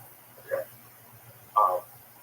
One possible way of thinking about this phenomenon, and one that goes, I think, underappreciated, is this could be just some other earthly type of organism, okay, that for whatever reason we have not often run into in our history until relatively recently, because we've had to fly to places we haven't flown before, or listening to things we haven't listened to before, what have you. And it could be that we're just bumping into something else that's inhabited the earth as long as we have or longer. Okay, and would that be good or evil? Is a rattlesnake good or evil? Is a bear good or evil? Well, no, it's just doing what rattlesnakes do. It's just doing what bears do. So so there could be very literally mundane explanations of this. Okay, it's another kind of organism from the earth. In which case, to look for it to be good or evil, I think would be the wrong kind of question to ask. Okay? Now, but also it does seem that people's encounters with these phenomena do carry with them highly symbolic content. And I think that when people come from these experiences, they come back with information. Information sometimes doesn't make sense, sometimes it does make sense. And it does seem, though, that whatever this is, it does attempt to relate to us cognitively. It seems to be trying to tell us something. Now, whether it's deceptive in that way, a la Jacques Way, whether it's some things he's worried about, or that it's trying to help us out, we don't know. Okay, so but it does seem the only thing we can go on at this point, at least for laymen like you and me who don't have access to the literal videos and things like that, is interpret that. What is the symbolism of this? What might this thing be trying to tell us? Okay, I think it's interesting that it does seem to take off, so to speak, for us in the Second World War in the wake of the use of atomic weapons. It does seem to take off for us as we look at things like climate change and our acerbic politics. Okay, and it's interesting that we do have a sense of seeing these things at a time that we all feel that the end of some era is happening and the beginning of something new is happening. Okay, I don't think that's accidental to it. Now, whether that's because it's our psychological projection from the anxiety of an end of an era, or because something's helping us through it, I wouldn't claim to know that. Yeah. Okay, and I don't think anyone can claim that. But I do think we have to look at the actual symbolic content that we're being given here. Right. So maybe their very presence is associated with our own modern crises that we're going through, even if it was self-created. You know, it's interesting. Ever since I've been working with Jeff and Emmy here at New Thinking Aloud, I've always had interest in the esoteric. I mean, whether it's reincarnation, near-death experience, out-of-body experience, psychokinesis, etc. I'm just a stone's throw from the Edward Casey Association for Research in Enlightenment here in Virginia Beach. And this man was a psychic giant. He was the most documented psychic in American history. But what I've come to find out, or at least I've been exposed to, is that UFOlogy and the UFO UAP phenomena is part of the psi continuum. And these reincarnations, these psychokinesis UFOs. And in some ways, this dawning of this new awareness, to me, signifies the end of fundamentalism. So maybe even going back to what we were talking about before in Catholic and Christians, do you see this phenomenon, whatever it might be, as being a signet, as being a sign of the death of fundamentalism on the planet, or the potential of being the death of fundamentalism? Or maybe that's our hope. Yeah. So, I mean, this does go back to another theme, but I think it's worth going back to is, let's take, for instance, Jacques Vallée's Invisible Column, the classic of ufology. But I still think the real canonical piece of ufology. Vallee in there does a comparative study between some of the Marian apparitions in the Catholic tradition, both Lourdes and Adam, and some of the standard UFO experiences. And he shows how, at a basic first-order perceptual phenomenological level, they see very similar. Yeah. Okay. But now you have two different interpretations of that same phenomenon. Yeah. Okay? And now, a religious believer, a Catholic, might say, "Oh, it turns out that UFOs are actually, the Blessed Mother or angels or demons." Okay, or a UFO. Someone into the UFO lore and they say, "Oh, it turns out the Marian apparitions or traditional claims about angels and demons are the UFO." Okay, but those kinds of identity claims are sticky. They're difficult. Is water H2O or is H2O water? Okay, it depends on what our broader theory is. Okay, is heat molecular motion or is molecular motion heat? Well, it depends on what's the more broadly explanatory theory. So it seems like to make those kinds of claims, we have to look at where the better founded and broader explanation is. And it could turn out to be neither. I think that there's some third thing here that is showing up and it's being interpreted in these two ways. Okay? When we take us back to your point about fundamentalism, I think it's that two-edged sword I talked about, like the UFO or religion with respect to UFO. Mm-hmm. And I think you said this for any of the paranormal phenomena. On the one hand, it does re-enchant nature. There's something out there. There's something weird that doesn't fit the standard materials paradigm. Okay, but it's ill-behaved with respect to orthodoxy. It doesn't only appear in situations that are easily interpreted in terms of anybody's orthodoxy. Okay, so that it seems to be that it doesn't spell against religion per se, but it does spell against fundamentalism. It does spell against the ability to say, like, oh, this particular mythological tradition is the right one. Yes. When you have well-grounded phenomena that showing up in other traditions that appear to them as under their own mythological descriptions. Okay?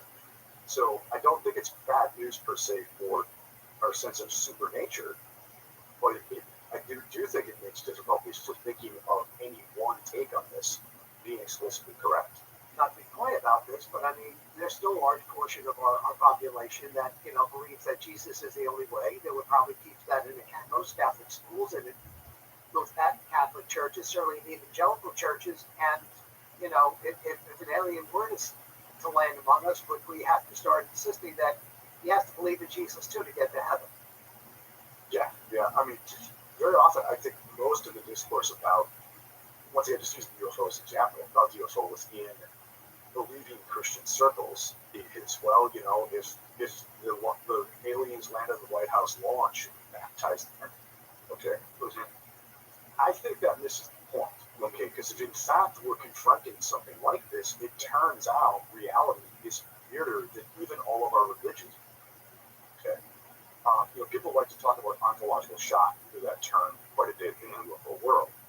But I don't think it's used by people who are really open to sort of serious ontological shock. It's always, well, they think of the UFO in terms of this lore that's been handed down to us that kind of fits more or less how we think about the world. Like we think of like the aliens as, bipedal,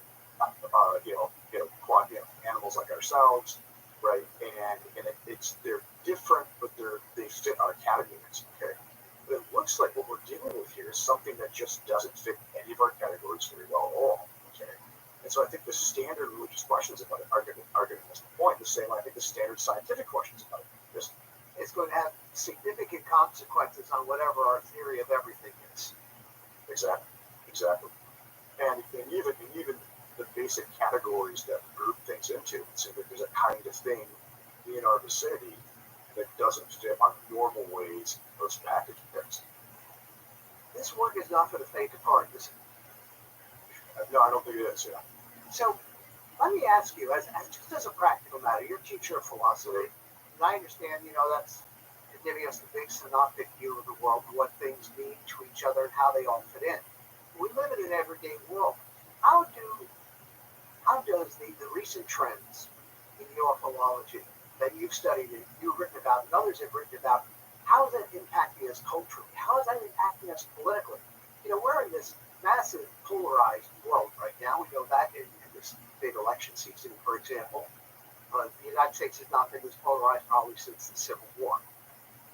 Someone might say, well, UFOs are going to do what they do. They're here, they're there. They've been here for 50 or 60 years. So what? We don't know what they are. We don't know if they're real, what have you. But what impact does something like this have on our society, on our culture, on our political beliefs? How will that impact us going into this most polarized fall season? Yeah, I think it's a very good question. I think that's a question that isn't often asked. In fact, I think you're the first one I've heard ask it seriously. There was a paper published in the early 2000s, and forgive my shiny scholarships, I'm going to forget the author's name. It was one of the first papers in the humanities and sciences that I found that was taking UFO seriously. And it was published by a couple of political scientists. And they both had thought, they had come to the conclusion that the evidence for UFO was actually rather very good. But they found it curious that it was still a forbidden, at that point, a completely forbidden discourse in academia, in government, in the military. And they wondered why. Well, their view is that all of our political institutions have a sort of humanistic presupposition. Like the assumption is that being a reigning sovereign power on the earth is human. Okay? And even if there's a theistic religious backdrop, it's always that. But the human is the top of the chain as ordained by God. Okay? And so all of our politics assumes that, if we can just sort out who's top dog among humans, we can sort out the most reasonable political allegiance. Okay? And these authors argue that if indeed there's another intelligence on the Earth, okay, either from here or somewhere else, that is not human, but also is more powerful, more technologically advanced than all of us, then it would seem that we completely mess up, as it were, our basic power structures and notion of sovereignty. Immediately, there would be a race to ally yourself, just that human nature would want to ally itself with this other sovereign power as a matter of self-interest. Okay, so their argument was the UFO has to be suppressed politically because the reigning powers will not be able to maintain their exclusive sovereignty over us, and if that information gets out. Okay, so interesting thesis. Well, let's grant it just for the sake of argument. Okay. All right. Suppose they're correct. But now, what do we have? We have from within the power structure in the United States movements to sort of come forward with this information. Okay. Why would that be? Why would the sovereign power want to undermine itself? Well, of course, there could be. I mean, it looks like there is. There's no unanimity about pushing down this information from the people who hold it. There's this struggle going on here. But why would somebody want to let it out? Well, could it be that someone wants to let this out because they realize that our politics is over, right? That there is no universal allegiance to any human right now. That we're losing our ability to actually have political discourse. And maybe it's that there needs to be a political reset done, and maybe the best way to do that is to admit we have never been in charge of this. Or that there's someone else out there that is in charge of this. Well, and maybe that's why politicians have, along with other government officials, have tried to suppress this information. They can't handle it. It's going to unearth everything. All of our institutions are in a topple. They don't seem to be on solid ground these days much. Anyway, and this could be the Hail Mary pass to get you to say something to go near politics. Yeah, in some ways, so I have to keep suppressing, right? We just keep supporting. Or maybe by letting it out, okay, we find there could be something we can all get around again. I see what you're saying. Okay. So because the question is like, why not? Why? Something I ask myself all the time is, why not? Why is it being let out now? Right? Now, some people have views, like Diana has a view that it's got to be let out because more people are going to space, more people have surveillance equipment, that people are noticing things out of this. Maybe that's it. And the technology is in everybody's hands now that we can take pictures of things. Maybe that's it. I wonder though if maybe it has something to do with the very issue that you're raising, is that our notion of popular sovereignty has been so eroded. Okay, that there is no political institution that anyone is really aligned with, and maybe it's time to let the cat out of the bag because maybe that's the only thing that now we could become aligned to. It's interesting. I was just speaking with Mitch Horowitz, who wrote the great book Occult America. He's just written on modern occultism recently, and we got towards the end of our conversation, and he said, Chris, because we were talking about 2024 and the political polarization, etc. He said the only bipartisan issue we're seeing these days is the UFO phenomenon, where you're getting, and actually right now it's being carried a lot more like on News Nation, which is one of those. Not also ran with a smaller CNN or MSNBC or Fox News out there, and they've got Avi Gobon and they've got Alvarez and many others, Dr. Greer, etc. People that maybe we might hear or see about on this channel and some other associated channels. But now we're starting to see it in the mainstream. Again, it can't be suppressed so much. So you're right. It might simply be the time is now. And the time is now because it may be one of the very few bipartisan issues. As Mitch was saying, it's almost a word from the past, bipartisan. And yet you would like to think perhaps things such as climate change and maybe the UAP phenomenon would be something that would cut across the evidence. Yeah, I mean, maybe that's the play. I don't know. I mean, I was in my own. I have no insider insight at all. I'm just an armchair thinker. But what I see, I think one of the important data that need to be accounted for is why now? Why suddenly is this change being made in terms of openness, even if the openness is contested? I'd like to go back to, you talked a little about the government suppression and our political institutions. I go back to that interesting, the Phoenix Lights story back in 1997, where, lots and lots of people in the Phoenix area saw a multitude of lights. And here comes the governor of Arizona at the time, comes out with, a humanoid alien doll, and he's mocking it and he's ridiculing it. And 10 years later, he's coming out saying, well, actually, I saw it too. That he had seen the lights himself, and he believed that they were from an extraterrestrial source. No, I'm serious now. It was a questionably it was a UFO. And there's something even similar to what happened in Zimbabwe. I know you're familiar with Encounters because they had Diane Silver book, and they made Steven Spielberg and everyone made a 6-part series on it. It's there because you're interacting with it. In the culture and spirituality. I believe in it because I could see it. And then I saw the being less than like a meter or two away from me. Like a door, and then suddenly he was over there. And he was right in front of us. Same sort of thing where a school teacher, sees something, she doesn't say anything, and then years later she has a visitation. I don't know what kind of a comment that is, other than the fact that maybe there's just a part of us that doesn't want to believe it, doesn't want to accept the apple cart. And really we're being told the lenses that you've been looking through for most of your life are no longer sufficient. The people I've met who have had these experiences, they all tell you that, I don't have, any way I talk about it seems to do it more violence than it does to actually articulate it. Okay. Imagine having that kind of experience. Think of the forces within yourself that just wouldn't want to deal with it, let alone having to go back, and instead use the example of the school teacher, to go back and what are you going to tell your kindergarten class about this? You can't. So I understand the pressures on people. Say the governor of Arizona, he has to run the state, and he can't just stand up in front of the state and say, "Hey, kids, turns out everything we thought about the world was just wrong."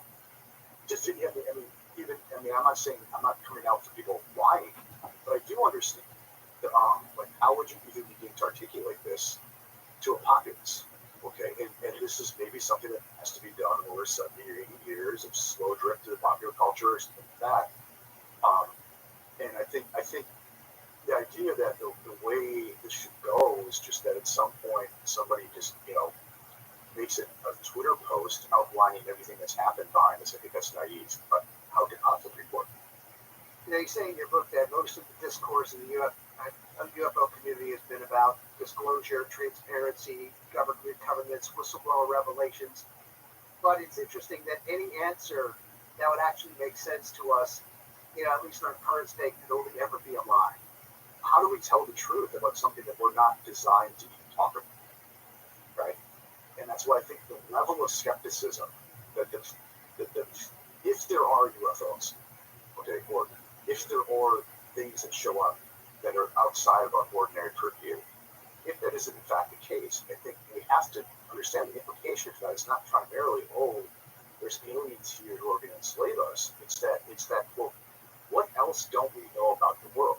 Like, what else have we been systematically deceiving ourselves about? Let's say the next president or 2 presidents from now, comes out and says, we have been lying all along. In fact, I've been lied to, and our former presidents have been lied to, and perhaps the national security state had a lot of this information. But let's say we do come across, or it is disclosed that not only are UFOs quote unquote real, but by the way, we have some of their technology. By the way, we have some of their biology. Now what happens? What does that look like? What's the impact on the population at that time? And I know we're just kind of, throwing things against the wall here. But I'm going to lean on the philosopher to give us some insights. Yeah. So my wife is a psychologist, and she often kids me that I operate under the mistaken assumption that most people are philosophers. Okay. So if that happened, I would want to do nothing but sit around and think about it. Okay. I would want to do nothing but think about it, teach about it, come on here and talk to Christopher about it. You're civil. Okay. It would be the biggest thing. Okay. it already is, because what do? You're already spending your time thinking and worrying about this and many other interesting things. Okay. I wonder, I do think Mike has a point that people like us might miss how rare of a population people like us are. I wonder to what degree, especially given our current, but deeply distracted and stultified and ill-educated population, like how many people would just,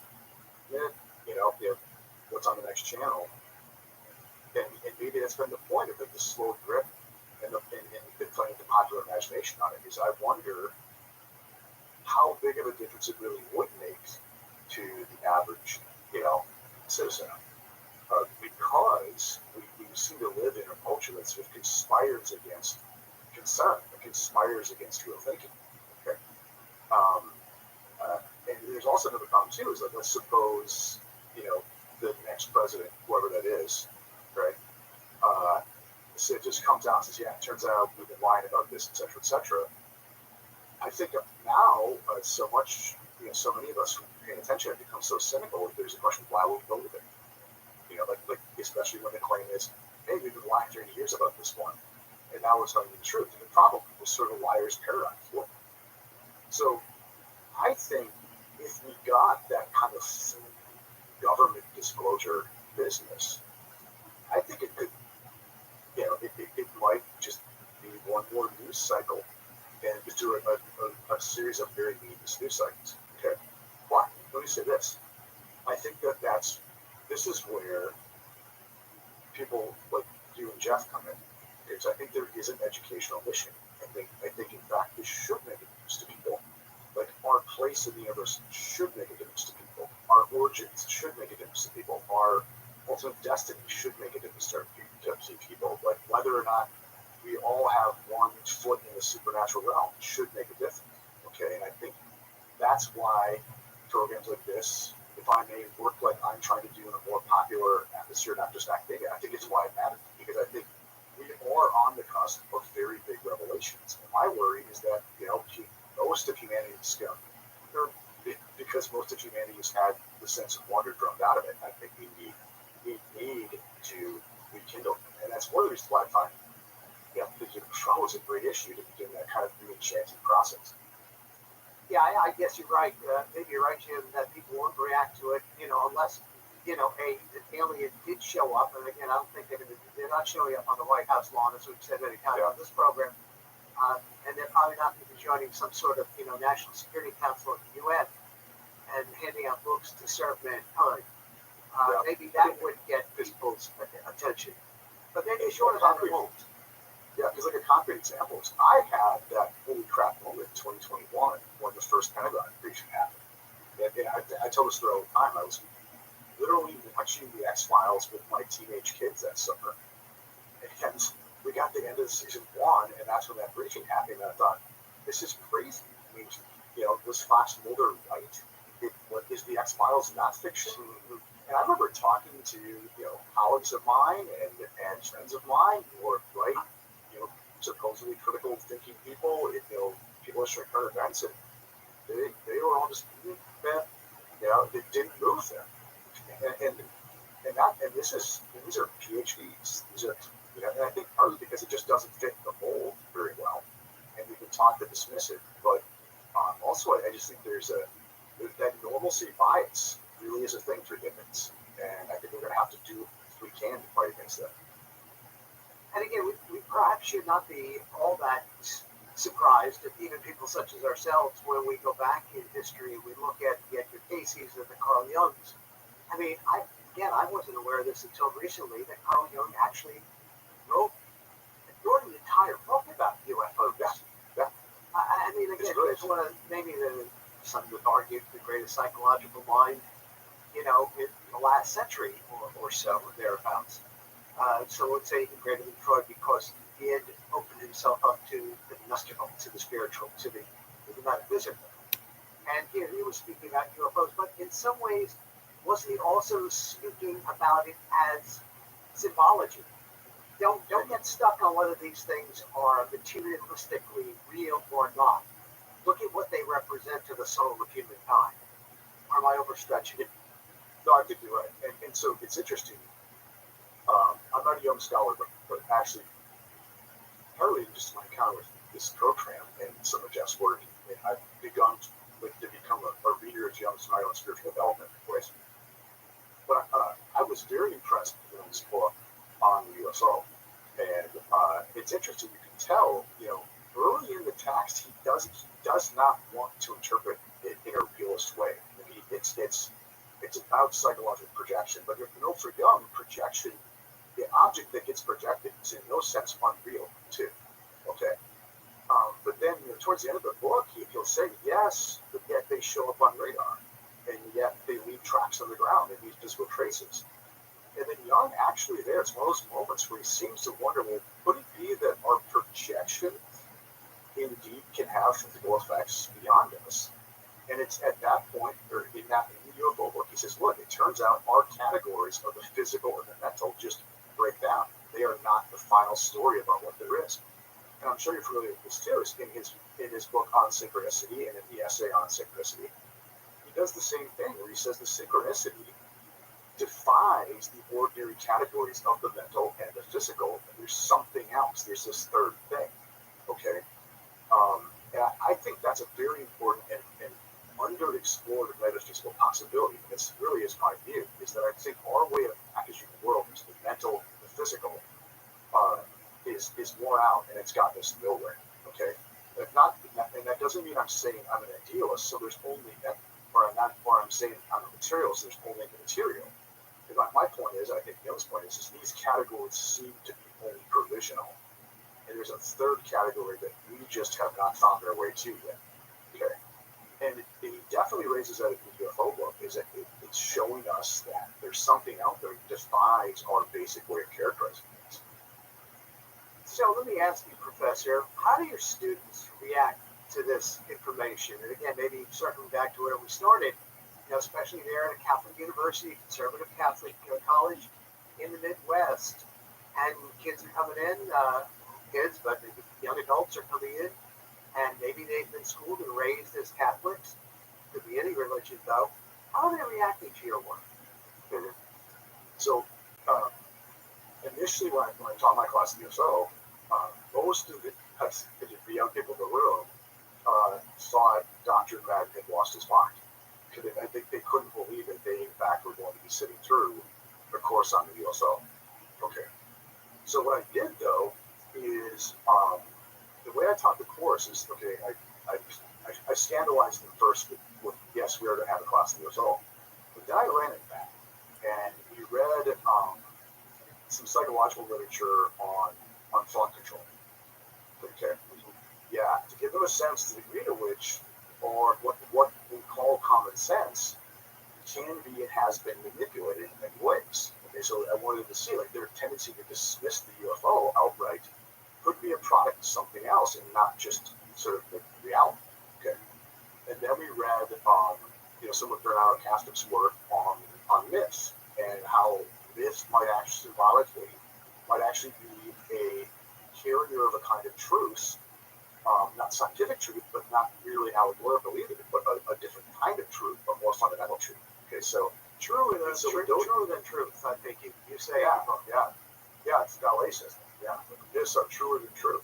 Okay, and so then with those two pieces, like the possibility of psychological undermining of belief, and then also like the to get them to see that calling something a myth is not to dismiss it as reality. Okay. We then entered the UFO discussion. We read Valet. We read Jung's book on the USO. We read Valet's book on the USO. And then we read Pasolka's American Cosmic, right? And I just think if you prepare them properly, okay, and you can get them to trust you in a way, that this can become not an undermining. It's like no one walked out of the room, I think, fundamentally like having given up their faith or anything like that. That wasn't the point of it. But you can get them to see that, yeah, this is more complicated, that there are many different senses of truth that we need to take into account here. And we should be less inclined to dismiss people outright until we've looked at the actual credibility of claim. Okay? And that's where a lot of those students ended up. And I think, of course, it's also very good for them in that if we did look at the possibility of being being subverted by media, by normalcy biases and things like that. I think a lot of them they felt uncomfortable not with the UFO claims, but just they realized how manipulated they are. Okay, which I think is a healthy thing to have come to. Okay, so in my teaching of the UFO here at Benedictine, I think everybody got through it unscathed, and I think it really was one of the most successful classes I've taught in 2 decades. Yeah. Didn't you say that I think you held a seminar of some sort? It was standing room only. Well, this is one of the rare cases where it's an undergraduate class, and there were students not enrolled in the class trying to come in and sit in. And remember, these are college students who are going to go out of their way to go to an extra class. This is not something that happens very often. Yeah. Yeah, and because there's something within each of us is curious. We just have to at least take a look. It's interesting also too, because as you talk about Catholicism and again conservative Christianity that you have been involved with, I don't know if you had a chance to teach or to reference the Chardin in the sense that 70 years ago he talked about the coming of the cosmic Christ. So now we're taking this notion of Christ out of Jesus. We're not just solely relegated to Jesus, and now it's starting to broaden the mind, the Christian mind. I mean, in some ways, doesn't the UFO phenomenon piggyback on what maybe Merton or Chardin were actually introducing to the Catholic world back in the 1950s? Yeah, and actually, this is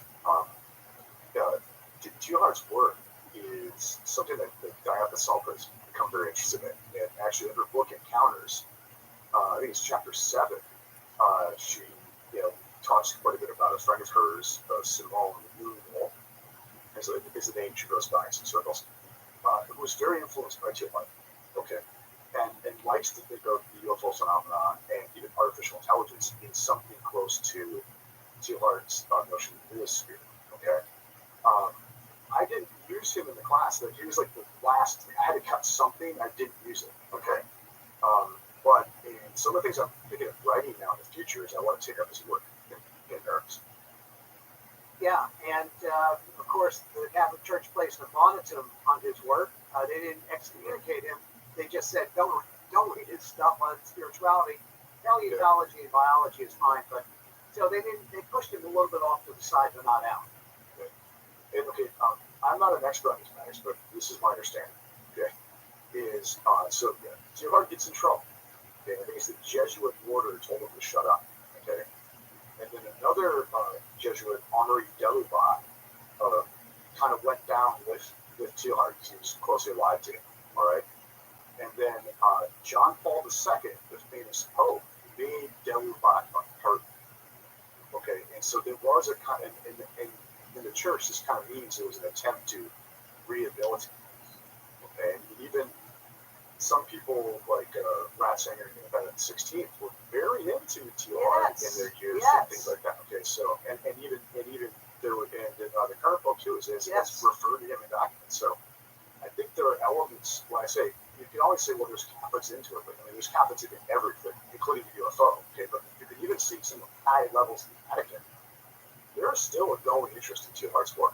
So, well, I hope that you will tune in to Daniel Sheehan on this channel. Daniel, of course, the venerated Harvard attorney. He was part of the Iran-Contra, the litigation behind that, and the Pentagon Papers, and John Mack, etc. But Daniel actually represented, I think it was the Catholic Diocese of Philadelphia, and he was in touch with them. And, of course, he has since wanted to explore the whole notion of UFOs, UFO craft, even possibly UFO biology.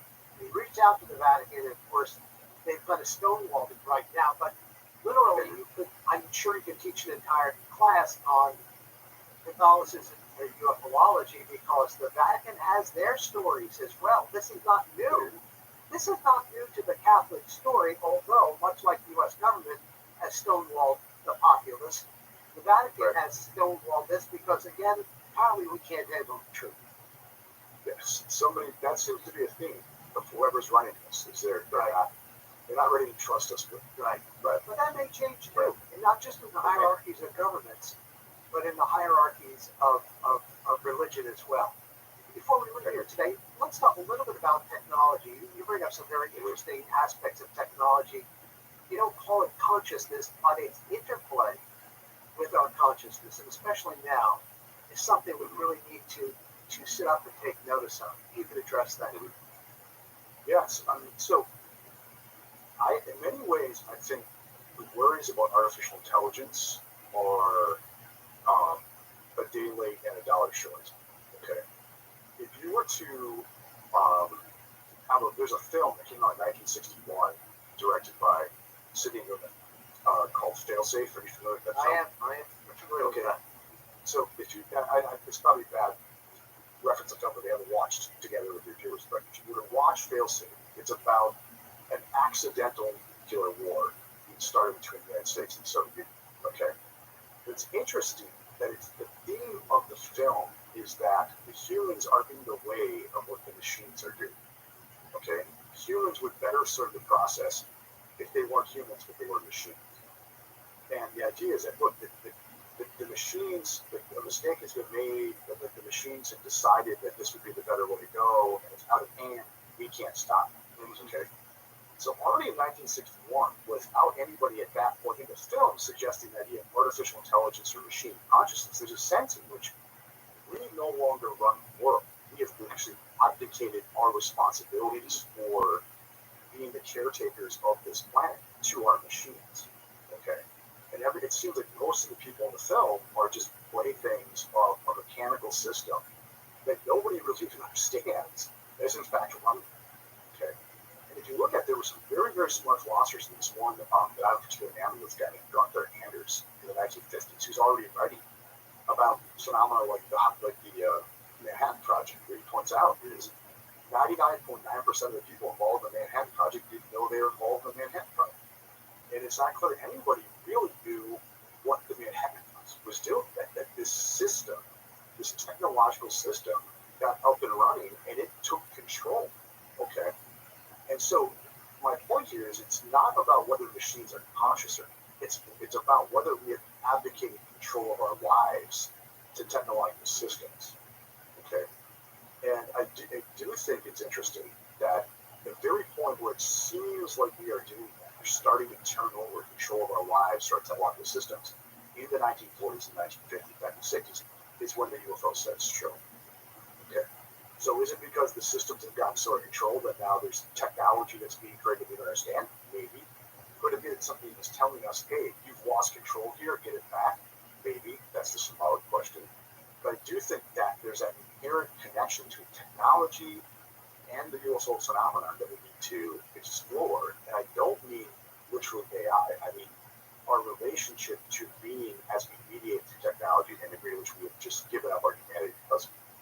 So, Jim, to again come full circle, why is this all this information a telltale sign of the quote-unquote end of the world? Yeah, I think it's because, not necessarily because we are literally about to nuke ourselves.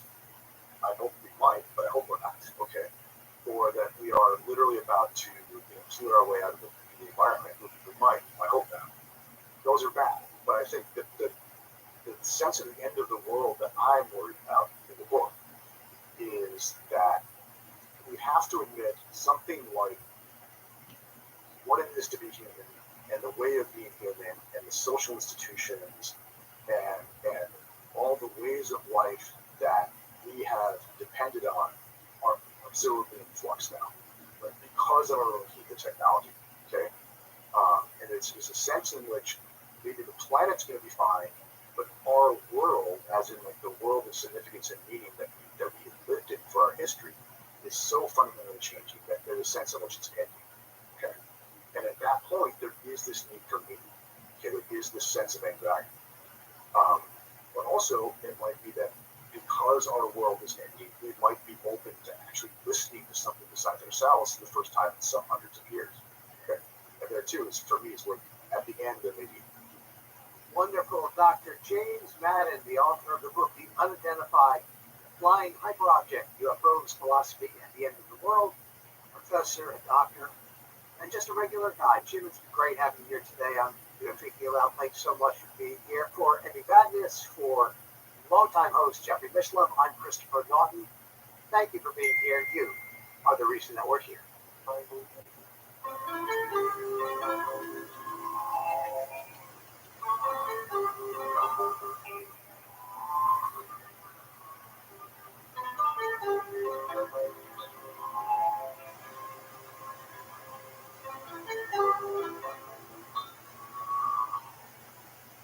Book 2 in the New Thinking Aloud Dialogues book series is a tribute to parapsychologist Russell Tarr, who celebrated his 90th birthday.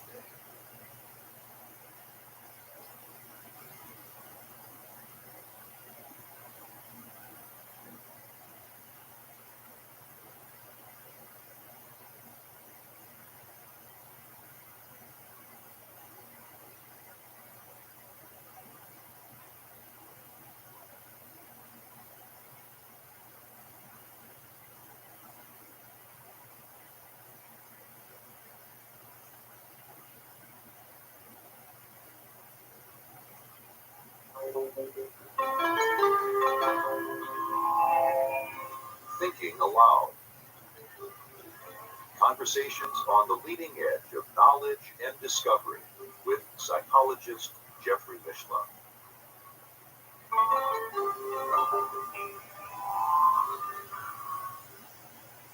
Hello and welcome. I'm Jeffrey Mishlove. Today we are going to explore the topic of philosophical midwifery.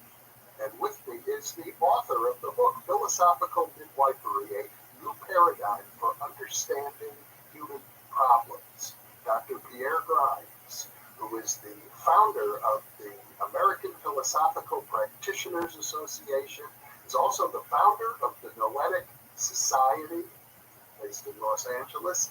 He is the author of a number of other books, The Pocket Pierre, and Unblocking, which is based on the principles of philosophical midwifery. It's a practice akin to psychotherapy that takes place within a philosophical milieu. Welcome. Pleasure. It's a pleasure once again to be with you. So I guess one could say a philosophical practitioner such as yourself is something of a hybrid between a philosopher and a psychotherapist. That's correct. That's correct. And you've been engaged in this practice now for a good 30 years. Well, it started in 1961 with a publication I did called Alcibiades. And it was a dialogue I wrote featuring Socrates and Alcibiades, who I characterized as an alcoholic. And therefore, I explored Alcibiades' alcoholic addiction with alcoholism in terms of the roots of how he came to be an alcoholic. And I wrote it up as a dialogue, and I sent it to Yale Journal. They had a journal at that time studying alcoholism. And they were very upset. They wrote me a letter and they said it caused a great deal of difficulty among their editorial board, so they sent it to another magazine. And the same thing happened there. And so they sent it back to Yale and they said, please print it. So that's how it got printed. Okay. So it started, therefore, as an exploration of midwifery. And so it's been since 1960. So a little more than it's half a century. Half a century. A little over half a century, to be specific. Well, how did you arrive at a term like midwifery? I know there's a history there. Okay.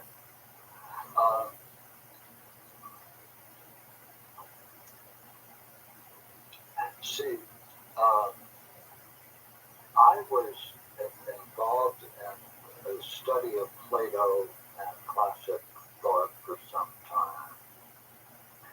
And I had been studying dialogues, trying to understand the dynamics of a dialogue. And I was going to graduate school in San Francisco This was in 1960, 1954. Okay. And I needed a job.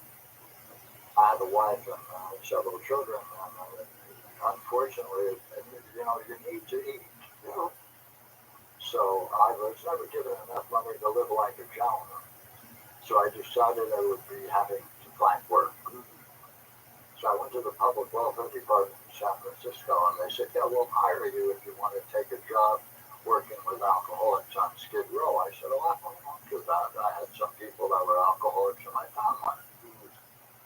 And so I became a social worker working with alcoholics. Then they started a rehabilitation center in Redwood City after only just a few months. And since I was the only one who was working specifically with alcoholics in Skid Row, they said, you go.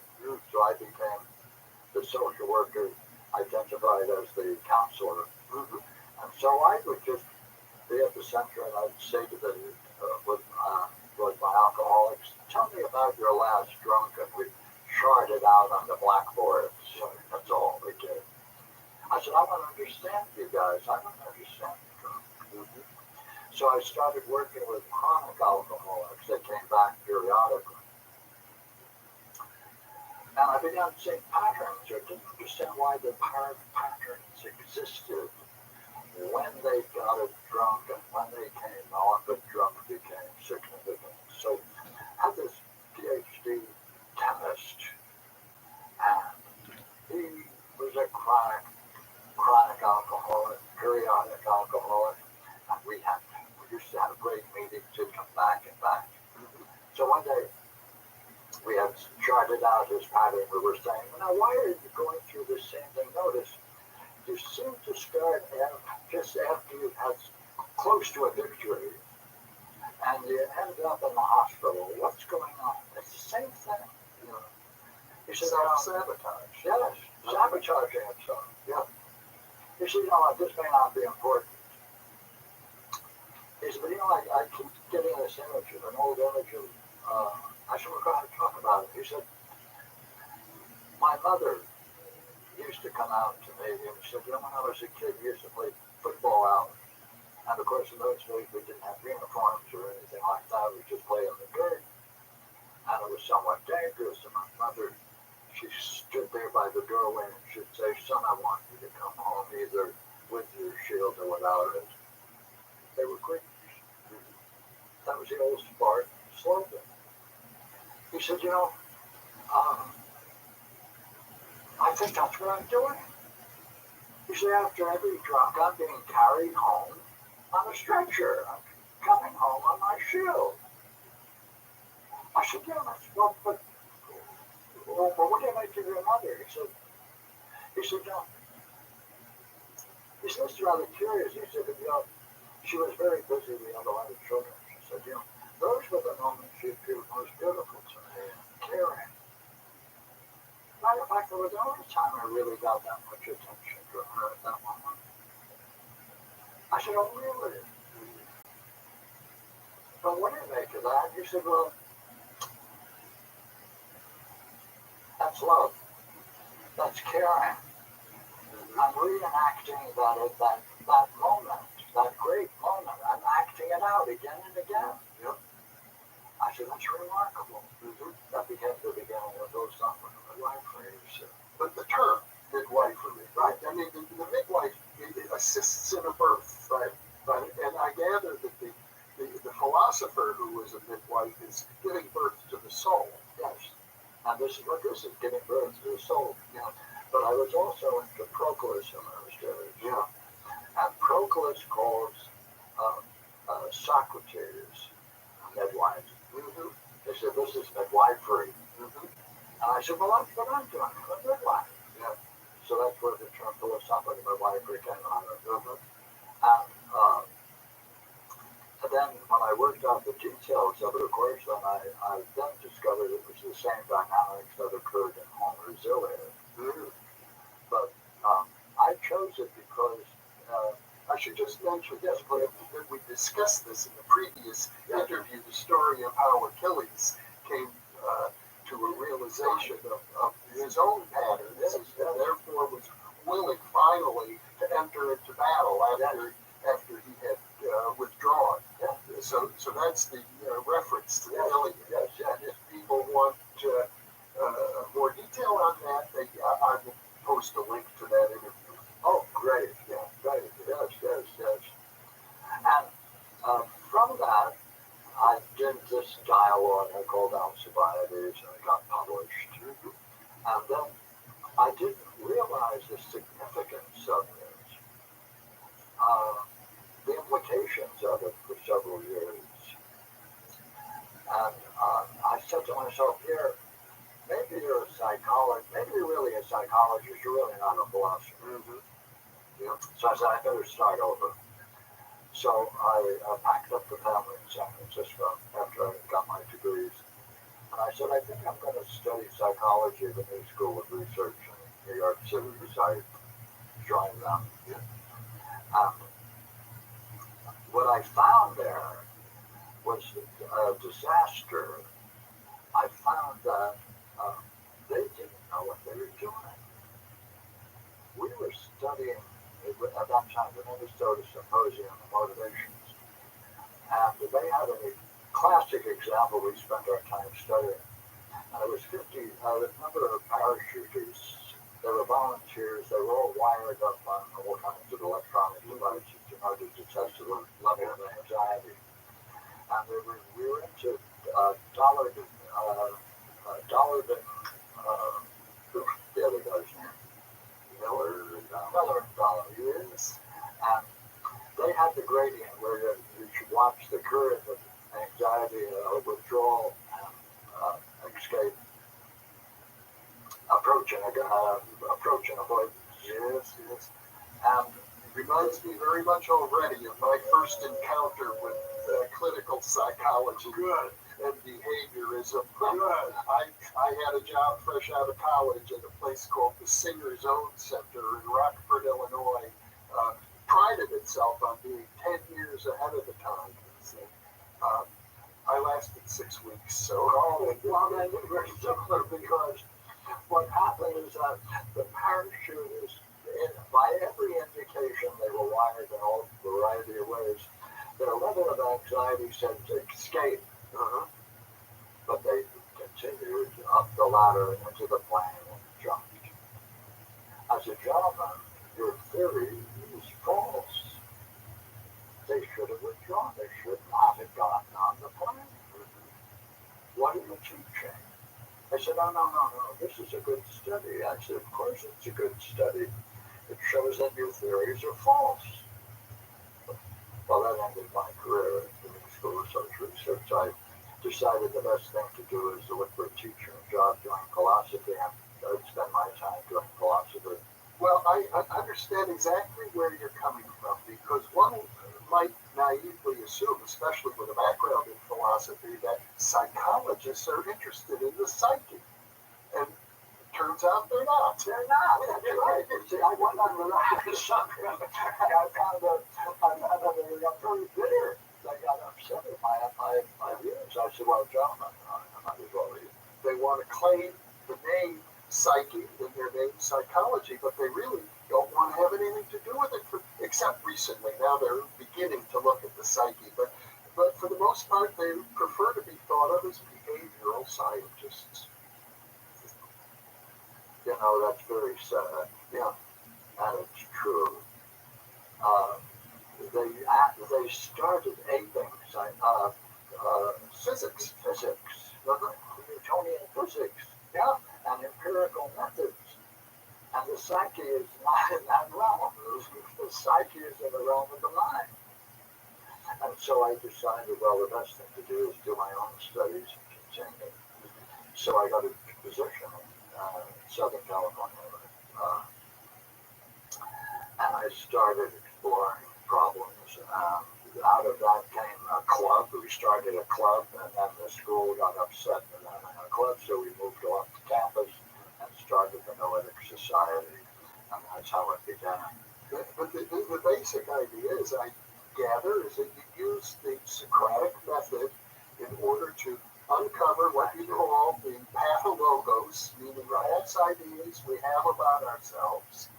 And when people are conscious of what had previously been unconscious with regard to their very being, then there's some movement. Yeah, there's growth. See, then the stage came when I was looking then at the need to explore daydreams. Now, daydreams are the same thing, except for one factor. There are 5 kinds of daydreams. I like the tangent daydreams. When anyone is involved in something that takes their attention and their focus of their energies, and they need to devote themselves very carefully to the content of something, especially in intellectual work, anything that interrupts that is a tangent. That tangent is likely to contain an image of themselves or a daydream. My goal then is to get people to write down their daydream and only ask a few questions, such as, describe the first moment you have the daydream where you have an image of yourself. Examine yourself. I don't need to examine your daydream. You can examine the daydream yourself and see that what is implicit in that image is the drama of the daydream. What's significant is when you allow it to go its full course, you wake up to recognize it's false because it's a failure. There are always failures in tangent daydream. I said, okay. Why is it you identify it, therefore, with the false image of yourself? You don't realize that is your false image of yourself, because you identify with it immediately when it occurs. You allow it to play itself out. Therefore, now that we know we now can identify your false image of yourself, let's see if we can discover its origin. Now, why is a daydream necessarily a false image? Couldn't it also be simply the mind scanning for potential problems so that they can be avoided? That might be, but that's not a tangent daydream. Okay. There could be other kinds of daydreams, and that is true. I see. But tangent daydreams, you see, you're pursuing something you love. You're pursuing, anytime you pursue anything that you love and you think is meaningful, that's when you get your block.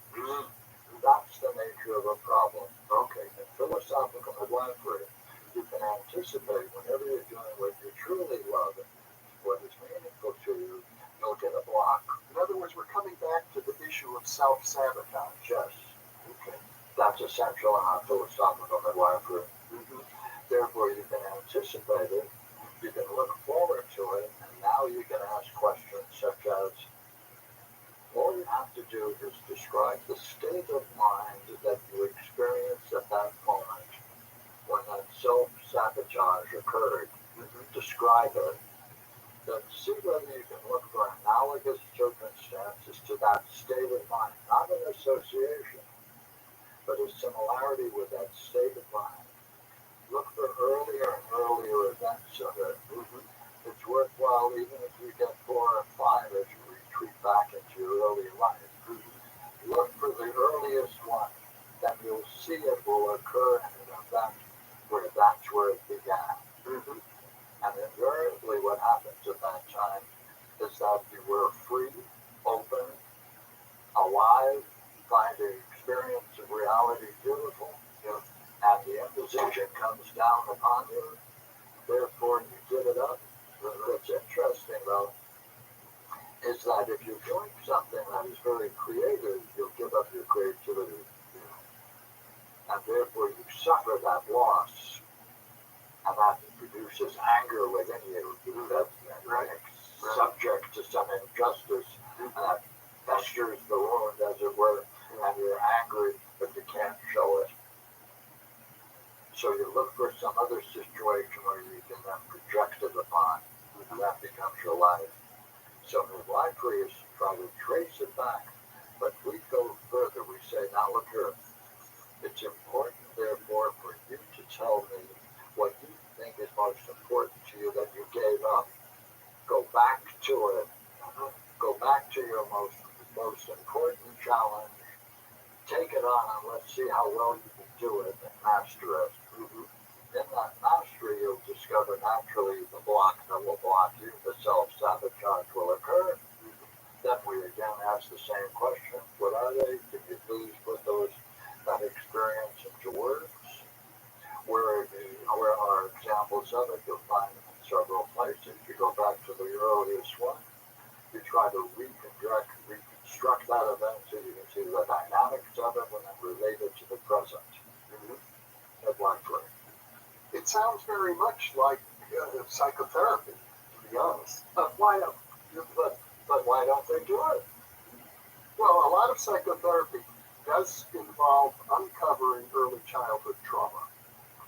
But they don't link it to such a meaningful event. They are pursuing anxiety. We are exploring anger. Well, and I know in psychotherapy, it's often the term you hear is catharsis. It's like once you get in touch with that anger and express it, the idea is you have had a catharsis and the problem will kind of dissipate. See, that's true. But you can always find several episodes. The important thing is to find its origin, not to express it. Feeling, by the way, expressing it is very good for the person that feels good. We want to go to its origin, not to its manifestation. That's just a central difference. And do you see the origin as an early childhood trauma or something else? But see, there's never a trauma. You don't call it a trauma. It's not a trauma. In one way, it's not a trauma because there's no punishment. There's no injury inflicted. The parent is seeing this child in an ideal state, and they're imposing a restriction upon it. Because the parent views the ideal state as this is mischief. Yes, potentially mischief, yes, and dangerous to them. But the state itself is the child is not a trauma. Enjoying the mischief. Yes. It's wonderful mischief. Yes. And therefore it's not a trauma. But often the parent may discipline the child. It could be brutal. Need not be. Okay. Need not be at all. But in my understanding, all it has to be is a withdrawal of it. Or the parent might simply say you're a bad person. Well, look at the story of the first story that I mentioned. The mother who stood in the doorway and looked beautiful and tells the child, I want you to come home either with your shield or on it. She looked beautiful. So it's not necessarily traumatic. It's not traumatic. Well, but it could be. Well, I would say the number of situations that were traumatic are rare. Now that's very interesting because the conventional view in psychology, I think these days, is that early childhood trauma is far more common than we ever thought, and that almost every psychopathology can be traced to one. You see, from that event, from the early event, the parent may be so angered with the child repeating these episodes, they may in fact inflict some kind of injury upon the child. That's not the same thing. That will be an example where the child is angry or in fear. Fear produces anxiety. This is not fear.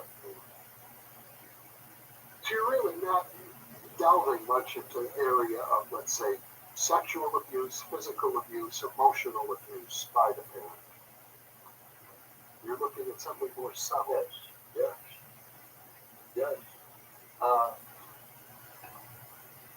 You see, there are times when I have explored where a child may have gone through some sexual abuse.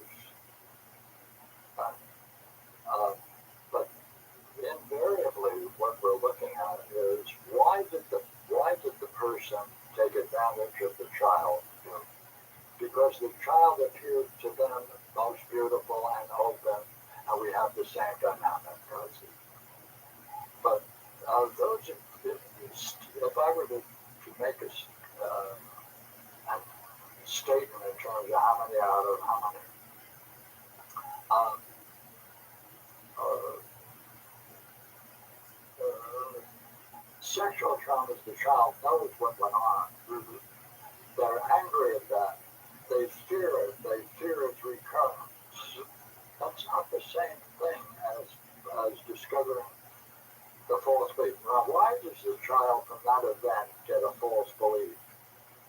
This is very important. In the scenes we're talking about where they were doing something that was very beautiful to them, very meaningful to them, they don't understand why the parents suddenly turned against them. They have to walk away saying there must be something wrong with me, right? But they can't believe that their parents are trying to block them from a meaningful experience. They don't have the age and the intelligence yet to make that judgment. So they blame themselves, and blaming themselves to characterize themselves in a certain way is a false image of themselves. And that's what you call the pathologos. Right. And I love that term, pathologos, because it relates to a term everybody has heard of, the logos. Yes, yes. And the logos seems to be practically the opposite of the pathologos. The method of analysis of logos, which is we use the same questions in the same way always. No need to vary it except in minor circumstances, but essentially the same questions are always going to be asked, which is what the same way we've used so far. Say, let's see, you were trying to achieve your goal. Oh, and you were blocked. Can you put that in words? Yes. What was it like? What did you feel at that time? What did you feel at that time? Oh, you get a description of that. Where did you have that description? Where did you describe that in your past? Oh, you have several events. Let's look at each one. By the way, sooner or later we're going to have to go to the earliest one. Oh, yes, we will. Always the same. So if I understand you correctly, the logos also in this process, it becomes like the inner wisdom of the person, the kind of, one might say, higher self. It's always there. It's always there. It's always there. It's remarkable that it's there. And it's remarkable that such understanding can free them of their problem. Wow! Like, realization is the result of coming to grips with something that occurred to you that you didn't understand. Therefore, understanding is primary for your growth. Well, then that means that life is meaningful. That means you cannot block someone's growth without injuring them for the rest of their life. But that's why we should save criminals. That's why we should save these people who are terrorists. We shouldn't say, look here, let's see what made you what you are, so we can try to understand this. That's reason. That's making a rational life. But there's also the issue of how we block ourselves. Oh. Whenever we block ourselves, see, that's what we do. Whatever we learn, we apply to ourselves. We become a teacher of ourselves. We become our worst teacher of ourselves because we're imitating a past teacher. Uh-oh. I always tell the people I work with, if you don't solve your problem, don't worry, you'll do it to your child. No problem. No problem. You'll say you'll do it to your child. And of course, no parent really wants to do that, but the antidote, it seems to be inner work. Yes. See, I got the first glimpse of this in myself when my first couple of years of marriage. My son Peter was on a tricycle. We lived in San Francisco, and it was one of the one of the walk-ups. And I got home and I was watching him. He didn't say I was home. I was walking up the steps, and he's going back and forth on his tricycle over a grate where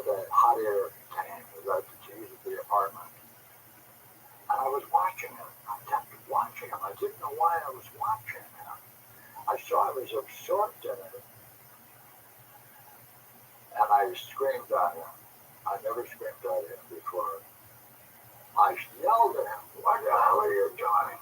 And I didn't know why I was doing this.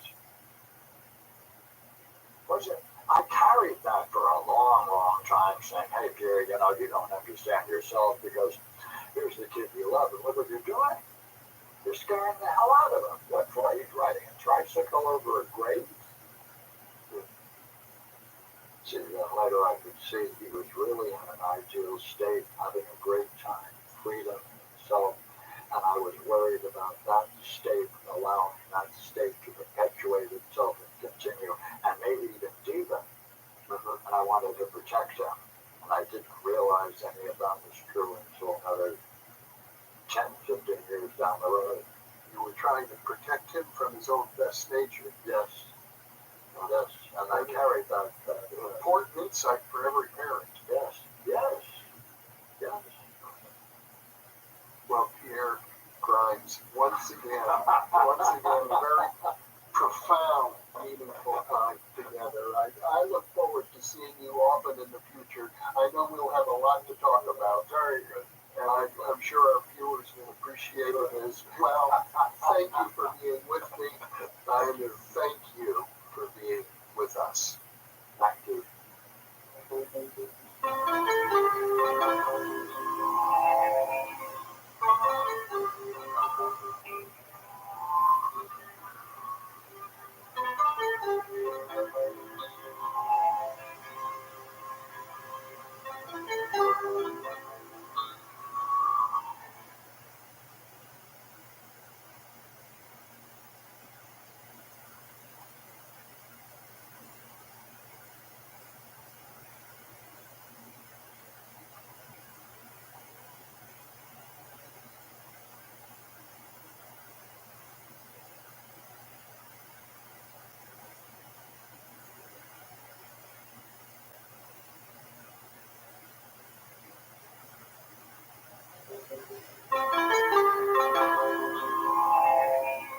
Thinking Aloud.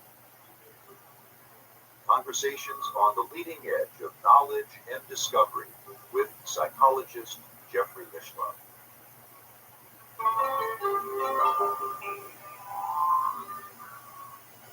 Hello and welcome. I'm Jeffrey Mishlove.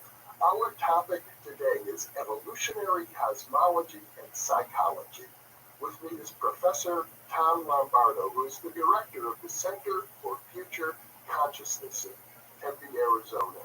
He is also the author of The Evolution of Future Consciousness and Future Consciousness, The Path to Purposeful Evolution. Some of his other titles include Mind Flight, A Journey into the Future. Welcome, Tom. Thank you, Jeff. Good to be here. It's a pleasure to be with you as well. I know you have many other titles. I didn't get to list them all, but our viewers will be able to link to your website. Yes, all of my books are right up on the homepage of the Center for Future Consciousness.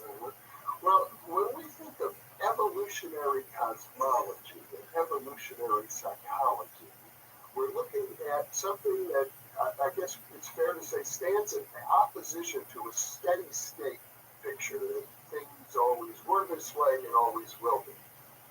Yes, that's true. In fact, a good way to define the evolutionary perspective is by saying that it's a rejection of both the idea that ultimate reality is static and eternal, and that the world that we see around us was created the way it is presently, which is static creationism.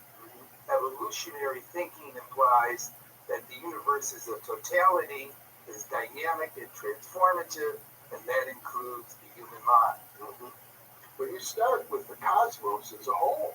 Yes, I do, because we need to see the reality in which we are embedded, because we are part of it and we're participating in it. So to get a handle on the nature of human reality, one begins by looking at the holistic context in which we exist, in which we have evolved. So evolutionary cosmology means that the universe as a totality and everything in the universe, which includes both the physical and the psychological, is a product of the process of evolution. And even if there are other universes, that idea can be broadened, say, for example, in Lee Smolin's The Life of the Cosmos, to include all possible universes as part of this general evolutionary process. Now, when we talk about all possible universes, I think our readers will be interested in knowing that you're a specialist in science fiction. Correct. And that's really the place where all possible universes gets explored. Indeed, that is true. In fact, alternative universes, alternative realities, quantum cosmology, for example, and Stephen Baxter, who was a great contemporary science fiction writer, in The Time Ships, he explores all possible universes as understood through contemporary quantum cosmology. So science fiction really pushes the envelope of possibilities, in fact, in ways in which that we're not even finding contemporary physics. Well, when we think about cosmology from a science fiction point of view, right away I'm thinking of Olaf Stapleton and the Star Maker. Yes.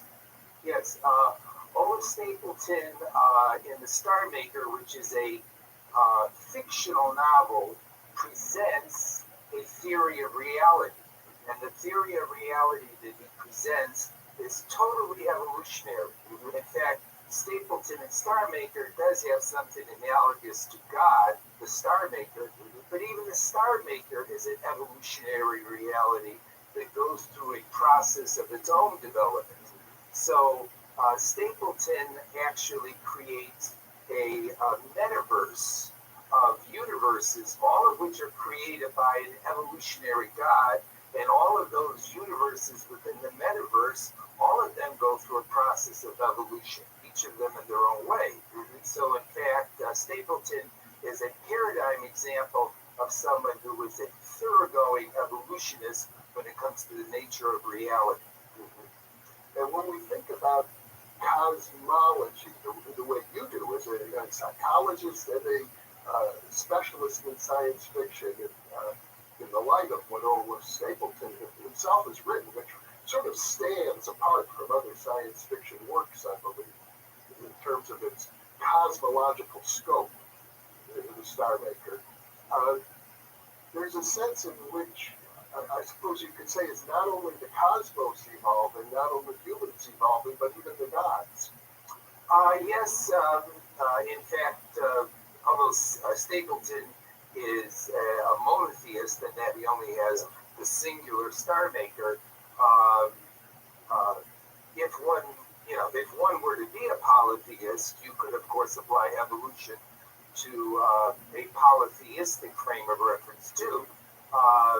And metaphorically speaking, throughout history, we have seen an evolution in our notions of deities, of gods and goddesses. So at least at the historical cultural level, evolution has gone on there too. In fact, you could say that evolution has gone on within both religion and spirituality, which is part of the general big scheme of things across time. That is, everything that we see around us is an evolutionary reality which has emerged as a consequence of evolutionary processes, and that includes both the physical, the psychological, the cultural, and other dimensions of reality. The technological too, technology.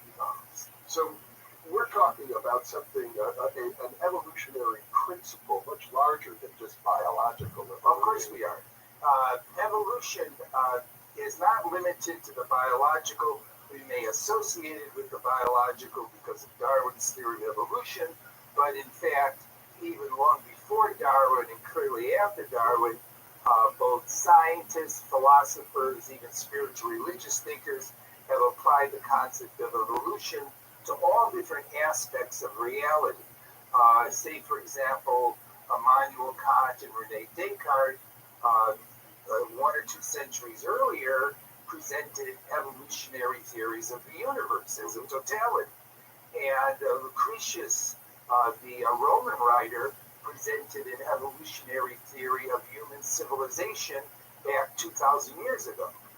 So you could, for example, look at Carter Phipps's book, Evolutionaries, which came out a few years ago, in which he does, I think, a good job of showing that the concept of evolution has been applied across the board, and in fact, it presents a general cosmic narrative that subsumes all of reality and puts all of the different pieces of reality into this big temporal perspective, this dynamic perspective of the nature of existence. Now, in opposed to the evolutionary view is a kind of a steady state view. I suppose it might be embodied in I think it's a biblical phrase, there's nothing new under the sun. Correct.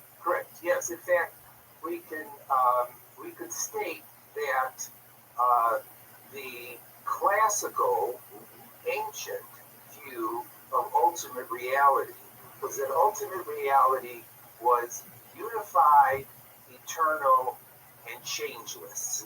And the evolutionary model of reality is in direct opposition and critique of that earlier model of ultimate reality. So now we want to say that that ultimate reality is actually dynamic. It probably is pluralistic, and it clearly has a progression to it and a history to it, which, for example, in contemporary physics and physical cosmology is presented in the form of the Big Bang Theory and the emergence of particles, molecules, chemicals, planets, suns, stars, galaxies, and all the way up over a 13.7 billion year period.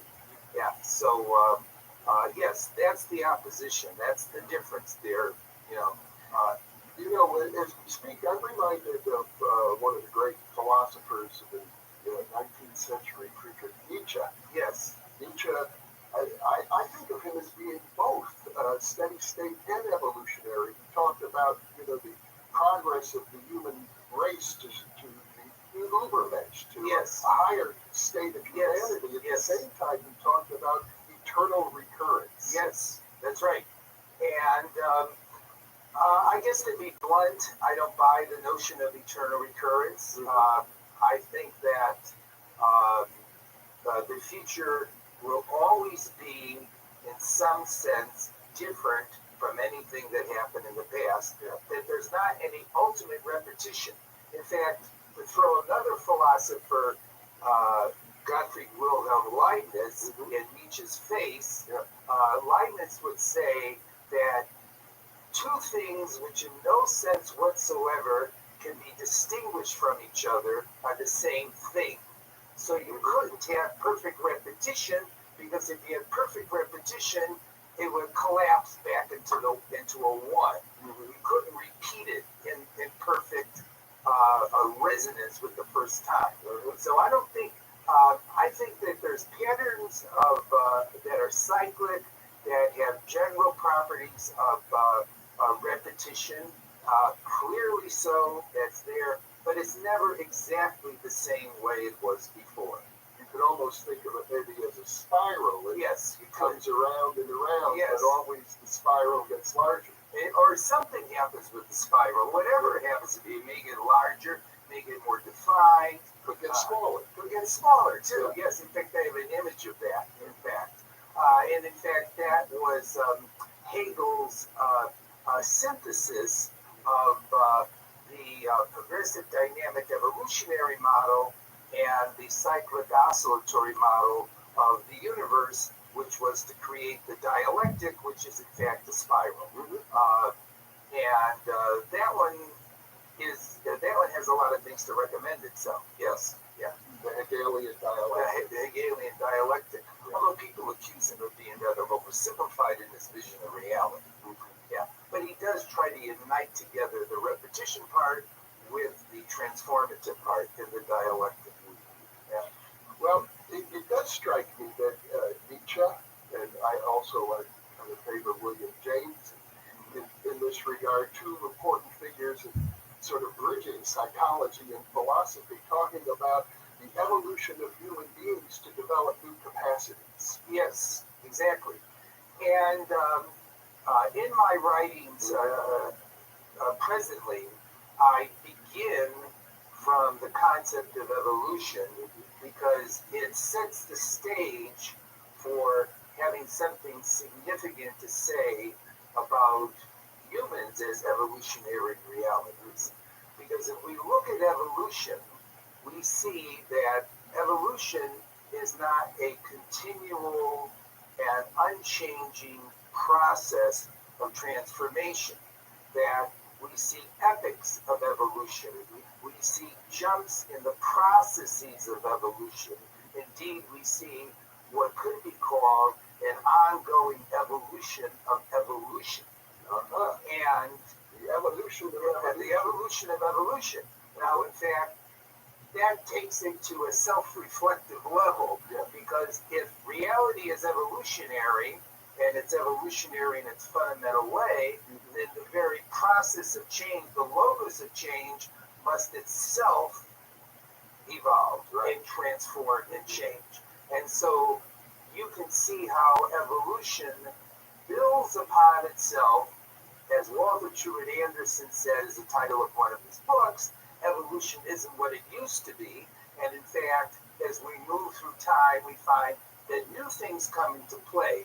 And so when we come to humanity, humanity shows an evolution in evolution, because comparing human evolution as it goes on now with biological evolution as it was described by Darwin, we can purposefully and consciously guide and manipulate the very process of evolution. So it's no longer simply natural selection based on random mutations, but there is purpose and conscious selection and guidance now because of our conscious minds and what we can do with them in the evolutionary process. So I think it's sort of interesting that on one hand, we both reflect the cosmos and we transcend the cosmos, because the principle of evolution is a cosmic principle, and we are as far as we know, the most recent expression of that general cosmic process, which introduces something new into the stew. Just as one little point to say at the end of that, it's important to see that evolution is a creative process. In fact, evolution is, in a sense, the very act of creation. And so it shouldn't surprise us that in evolution, we do find this creative motion going on, where what we have now is in some sense transcendent to, distinct from, and it's somehow connected together with what came before.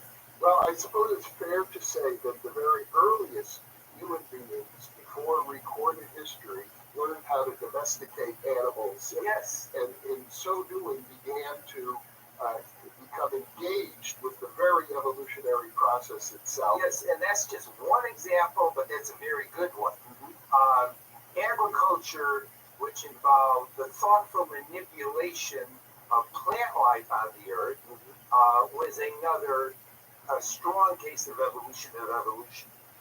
What I would point out, though, as being a very important example, is that when we became self-conscious and began to develop values, we reflected upon ourselves and thought about what we were, how we do things, what is the makeup of our psyche.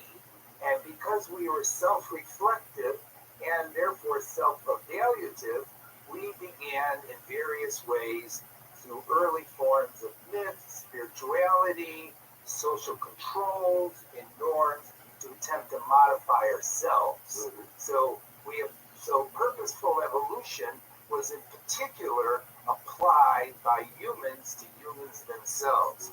Not necessarily at a biological level, but at a psycho-social, spiritual level. Which you could say the birth of philosophy itself was all about. Yes. How do we inculcate the true, the good, and the beautiful? Yes, yes. As we set up ideals, we set up values, we self-reflect, and then we attempt to direct the process. And we are still doing that today, in that I would suggest to you and to whoever's viewing this, that right now, the stream of your individual consciousness is an ongoing purposeful evolution which you are coordinating and you are directing to try to develop your own conscious mind through learning, through thinking, through assimilating what you're hearing going on in this talk and things that you read about in the past. And so evolution, purposeful evolution, is ongoing in individual consciousness. I would say, just to sum up this last little point, that everything of significance and the history of human civilization, even some things which are negative like war, are a consequence of purposeful evolution that's being facilitated or guided by humans, all of civilization. Well, and interesting we should bring up war, because I know there are those who would argue that things that we regard as highly negative tend to accelerate the evolutionary process. Yes, yes. In fact, somebody asked me recently, when I gave a talk on future consciousness, how do I fit the dark side and evil and what we call the negative aspect of humanity into this evolutionary picture? And a simple way to fit it in, I'm not necessarily saying I totally support this, but a simple way to fit it in is that what we call evil, what we call disasters, what we call misfortune, actually spurs us and pushes us to become more creative, more ethical, more intelligent, perhaps more productive.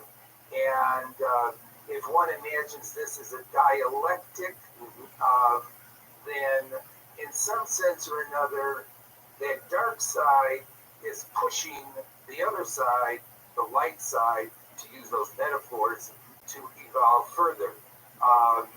The static creationism had an eternal God, but also had some kind of often had some kind of not necessarily eternal, but some kind of relatively static evil spirit, diabolic figure. But imagine that the two are in some kind of evolutionary dance, metaphorically with each other, such that as the good side evolves, the negative side is evolving with it.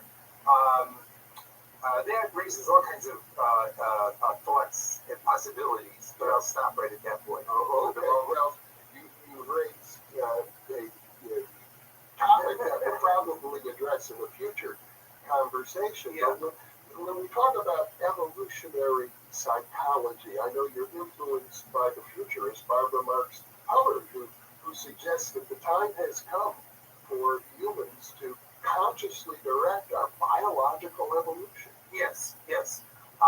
Let's go back one step from Barbara Marx Hubbard to Julian Huxley. Okay, that Julian Huxley, living earlier in the first part of the 20th century, Huxley said, for one thing, that humans are nothing but evolution become conscious of itself. He was a famous disciple of Charles Darwin. Yes, yes. In fact, he was, to make sure I get this right, the grandson of Thomas Huxley, who was the Darwin bulldog. And he was the brother of Aldous Huxley, who wrote Brave New World. And I could have botched that up, but I think I got that straight. But Huxley also said, Julian Huxley said, that we have been put in charge of the biggest business of all, which is that whether we like it or not, we are going to determine the future evolution of life and humanity on the earth. And the sooner we face up to that, the better. Okay, now, Barbara Marx Hubbard suggesting that we should embrace the notion of purposeful biological evolution. But purposeful biological evolution is one piece of embracing the idea that we should engage in the purposeful evolution of humans, which will include the biological through biotechnology and biological science. Genetic engineering. And genetic engineering. But we should equally embrace, at different degrees we already have, the psychological evolution of humans and the psychotechnological evolution of humans and the social evolution of humans. The thing is that people don't realize that we have been engaging in the guidance of evolution for a long time, for tens of thousands of years already. And we've only recently become cognizant of the evolutionary process, at least in its fundamentals. And what I'm suggesting is that we have been engaging in guiding it for a long, long time. So let's look at the reality we're in and stop denying our ultimate reality, which is we are purposefully evolving beings that are guiding the evolutionary process, and the road into the future is to face that reality and do the best with it, as opposed to deny it. So I'm totally supportive of Barbara Marx Hubbard and what she's saying, and she fits into this model beautifully. Yeah. Well, I think as I look at your work, the main note that you seem to be striking is that we have to concentrate on what it means to be wise. What would be a good, a wise future? Yes, and in fact, that's something that we will, I'd say, discuss in a series of steps over the subsequent interviews, because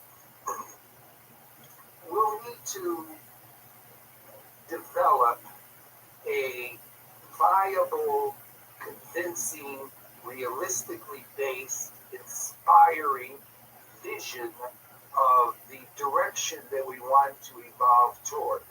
We need some good, solid ideals for human evolution.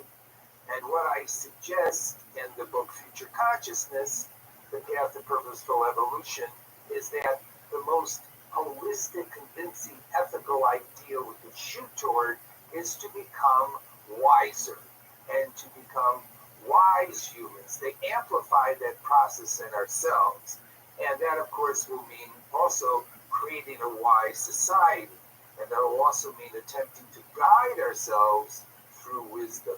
So wisdom is going to be a pivotal notion in understanding the preferable direction that we should take regarding our purposeful evolution. Well, Professor Tom Lombardo, this has been a wonderful introduction to your thinking, and I trust our viewers will stay tuned to the program listings, because we will be pushing further into these areas. Yeah, thank you, Jeff. Those are great questions, by the way. Thank you for being with me. And thank you for being with us.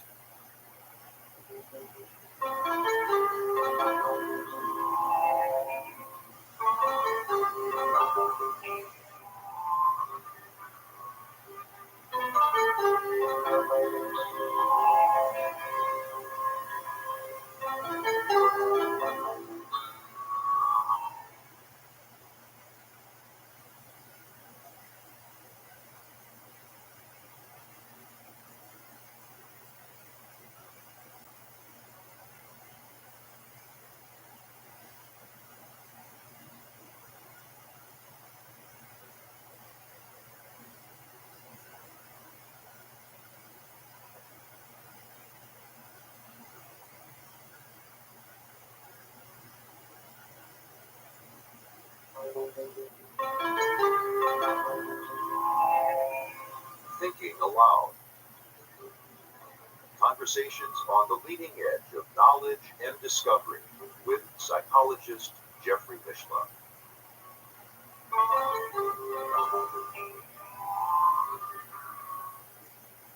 Hello, I'm Jeffrey Mishla. Today, we'll be exploring the life and work of the great British writer, novelist, philosopher, Colin Wilson.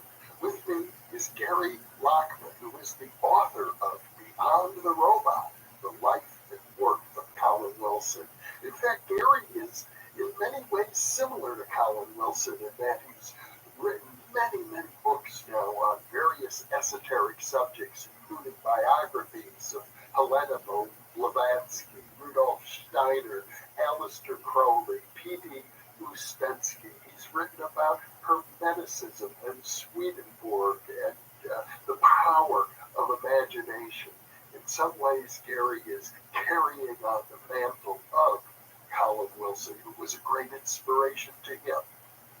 The interview is being conducted via the internet, and now I will switch over to the other channel. Welcome, Gary. It's a pleasure to be with you once again, and I think this discussion we're about to have about the life of Colin Wilson is more personal for you than probably any of your other books, or most of your other books.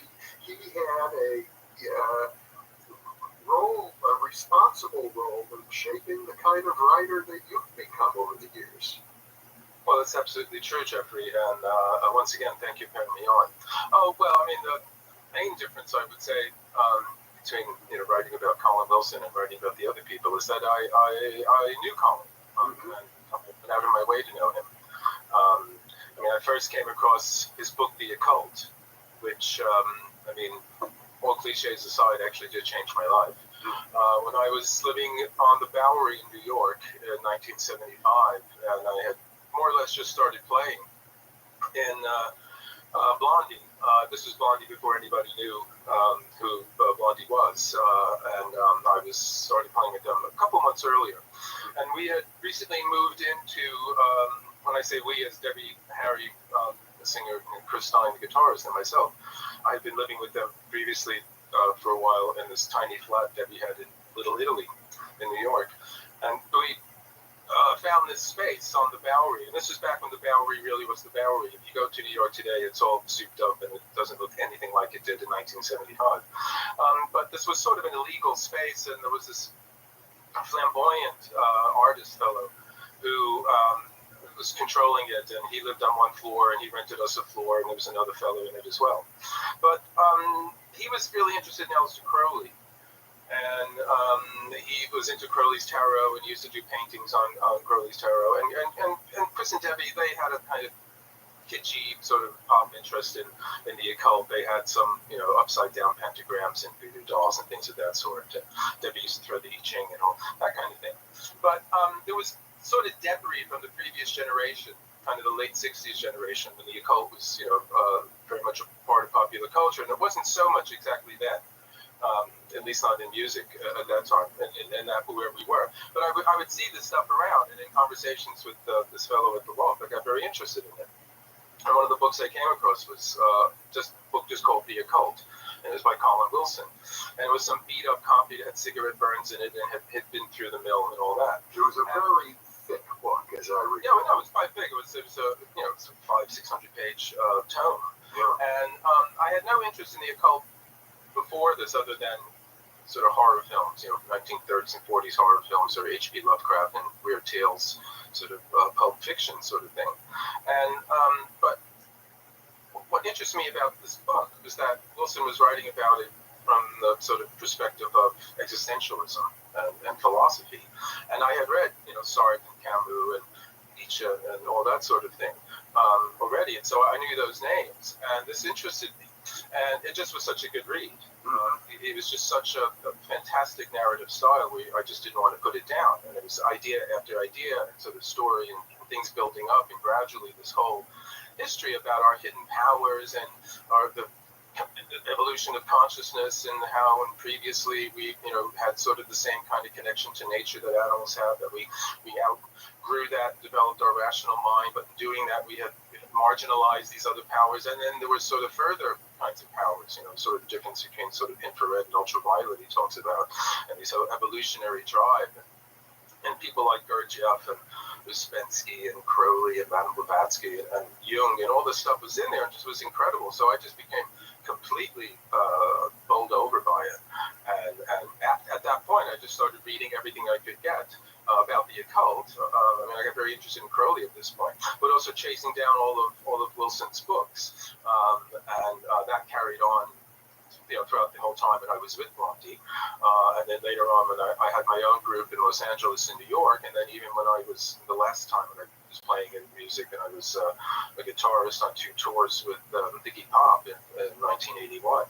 And for every town we went to, I would run off to anywhere that had a bookshop. Not every town did, but sort of the places where you think there might be some used books or something like that, and you find some of these things, and I'd just be picking up all of these books of his and finding them all over. So no, it was a complete change and in my life. And I gave up doing music in the early 80s after this sort of tenure with Iggy Pop. And in 1983, with a friend of mine, we went on this kind of mini search for the miraculous in this European journey from Los Angeles to Europe, and we places like Chartres Cathedral and Notre Dame, and was reading old books about alchemy and how the figures in the Gothic cathedrals, there's alchemical sort of secrets and so on, and places like Glastonbury, and we even tracked down the location of Gurdjieff's Institute for the Harmonious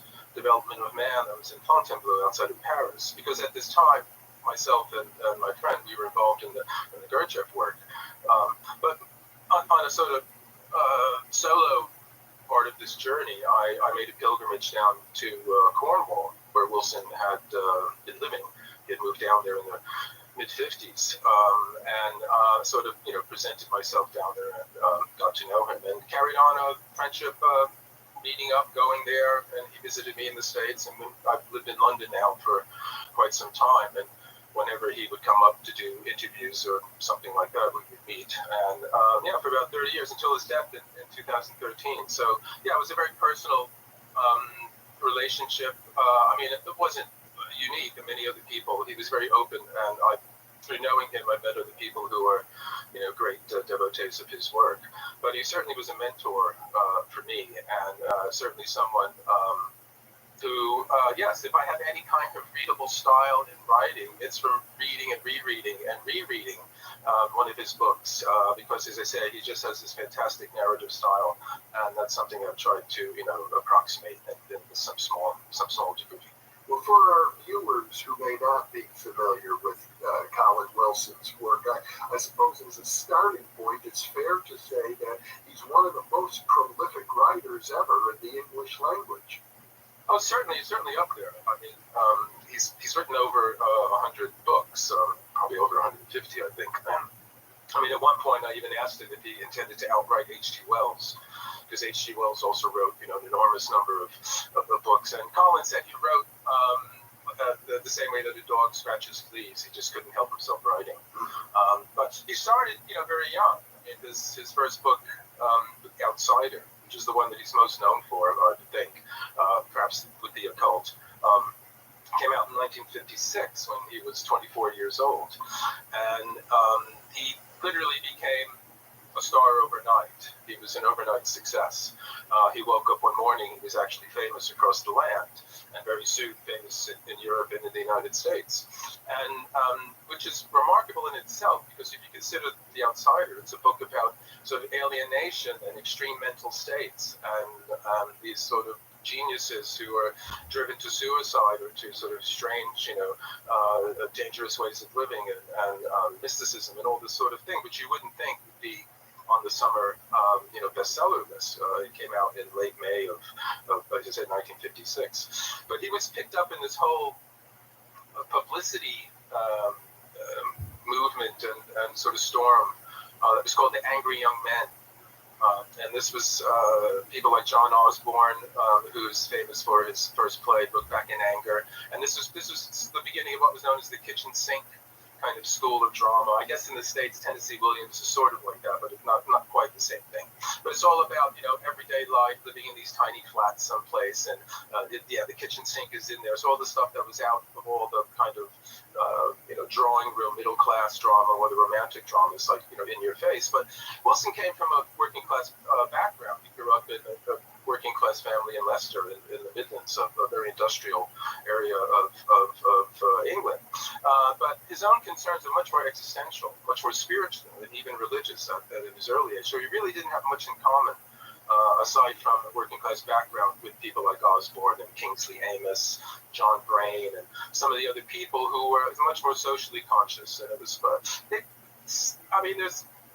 they're sort of associated with the Beat Generation, but it's not quite the same thing. The Beat Generation was a bit wilder and more out there on the fringe, and the angry young men were much more sort of shaking their fists at the state and the failures of the welfare system and this kind of thing. But Wilson wasn't interested in that at all. I mean, The Outsider is about these characters who are sort of driven by this intense need for a kind of sense of purpose, a kind of sense of meaning, and intensity of experience that the modern world just doesn't offer them. And he sort of says, in the Middle Ages, you had the monasteries and the church. It was still a viable place for these sort of figures to go to. They could find a home, more or less, in it. Whereas today, there's no place in the modern world, which is all geared towards sort of material comfort and high standard of living and so on.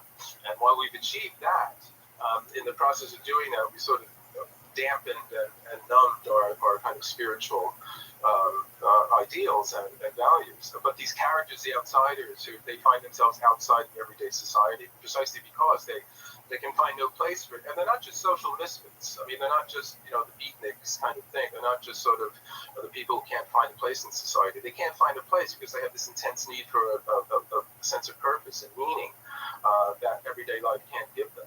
And so the book tells the story of these different characters, and it's a very incongruous mix. You have people like Nietzsche, I mentioned Wells, Jean-Paul Sartre, Camus, Václav Nijinsky, the famous dancer who said God is fire in the head, and many others. And Wilson sort of separates them into three different types. There's the intellectual outsider, and there's the sort of the emotional, the physical. Nijinsky is the physical one, so he achieves this kind of ecstasy through body and dance and movement, but he's very weak in the mind, and he went mad. Someone like Van Gogh, the painter Van Gogh, is this emotional outsider, has tremendous emotional power. He can transform, a starry night, he can turn it into this vortex of, power and beauty, but he also has these emotional storms that leads to his suicide. And someone like T.E. Lawrence of Arabia, is this intellectual outsider who has this fantastically lucid and incredibly critical, analytical mind, but he feels completely detached from life, and he commits a kind of slow suicide. And they all sort of face different challenges. And I mean, it's incredible because this is something that Wilson was thinking about for like a decade before. I mean, I tell this early story in the book, and he writes about his youth, sort of from adolescence until sort of The Outsider breaks. But he lived as a tramp. He went from job to job. He was constantly trying to not give in to the sort of the pressure to sort of conform to things, and also, but again, not even so much society, and because in a sense, it's religious because it's all about himself. He's more concerned about his own weaknesses and his own kind of indolence and all that kind of thing. So in many ways, he sort of lives as an ascetic. He tells this fantastic story about how he slept up on Hampstead Heath, and that's not too far from where I live, and it's this wonderfully wild expanse of natural land that's at sort of the north of London, and you can get lost in it. It's quite big.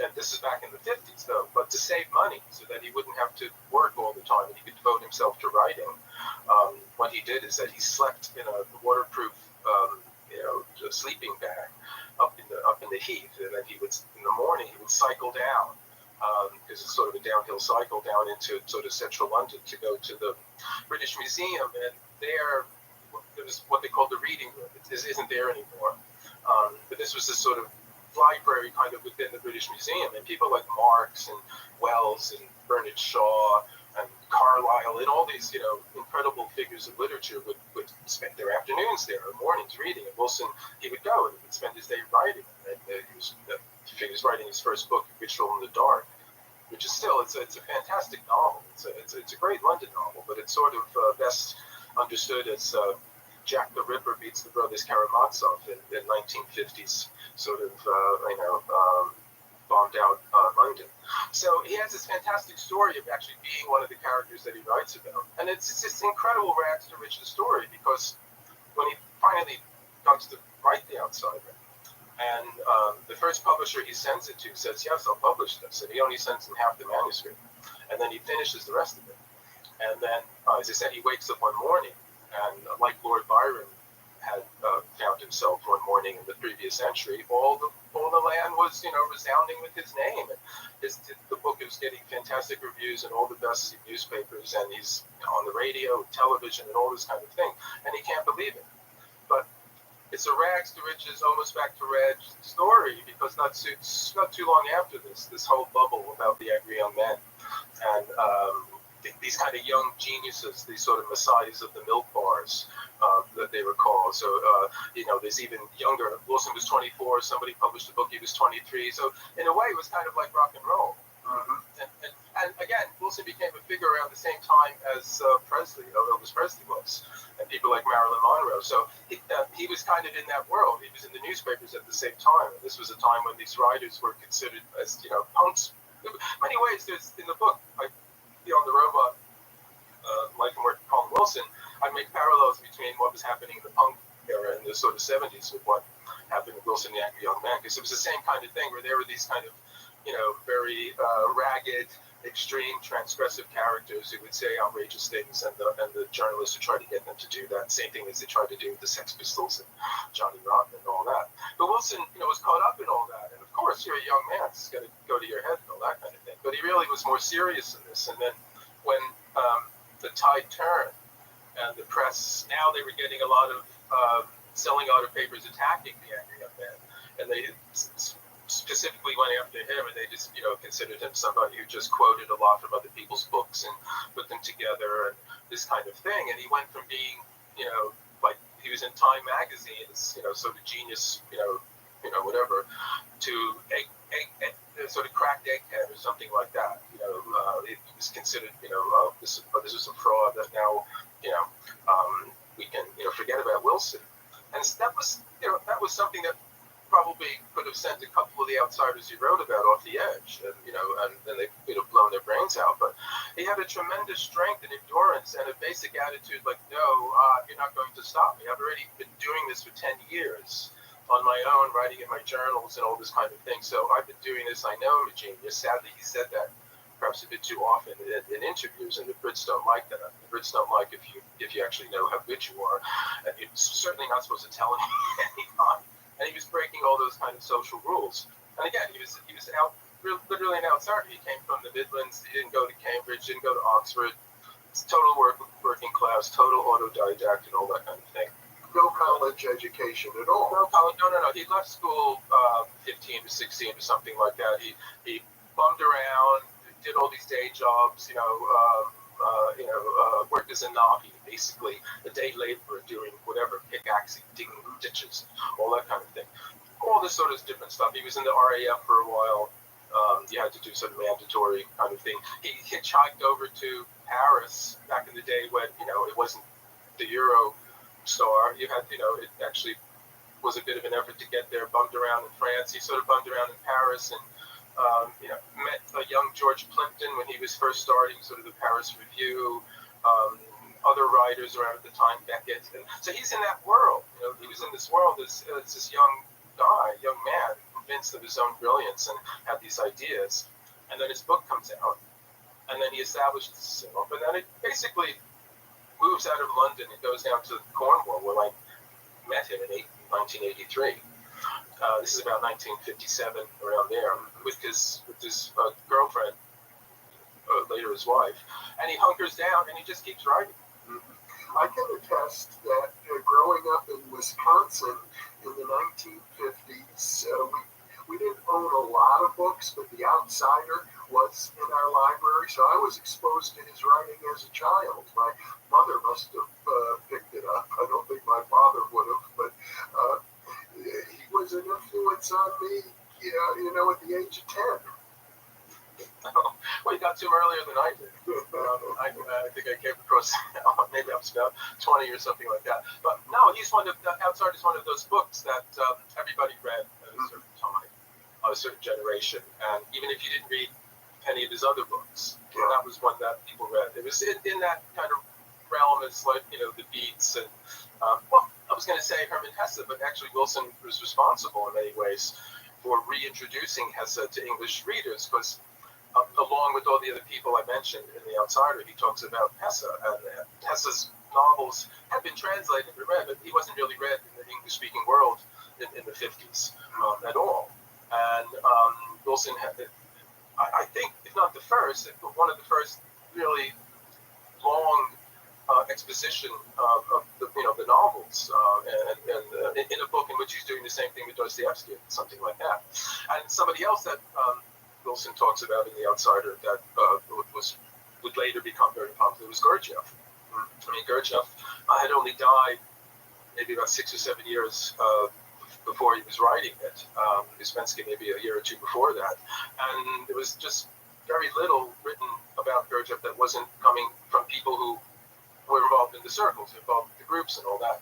And Wilson had come across Uspensky's In Search of the Miraculous at the Wimbledon Library. I mean, he was living in some room out there. So he's living in some room in all these different parts of London, because going from cheap room to cheap room.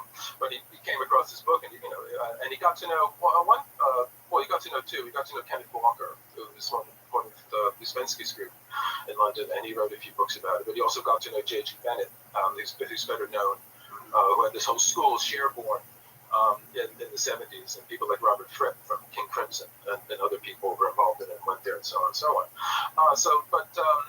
No, Wilson, but he was one of the early ones outside of the sort of Gurdjieff circle, writing at length about it in this book, in the context of people like Nietzsche and Sartre, all the Bernard Shaw and all this sort of thing. So he was very much ahead of his time in many ways. Somebody else he wrote about early on that became immensely popular later was Aleister Crowley.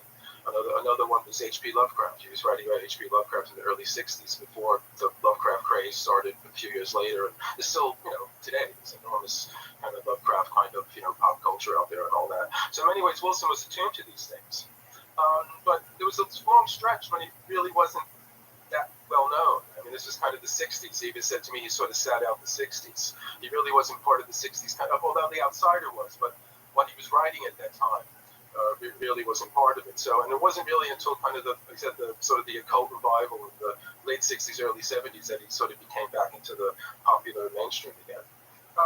He's regarded by some people as part of the angry young men group, but he had many issues with the main writers of that group. He was regarded as an existentialist. I think he still is regarded as an existentialist, but he took issue with Sartre and Camus and the other prominent existentialists. I think what was unique about his writing is, to me, is the effort to look at esoteric culture and the occult and to integrate it with the humanistic philosophical tradition. Well, no, you're absolutely right. I think this is one of the things. I mean, I first read The Occult, so that's how I was first introduced to him. And it was through that book that I was introduced to all the things that I've been writing about now for, 20-something years. But when I started tracking down all his other books, especially The Outsider, then there's a whole sequence of books that's called The Outsider Cycle. It's a book called Religion and the Rebel, which was the second book, and that was completely trashed by the critics. And then there's a few others. And what he's trying to develop in these 6 books is what he calls a new existentialism.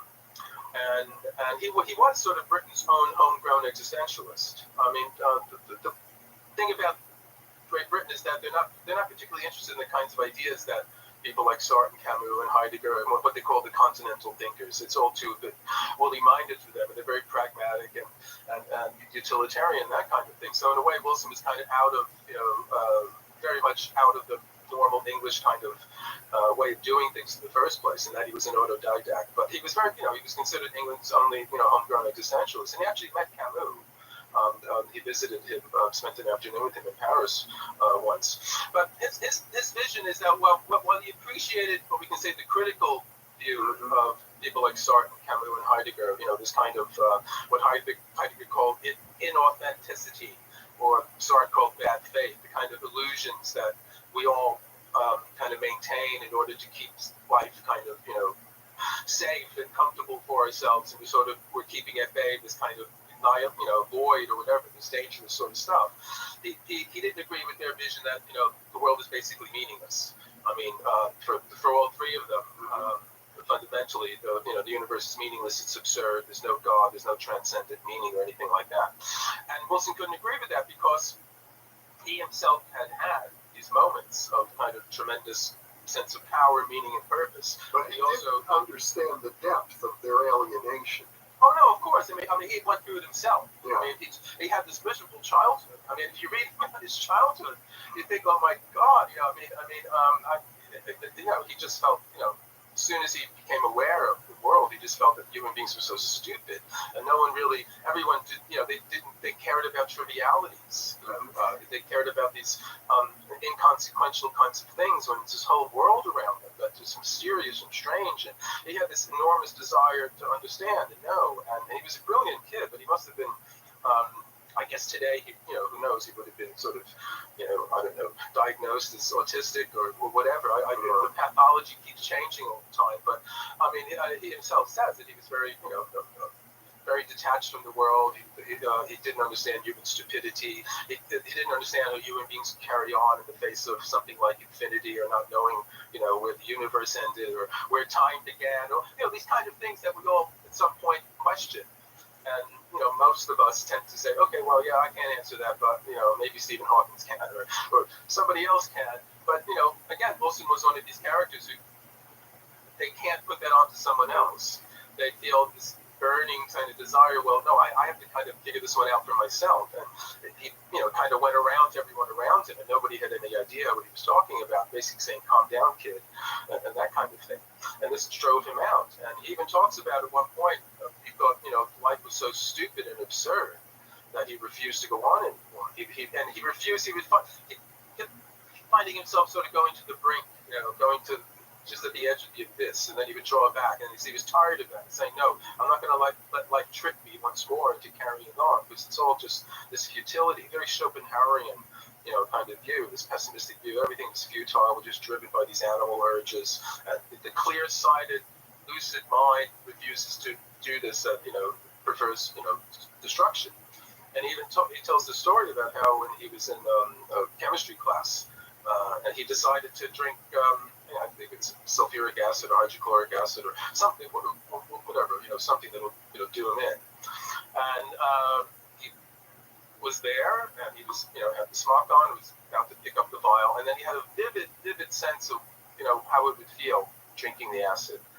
And his imagination kind of kicked in. And call it precognition or just call it his imagination, working, suddenly full power. He just realized what he wanted was more life, not less. This is one of the most profound experiences of his life. The decision not to kill himself at that point by drinking some horrible acid. No, absolutely. This is it. He said he realized that what he wanted was more life, not less. Mm-hmm. And so what, his revulsion from the life around him was not out of desire for self-destruction. It was a desire for something more than what was there.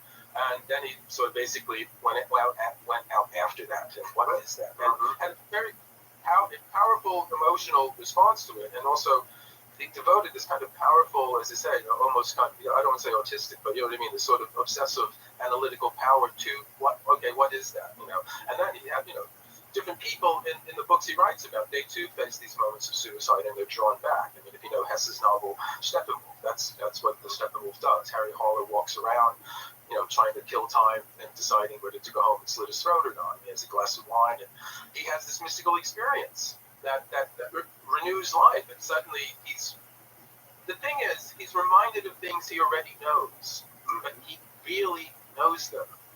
He knows them in italics, or it's what Wilson calls faculty X. It's faculty X because we don't have a name for it. And it's basically our grasp from reality. And what happens to these outsiders, and all of us, but it happens to them more because they're more sensitive, is that they lose touch with reality and they become just completely entrapped in their own world and slowly suffocate. And they throw themselves into absurd situations or dangerous situations just to suddenly feel alive again. And this is somehow Wilson realized that crisis has this ability to sort of, wake us up again. And, okay, so that's one part of the puzzle. Crisis can do it. Well, why does crisis do it? What happens when we're in this moment of crisis. And that's like the next kind of part of the puzzle that he tries to analyze. And the next step is there a way for us to do the same thing that happens when we face crisis without having to put a gun to our heads? Because literally, some of the people he writes about, like Graham Greene, the English writer, did put a gun to their head, and others as well. You know, they said they lived dangerously in the sense that Nietzsche says, but not, Nietzsche says build your houses on Vesuvius, but these people actually did. They went out of their way to do things that normal human beings would consider to be, no, you don't want to do that, but they were doing it because they had some instinctive sense that throwing themselves into these kind of dangerous situations would reawaken their sense of life. Well, I suppose in our present era, a lot of people take drugs for that very purpose, or they engage in reckless activity. I have a brother who's something of a thrill seeker, and he loves to race motorcycles, for example. People do things to endanger themselves in order to feel more alive. Well, this is true, and it seems aberrant behavior, and to the rational mind, it is. But what Wilson says is behind this is there's something that he calls the robot, and this is a kind of labor-saving device that human beings have developed evolutionarily, and basically it's a kind of automatic pilot, and it takes over duties that were very sort of laborious for us to sort of acquire in the first place. But the whole phenomena of like, yeah, I got it now I can do it. I can ride the bike now, I can type now, I can speak French now, whatever it is. That phenomena is when the robot takes over.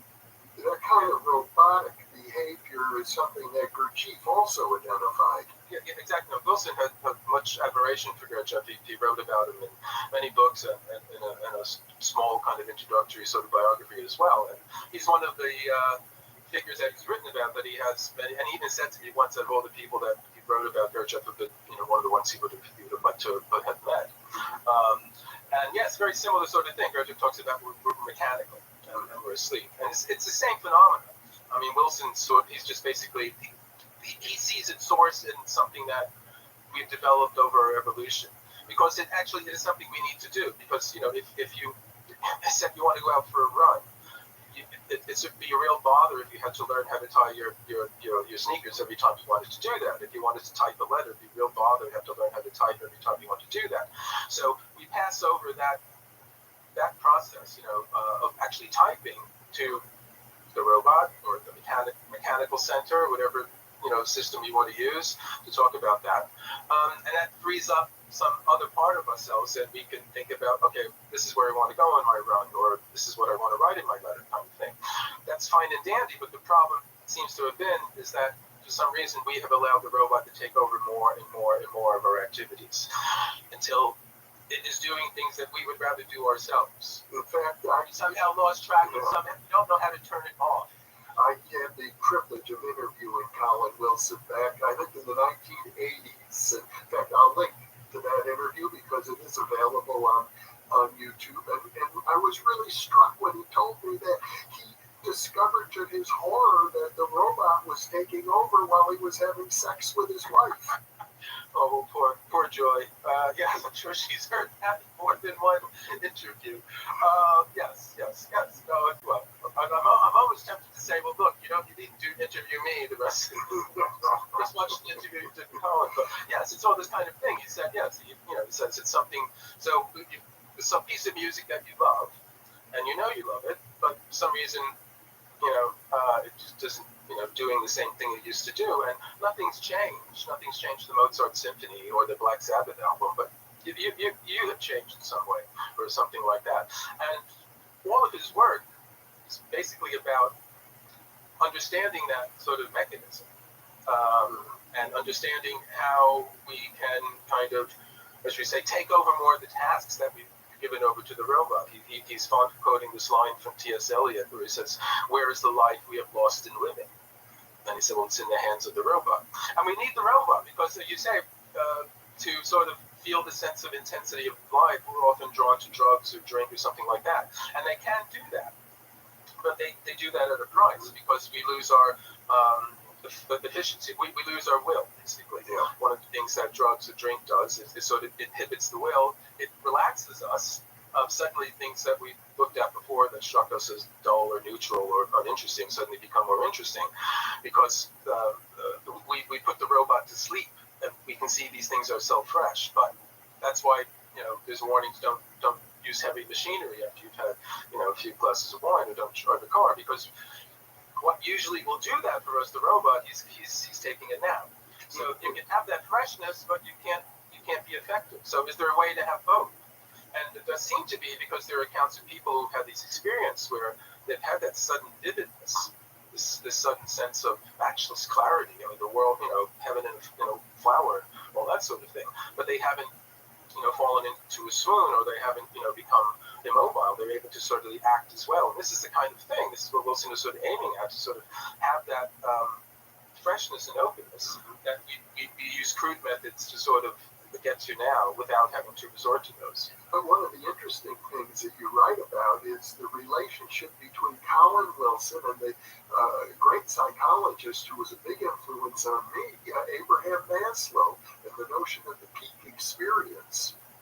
Maslow was one of the few people during sort of Wilson's kind of period when he was, sort of a pariah, as it were, who actually sought him out and recognized in his work, important things. And there's a book called The Age of Defeat in the UK, but it's the US title. The publishers wanted something more upbeat, and they called it The Stature of Man. And this was a book that Wilson wrote about the loss of the hero in contemporary literature. And again, this is the late 50s. So we're talking like Death of a Salesman or something like that, or as they said, like Tennessee William characters, where we're in the 19th century. You have these titanic heroes like Ahab, or Raskolnikov, or Faust, or something like that. In the modern time, everyone's an anti-hero. Stanley Kowalski in a T-shirt, and all that kind of thing. And this is the realism, and same kind of thing with The Angry Young Man. And Wilson's basically saying, well, this portrays human beings as rather small and limited and narrow, and our concerns have got very, very small, banal, sort of mediocre. And this was something that Maslow himself had picked up on, because he had come across something that he called the Jonah complex in sort of his studies. And Abraham Maslow was a psychologist. He started out as a Freudian, and he got tired of being Freudian because he realized the only people he was meeting was sick people. He wanted to study healthy people. He realized there was no psychology about healthy people, and so he decided to study healthy people, and he came to a lot of interesting conclusions. And but one of the things that he saw in his students was that they wanted to sort of kind of run away from any kind of destiny, the whole idea that they could be somehow better than, you're not supposed to say better, but if you had a full, completely actualized life in which you did your best and all that kind of thing, this is something that they didn't, they didn't even think about. It was just enough to be average, just to be good enough, fit in, and all this kind of thing. This sort of diffidence. Maslow popularized the very notion of self-actualization. Oh, yeah, absolutely. And one of the things he's famously said in one of these classes, he said, well, if not you, then who? If you are not going to excel in your field, well, who is going to? Who are these other people that are going to do that, and that kind of thing. But this avoidance of this is he called the Jonah complex when it comes to the Bible, where Jonah wanted to avoid his destiny, and he ran away from God and went to the whale and all this kind of thing. And this is a kind of mythic expression of this fear we have of our own abilities. We have this fear of we all have fear of failure, but we all have the kind of fear of success as well. And what he appreciated in Wilson's work is Wilson was sort of celebrating these characters who were larger than life. They're tragic. It's not all they're not all Pollyannish and everything works out in the end. But they're larger than life characters, and they may fail, but they fail in some kind of titanic struggle. They don't fail in the sense of Stanley Kowalski or something like that, or that kind of thing. And they developed a relationship and a correspondence. And one of the central ideas that Wilson got from Maslow was this whole idea of the peak experience. And the peak experience is something that Maslow discovered in his studies of healthy people. And what the peak experience is, are the sudden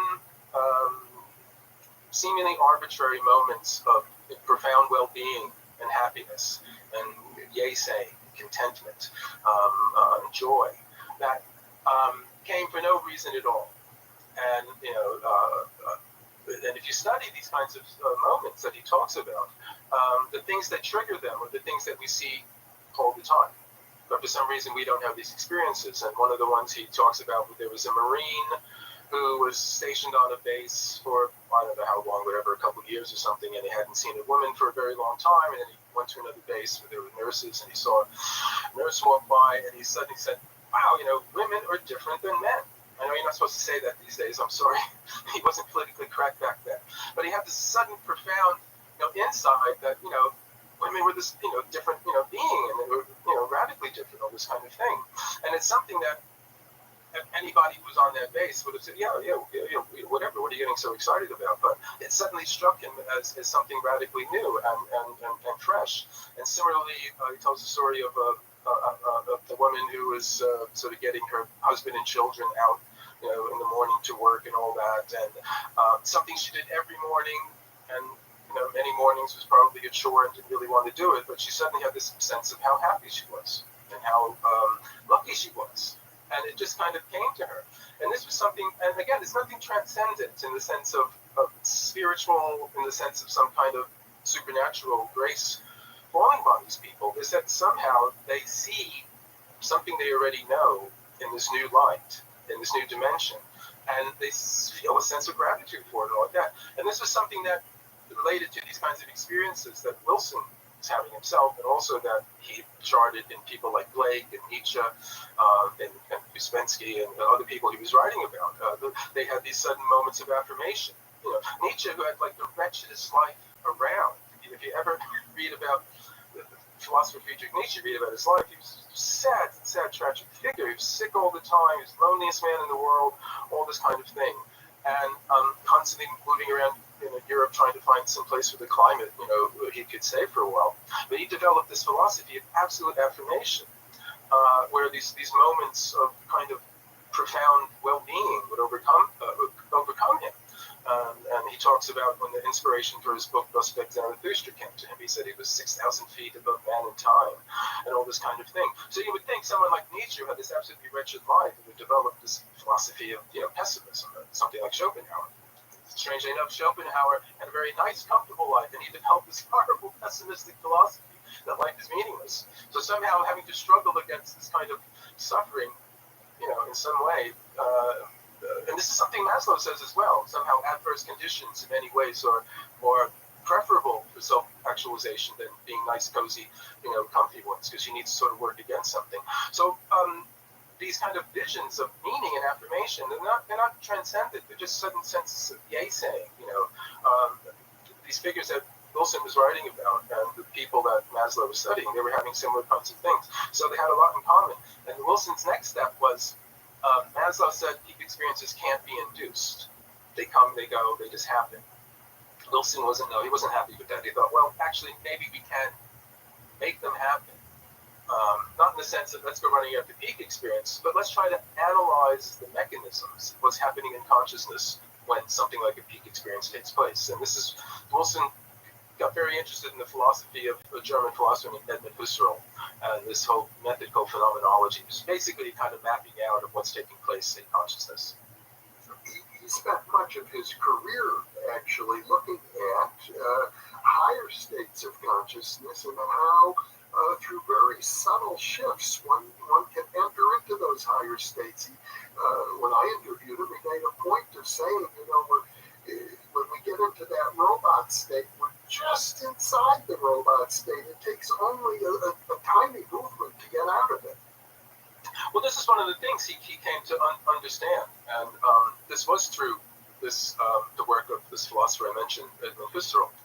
And one of the fundamental insights that Husserl came to, and this was in the early 20th century, late 19th, early 20th century, was that perception is intention. And Wilson says in one of his books, along with perceptions, we have a will to perceive. Now, we're not usually aware of any kind of will, in us seeing the world. I close my eyes, I don't see the world. I open them, it's there.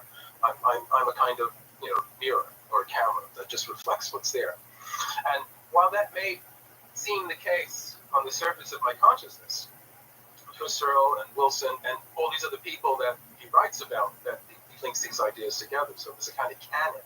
If you read Collins' works and you follow them, there's a whole canon of people whose ideas he's building on, and he connects them together. Parenthetically, it's worth mentioning that Husserl was the mentor of Heidegger. Began this philosophical sort of method called phenomenology, out of which Heidegger was one of his students, and out of that existentialism. And so the people Wilson was writing about, we were talking about earlier, like Sartre and Camus, they came out of this as well. And he would say that they misunderstood this fundamental idea of Husserl's, that perception is intentional. So at some fundamental, unconscious, deep level, which we don't have immediate access to, there's a kind of will to perceive. We're actually reaching out to perceive the world. So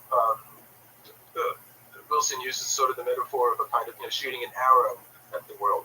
But another one I think is better. He says, like, instead of thinking of consciousness as kind of a mirror that reflects things, it's a hand that reaches out and grabs them. We grab the world. And one of the examples he gives for this makes this clear to me.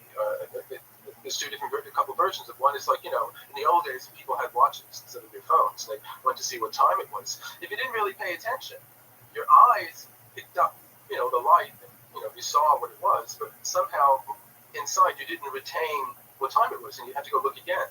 So the actual perception happened, but you weren't intending enough to retain the, so even on that level. Or if you're reading a book and your attention drifts, you might have read the words, you absorbed them in that sense, but you didn't retain the meaning. So you weren't able to. So we have this kind of interactive relationship with the world, and this was something that comes out of phenomenology, and other people do the same kind of thing. Henri Corbin, in a different way, he was a student of Heidegger's. He actually translated some. He was one of the first translators of Heidegger into French, and so in his home work with the imaginal world and all that, that's linked to phenomenology as well. But this whole idea that we sort of read the world, and if you're not, in the same way that if you're not intending enough, paying attention enough to what you're reading or seeing what time it is, and you don't really get it, if you just look at the world with this blank kind of stare, you're not going to get what's there either. So this is where he disagrees with Sartre and Camus and Heidegger, where they all basically say, the world is meaningless. We can't rely on any kind of meaning outside of the human one. But within this human world, we can achieve this kind of stoic endurance. And there's certain heroism in there, and there's a certain, Wilson's aware of that, but he just can't let go of those moments when actually I perceived the world when it was actually dripping in meaning. And in those sort of moments, for some reason or other, our intentionality increases in some way. Or conversely, the filters, the robot that sort of keeps all that at bay so that we can get through life. This is what happens with drugs and drink. That the robot, goes to sleep, and then the meaning that's there comes flooding into us. We're not necessarily intending more, but the filters that prevent us from seeing the meaning. And this is the difference, he would say. That kind of mystical experience, yes, we all love them. We go out of our way to experiencing them, but he would say that's the kind of drift back into an earlier form of consciousness. We develop the robot, we develop these filters, we develop this way of editing down reality to this bare minimum, because we needed to in order to survive. We needed to in order to, for better or worse, to prosper as a species and all that. But we now understand enough about our own psychology to realize that, okay, we've done that to the extent that we've cut out this meaning that, we need to let in now. And in a way, we intuitively know that's because we developed a kind of system, we call it art, to allow some of that meaning in. The object of a work of art was supposed to be, in the old days, I would say, precisely to make us slow down, so that we had to pay more attention to it and look at it longer and not just scan it. Now, what we do to get through the world is just scan everything. We sort of do, as I said, you don't need to know the make and model of the car that's coming down the road. You just need to get out of its way. But when you're not endangered by it, and you're walking up the street and you see this, whatever, 1962 Mercedes something or other parked there, it's really interesting. You can look at it and all that, wow. But you don't need to know all that detail when it's something that's, endangering you. So most of the time we're in that mode where we sort of reduce the world to this bare minimum in order to deal with it. And precisely because the reason we like drugs and drinks is that it turns that off and things become interesting. So, but that's said, that's slipping back into an earlier form. And what Wilson wants to do is, instead of turning the robot off, learn how, or putting it out of commission, learn how to turn it down a little bit, which basically means learn how to turn you up more. And that's what you were saying, is that the difference between robot and what he says, real you and robot, is very, it's a fraction. That's why these peak experiences can happen. You know, they don't happen to people that are mystics and, you know, practicing meditation.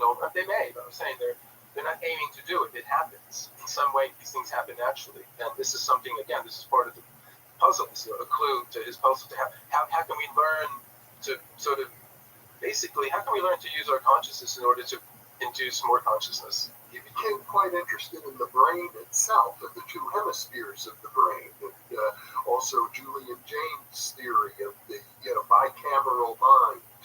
Yeah, this is true. This is true. And in the early '80s, and this is one time actually I did. So I met him insofar as I asked him to sign a book, but I was in London at the time in January 1981 actually, and he was giving a talk about a book of his called Frankenstein's Castle, and it's a thin book. And he wrote a couple books around this time. Another one is called Access to Inner Worlds, where yes, he became very interested in the left and right brain sort of story that was going on at the time.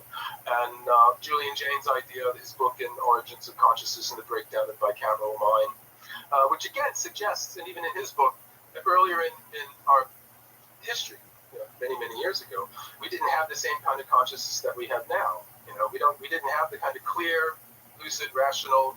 There's me in my head here, and there's the world out there. We didn't have that. It's much more of a kind of continuum, much less of this kind of distinct separation. And but what Wilson found was that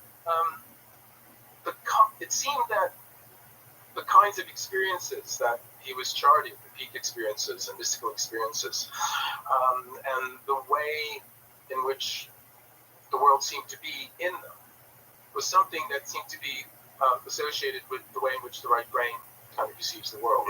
And the more limited view of things, the edited down version, which we need in order to deal with the world, is something that was more associated with the left brain.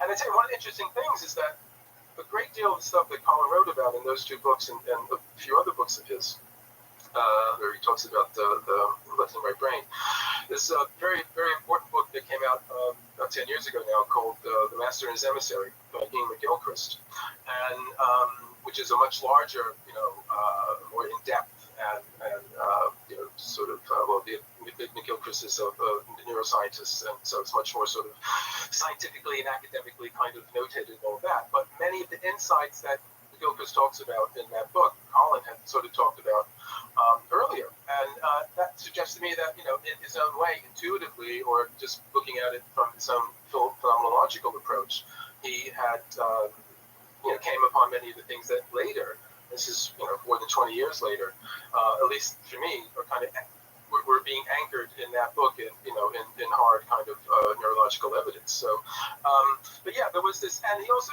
he believed that the right brain was the source or the conduit for that part of ourselves that was associated with paranormal experiences or occult experiences. Because, as you say, I started out talking about the occult. Some people who have written about Wilson said, "Oh well, he wrote these books about existentialism, and then he kind of hopped on the occult bandwagon because there was the occult revival in the late '60s, and a lot of books we published about and all that." And in one sense, that's true. He was asked to write the book. A publisher, approached him and asked him to write a book about the occult. And he had interest in it kind of vaguely. It turns up in some of his other novels. He had written a novel where Aleister Crowley was a character, and he wrote a book about Rasputin. And so it was something that, it was there, it was in the background, but he didn't take very seriously. But once he started writing the book, he realized that it was something that he had to take seriously. And as I said, he connected it to this decades-long exploration of existential philosophy and phenomenology. So it wasn't so much of a sudden jump from one thing to the other. It was a continuation and an opening up. And then likewise, from opening up from looking at occult paranormal experiences and these mystical states of consciousness seriously to looking at them in the context of the psychology of the hemispheres of the brain and all that. And one of the things about Colin too is that he's not afraid to say he was wrong about something. And and to go back and change his mind. I mean, one of the things that he did that sort of, I think in some ways that may have affected some people's appreciation of his work was that he wrote a book about poltergeists in the early 80s, where he came to the conclusion that, well, even though my rational self would much rather understand them in terms of something happening in the brain or the unconscious of an adolescent or something like that, the evidence seems to suggest that no, there actually are spirits of some kind. They're involved somehow with the brain. They're involved with the unconscious of the person that's being troubled by them. But they have an objective entity, existence of their own. And this was something that he had to say, well, I'd rather not, but this is how it is. And you might think he's wrong and all that, but this was something that I think was admirable about him, that he was willing to stick his neck out in this way and talk about things that a lot of people at the time they wouldn't have done that. Toward the end of his career, he began exploring and actually mapping out higher states of consciousness, much in the way I think John Lilly was doing around the same time. The follow-up to the occult is a wonderful book called Mysteries. That again, this was in the late 70s, and he just carried on the research. Where the occult was a history, sort of going to the past. Mysteries was basically this is all the stuff that's going on now. So John Lilly is in there, and T.C. Lethbridge is in there, who did a lot of the work with pendulums and the megaliths and standing stone, and John Michel, and there's so much other stuff. Robert Monroe, Gurdjieff, and so he just put everything together, and as you said. Put it together in sort of a kind of working hypothesis about the occult and the paranormal and all that, and then he mapped out what he called the ladder of selves, which is one of the metaphors that he used to understand. Well, he went through this period of in the sort of mid 70s when he was subject to these panic attacks. He talks about that's how he starts the book Mysteries about there were these sudden kind of just basic panics out of nowhere. And he couldn't control it no matter what you do. And he would go into be interviewed or do something like this, what we're doing now, and suddenly become incredibly self-conscious and not be able to do it. And this went on for a long time, and he didn't know what he was doing, what happened. He was going out of his mind or something. And he learned to somehow control it by understanding that there was sort of a more mature part of himself that he could somehow summon, again, kind of crisis kind of moment, a kind of sudden concentration. Because this is what the crisis does. The crisis makes us go, and doing that, that's what Colin did in practically all his lectures. But the crisis makes us do that. And by doing that, we kind of summon this energy. And we're basically saying to the robot, okay, this is serious. You have to get out of the way for a while. I have to be in control now. And so, very similar, this kind of, these panic attacks would force him to induce this kind of sense of himself being, more in control. Whereas the panic attacks were from a less mature self doing it. And this was something he developed later on. I mean, one of the last books he worked on. I said, you said earlier, the thing with Colin is he wrote so much, it's impossible to cover it. We could talk for days. Yeah. I mean, but he did a book called Super Consciousness. It was something he wanted to do for a long time. It was kind of a DIY. And again, when Colin says DIY, basically it's understand the ideas. He isn't someone to sort of give you exercises, although he has a couple things like that. And so it isn't kind of like do this. It's sort of like understand this. I think this is one of the things that set him apart, where it was sort of it was a way of knowledge, but I don't mean it in some kind of spiritual New Age kind of way. It was basically understanding. This is why his roots are in philosophy, his roots are in existentialism, roots in phenomenology. It's understanding how consciousness works, and this is what he did in this book called Super Consciousness, where he basically boiled down a lifetime's exploration of these things into a short book that kind of dealt with the essentials.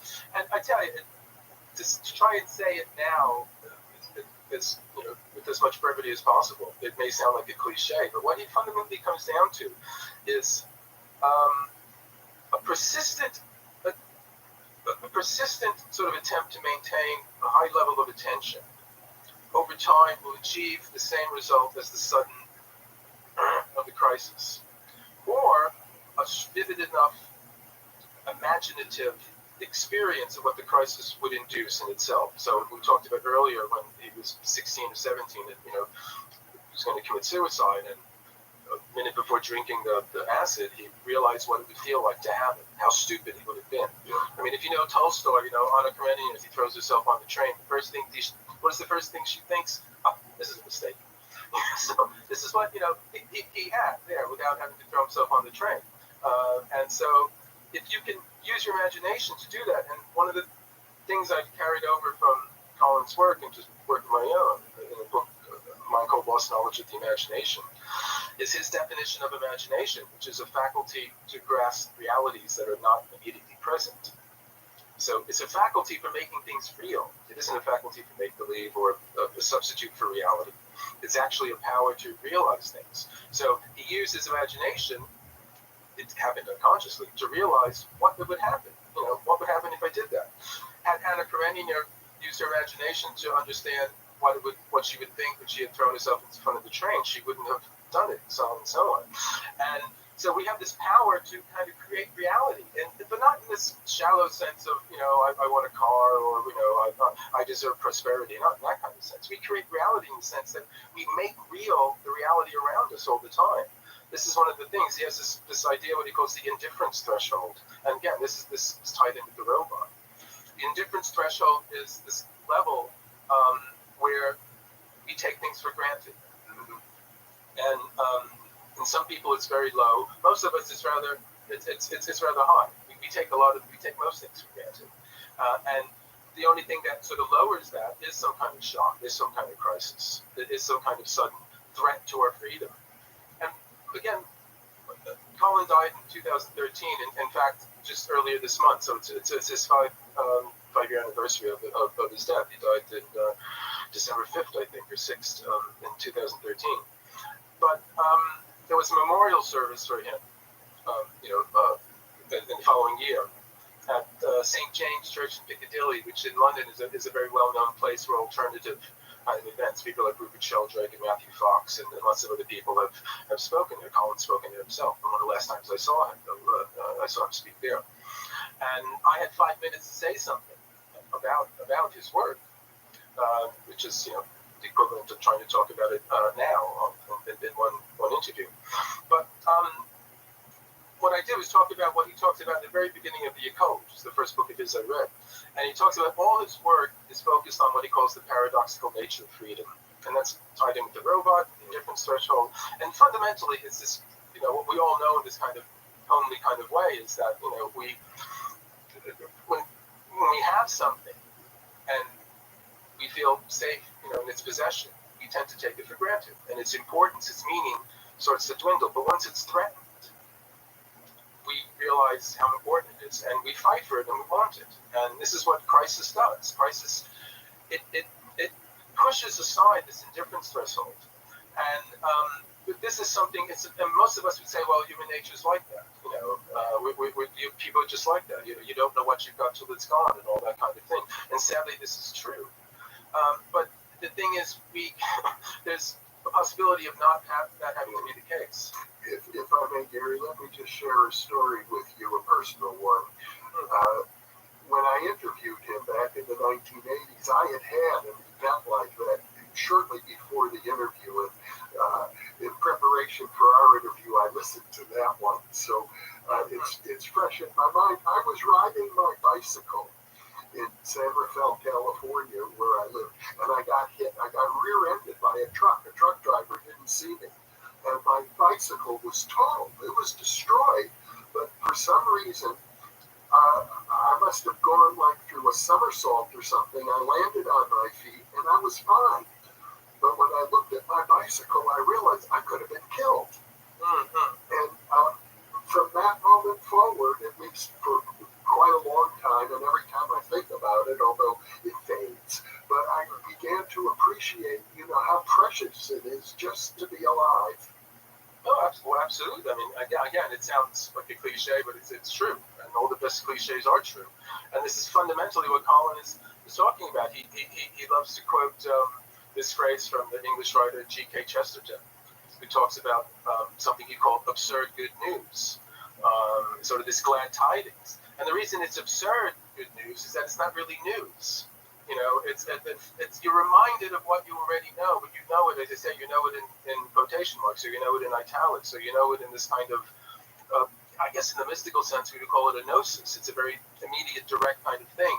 But it's again, it's this thing that he calls faculty X, and it's so many of the people he talks about, they have this mystical experience, and the content of the mystical experience is exactly the same as the content of everyday experience, except they're seeing it in a different way. And this is slightly different. This is something that Kathleen Rain, the poet and Lake scholar, who I've written about in other contexts, she says, imagination doesn't see different things. It sees things differently.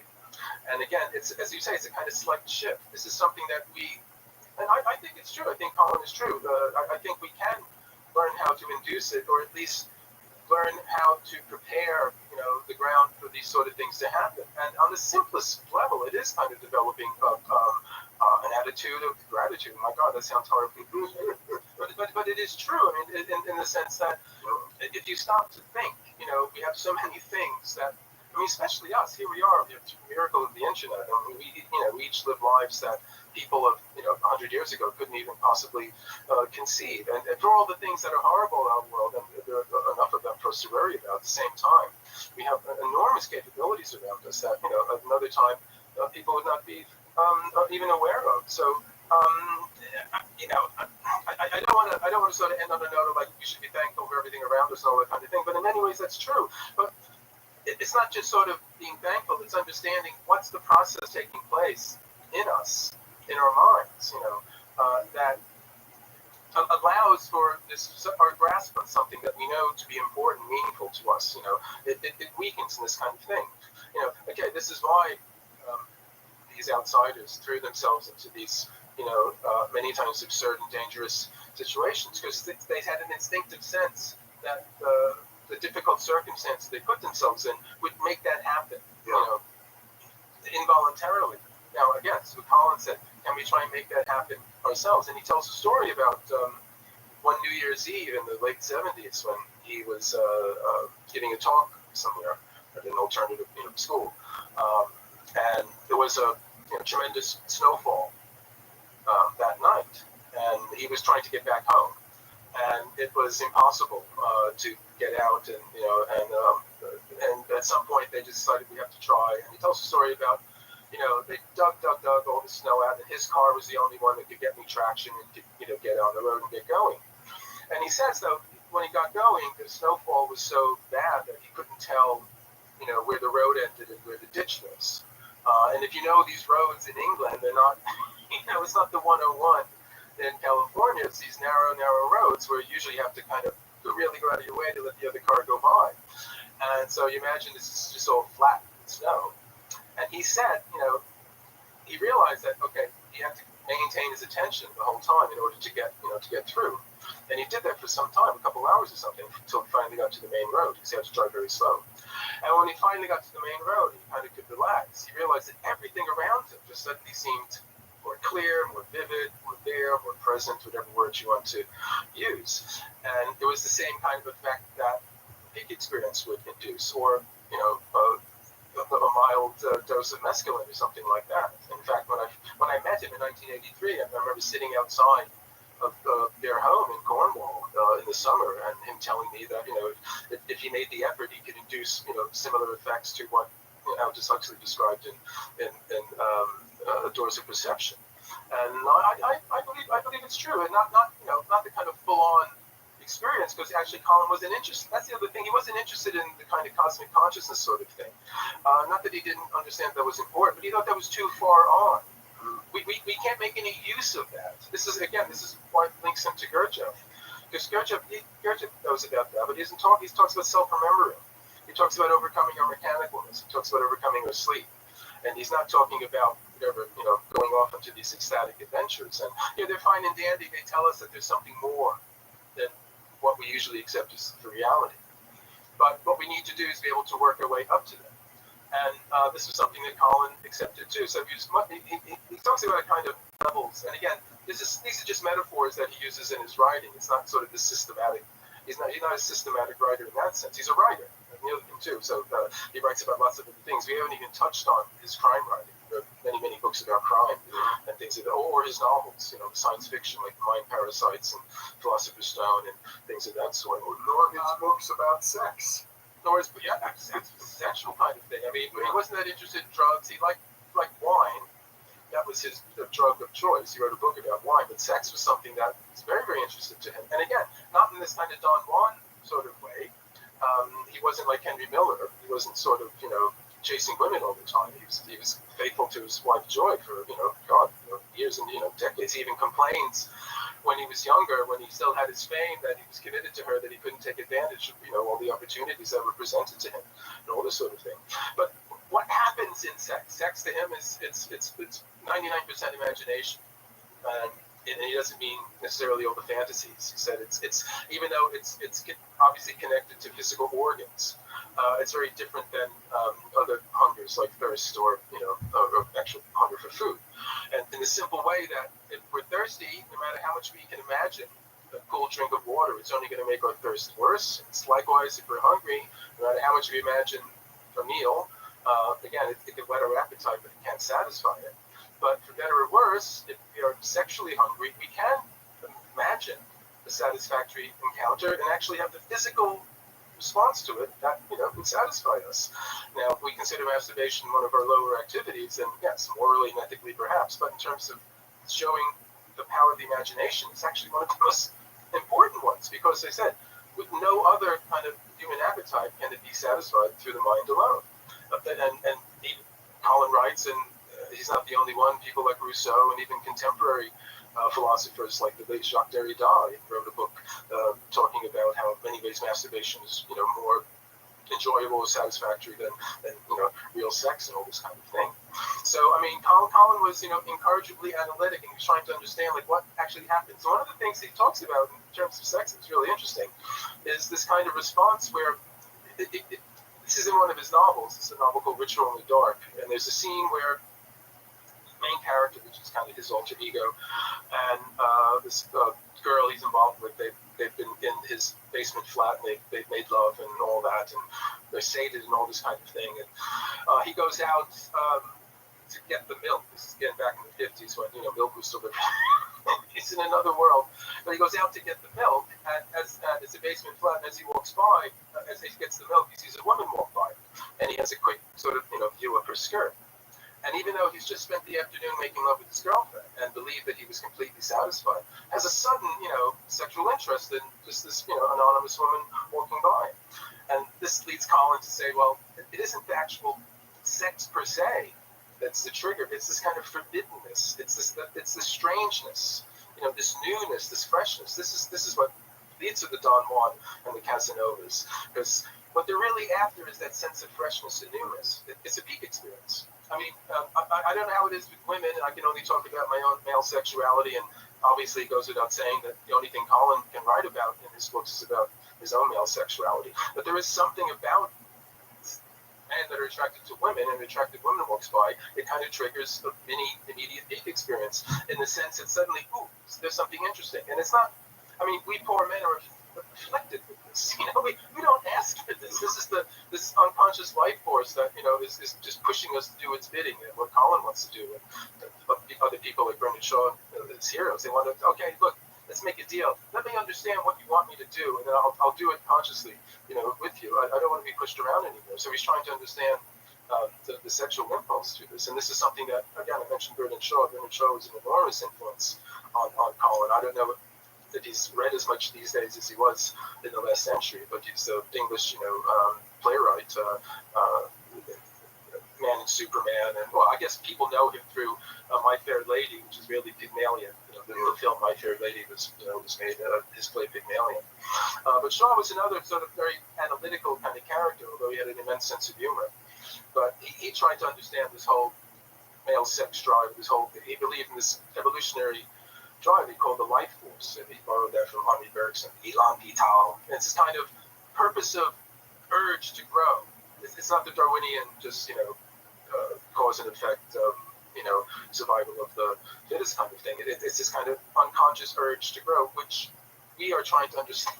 We're trying to understand it and sort of make clear its conscious purposes. And one of the things, it does, it uses sex in some way to somehow transform consciousness. This is fundamentally what Colin comes down to. What sex is fundamentally about. It's about transforming consciousness. And again, he's not talking about it in Tantra and all that kind of stuff, even though he talks about that. It's what he calls the origin of the sexual impulse. This is what he's trying to sort of map out. He points out, for example, that whereas having sex is one of the more animalistic things that we do for humans, it's very different than for other animals. Well, this is something that he learned from Robert Ardrey. He wrote Territorial Imperative and African Genesis. These were big books back in the 60s and 70s. But he said actually sex is a sideshow in the animal world. Again, we talk about, oh, he's such an animal. But actually, sex is actually a rather small thing. It's survival, it's food, dominance. So in human beings, sex is nothing animal. In fact, the way humans have sex has got nothing to do with the way animals do. When we think about it being animal, that's a kind of fetish that we use to stimulate our imagination, to sort of, us to get into it. But no animal goes out of its way to have sex in the way, or the ones that do are the ones that are in captivity. If you're in unnatural habitat, this was something that Maslow studied. Maslow studied the behavior of apes in the zoo, and he thought, actually there's a lot of sex going on, but he realized that it wasn't the sex per se; it was dominance. The sex was a way of establishing dominance. So even some male apes or monkeys would sort of submit ritually to another male in order to establish dominance, not actually to have sex and that kind of thing. So again, this is something that Wilson picked up too, with a lot of sex is less to do with the actual sex than it has to do with this kind of will to power sort of thing. And again, that ties into this kind of sense of increased consciousness. Again, it doesn't sound like, well, that doesn't sound like consciousness, sounds very spiritual, but that Wilson isn't really talking about spiritual. He's actually talking about this kind of intensity of consciousness that, we know in most people's lives, sex is probably the most intense kind of experience they have. This is something that, for better or worse, this is something there. And so that kind of energy is available to us. It's there. But in most of us, sex is the only thing that kind of releases it or triggers it. But what Wilson argues is that in some people, the outsiders, other people, maybe some of, are also get excited about ideas. We get excited about other things that are other more purely imaginative kinds of things. Sex is a kind of halfway house because it's physical, and we all know, the physical side of it isn't the only thing.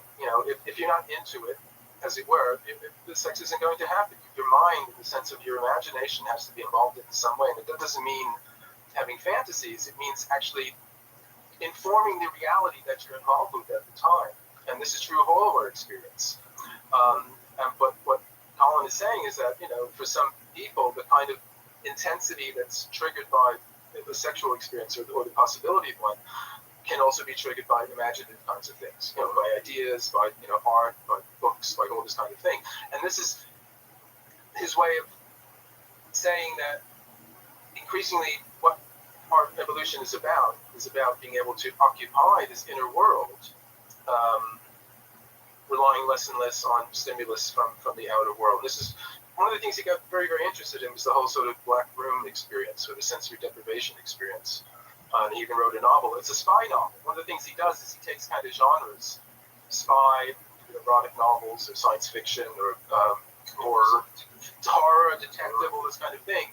He uses these genres, and then he's able to tell the story. He entertains the reader, but he's able to communicate his ideas as he goes across. And one of the most important ones, a book just called The Black Room, and it's precisely about, the plot is about these spies trying to learn a way to overcome being trapped in a completely black room, a sensory deprivation chamber, so that they're not worn down and can talk and all this kind of thing.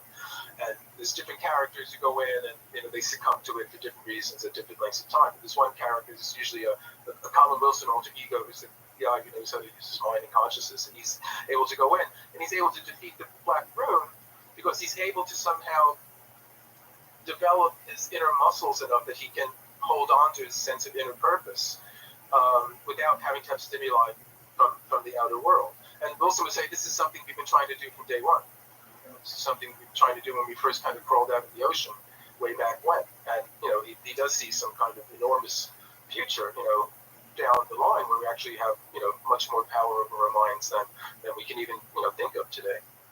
Well, that's one of the most exciting aspects of Colin Wilson. Well, Gary, this has been a real pleasure. I know we could keep talking all day. Do it all day. And I'm sure you can, because it's very clear to me that you have picked up the mantle from.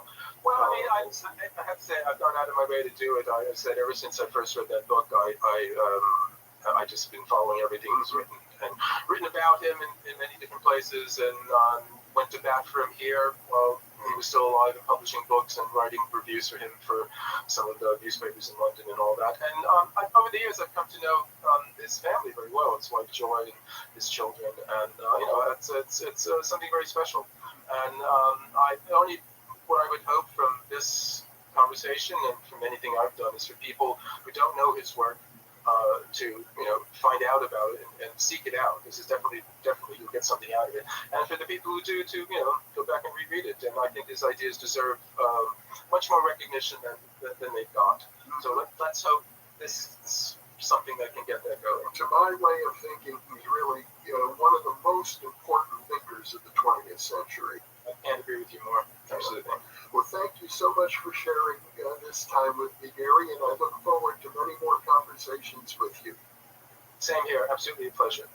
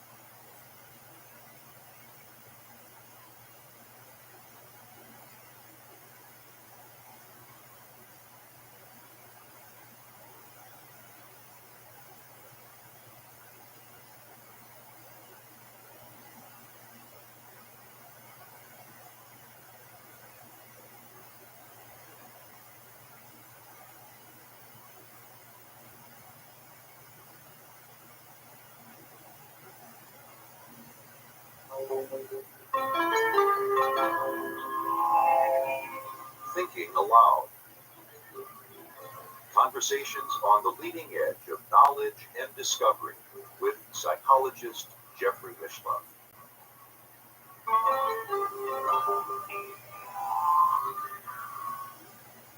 Hello and welcome. I'm Jeffrey Michelin. Today, we'll be exploring two of the great writers from antiquity, Homer and Plato. With me is Pierre Grimes, a specialist in ancient Greek philosophy, author of Philosophical Midwifery, author of Socrates and Jesus, a dialogue made in heaven, many other books as well, and the founder of the Noetic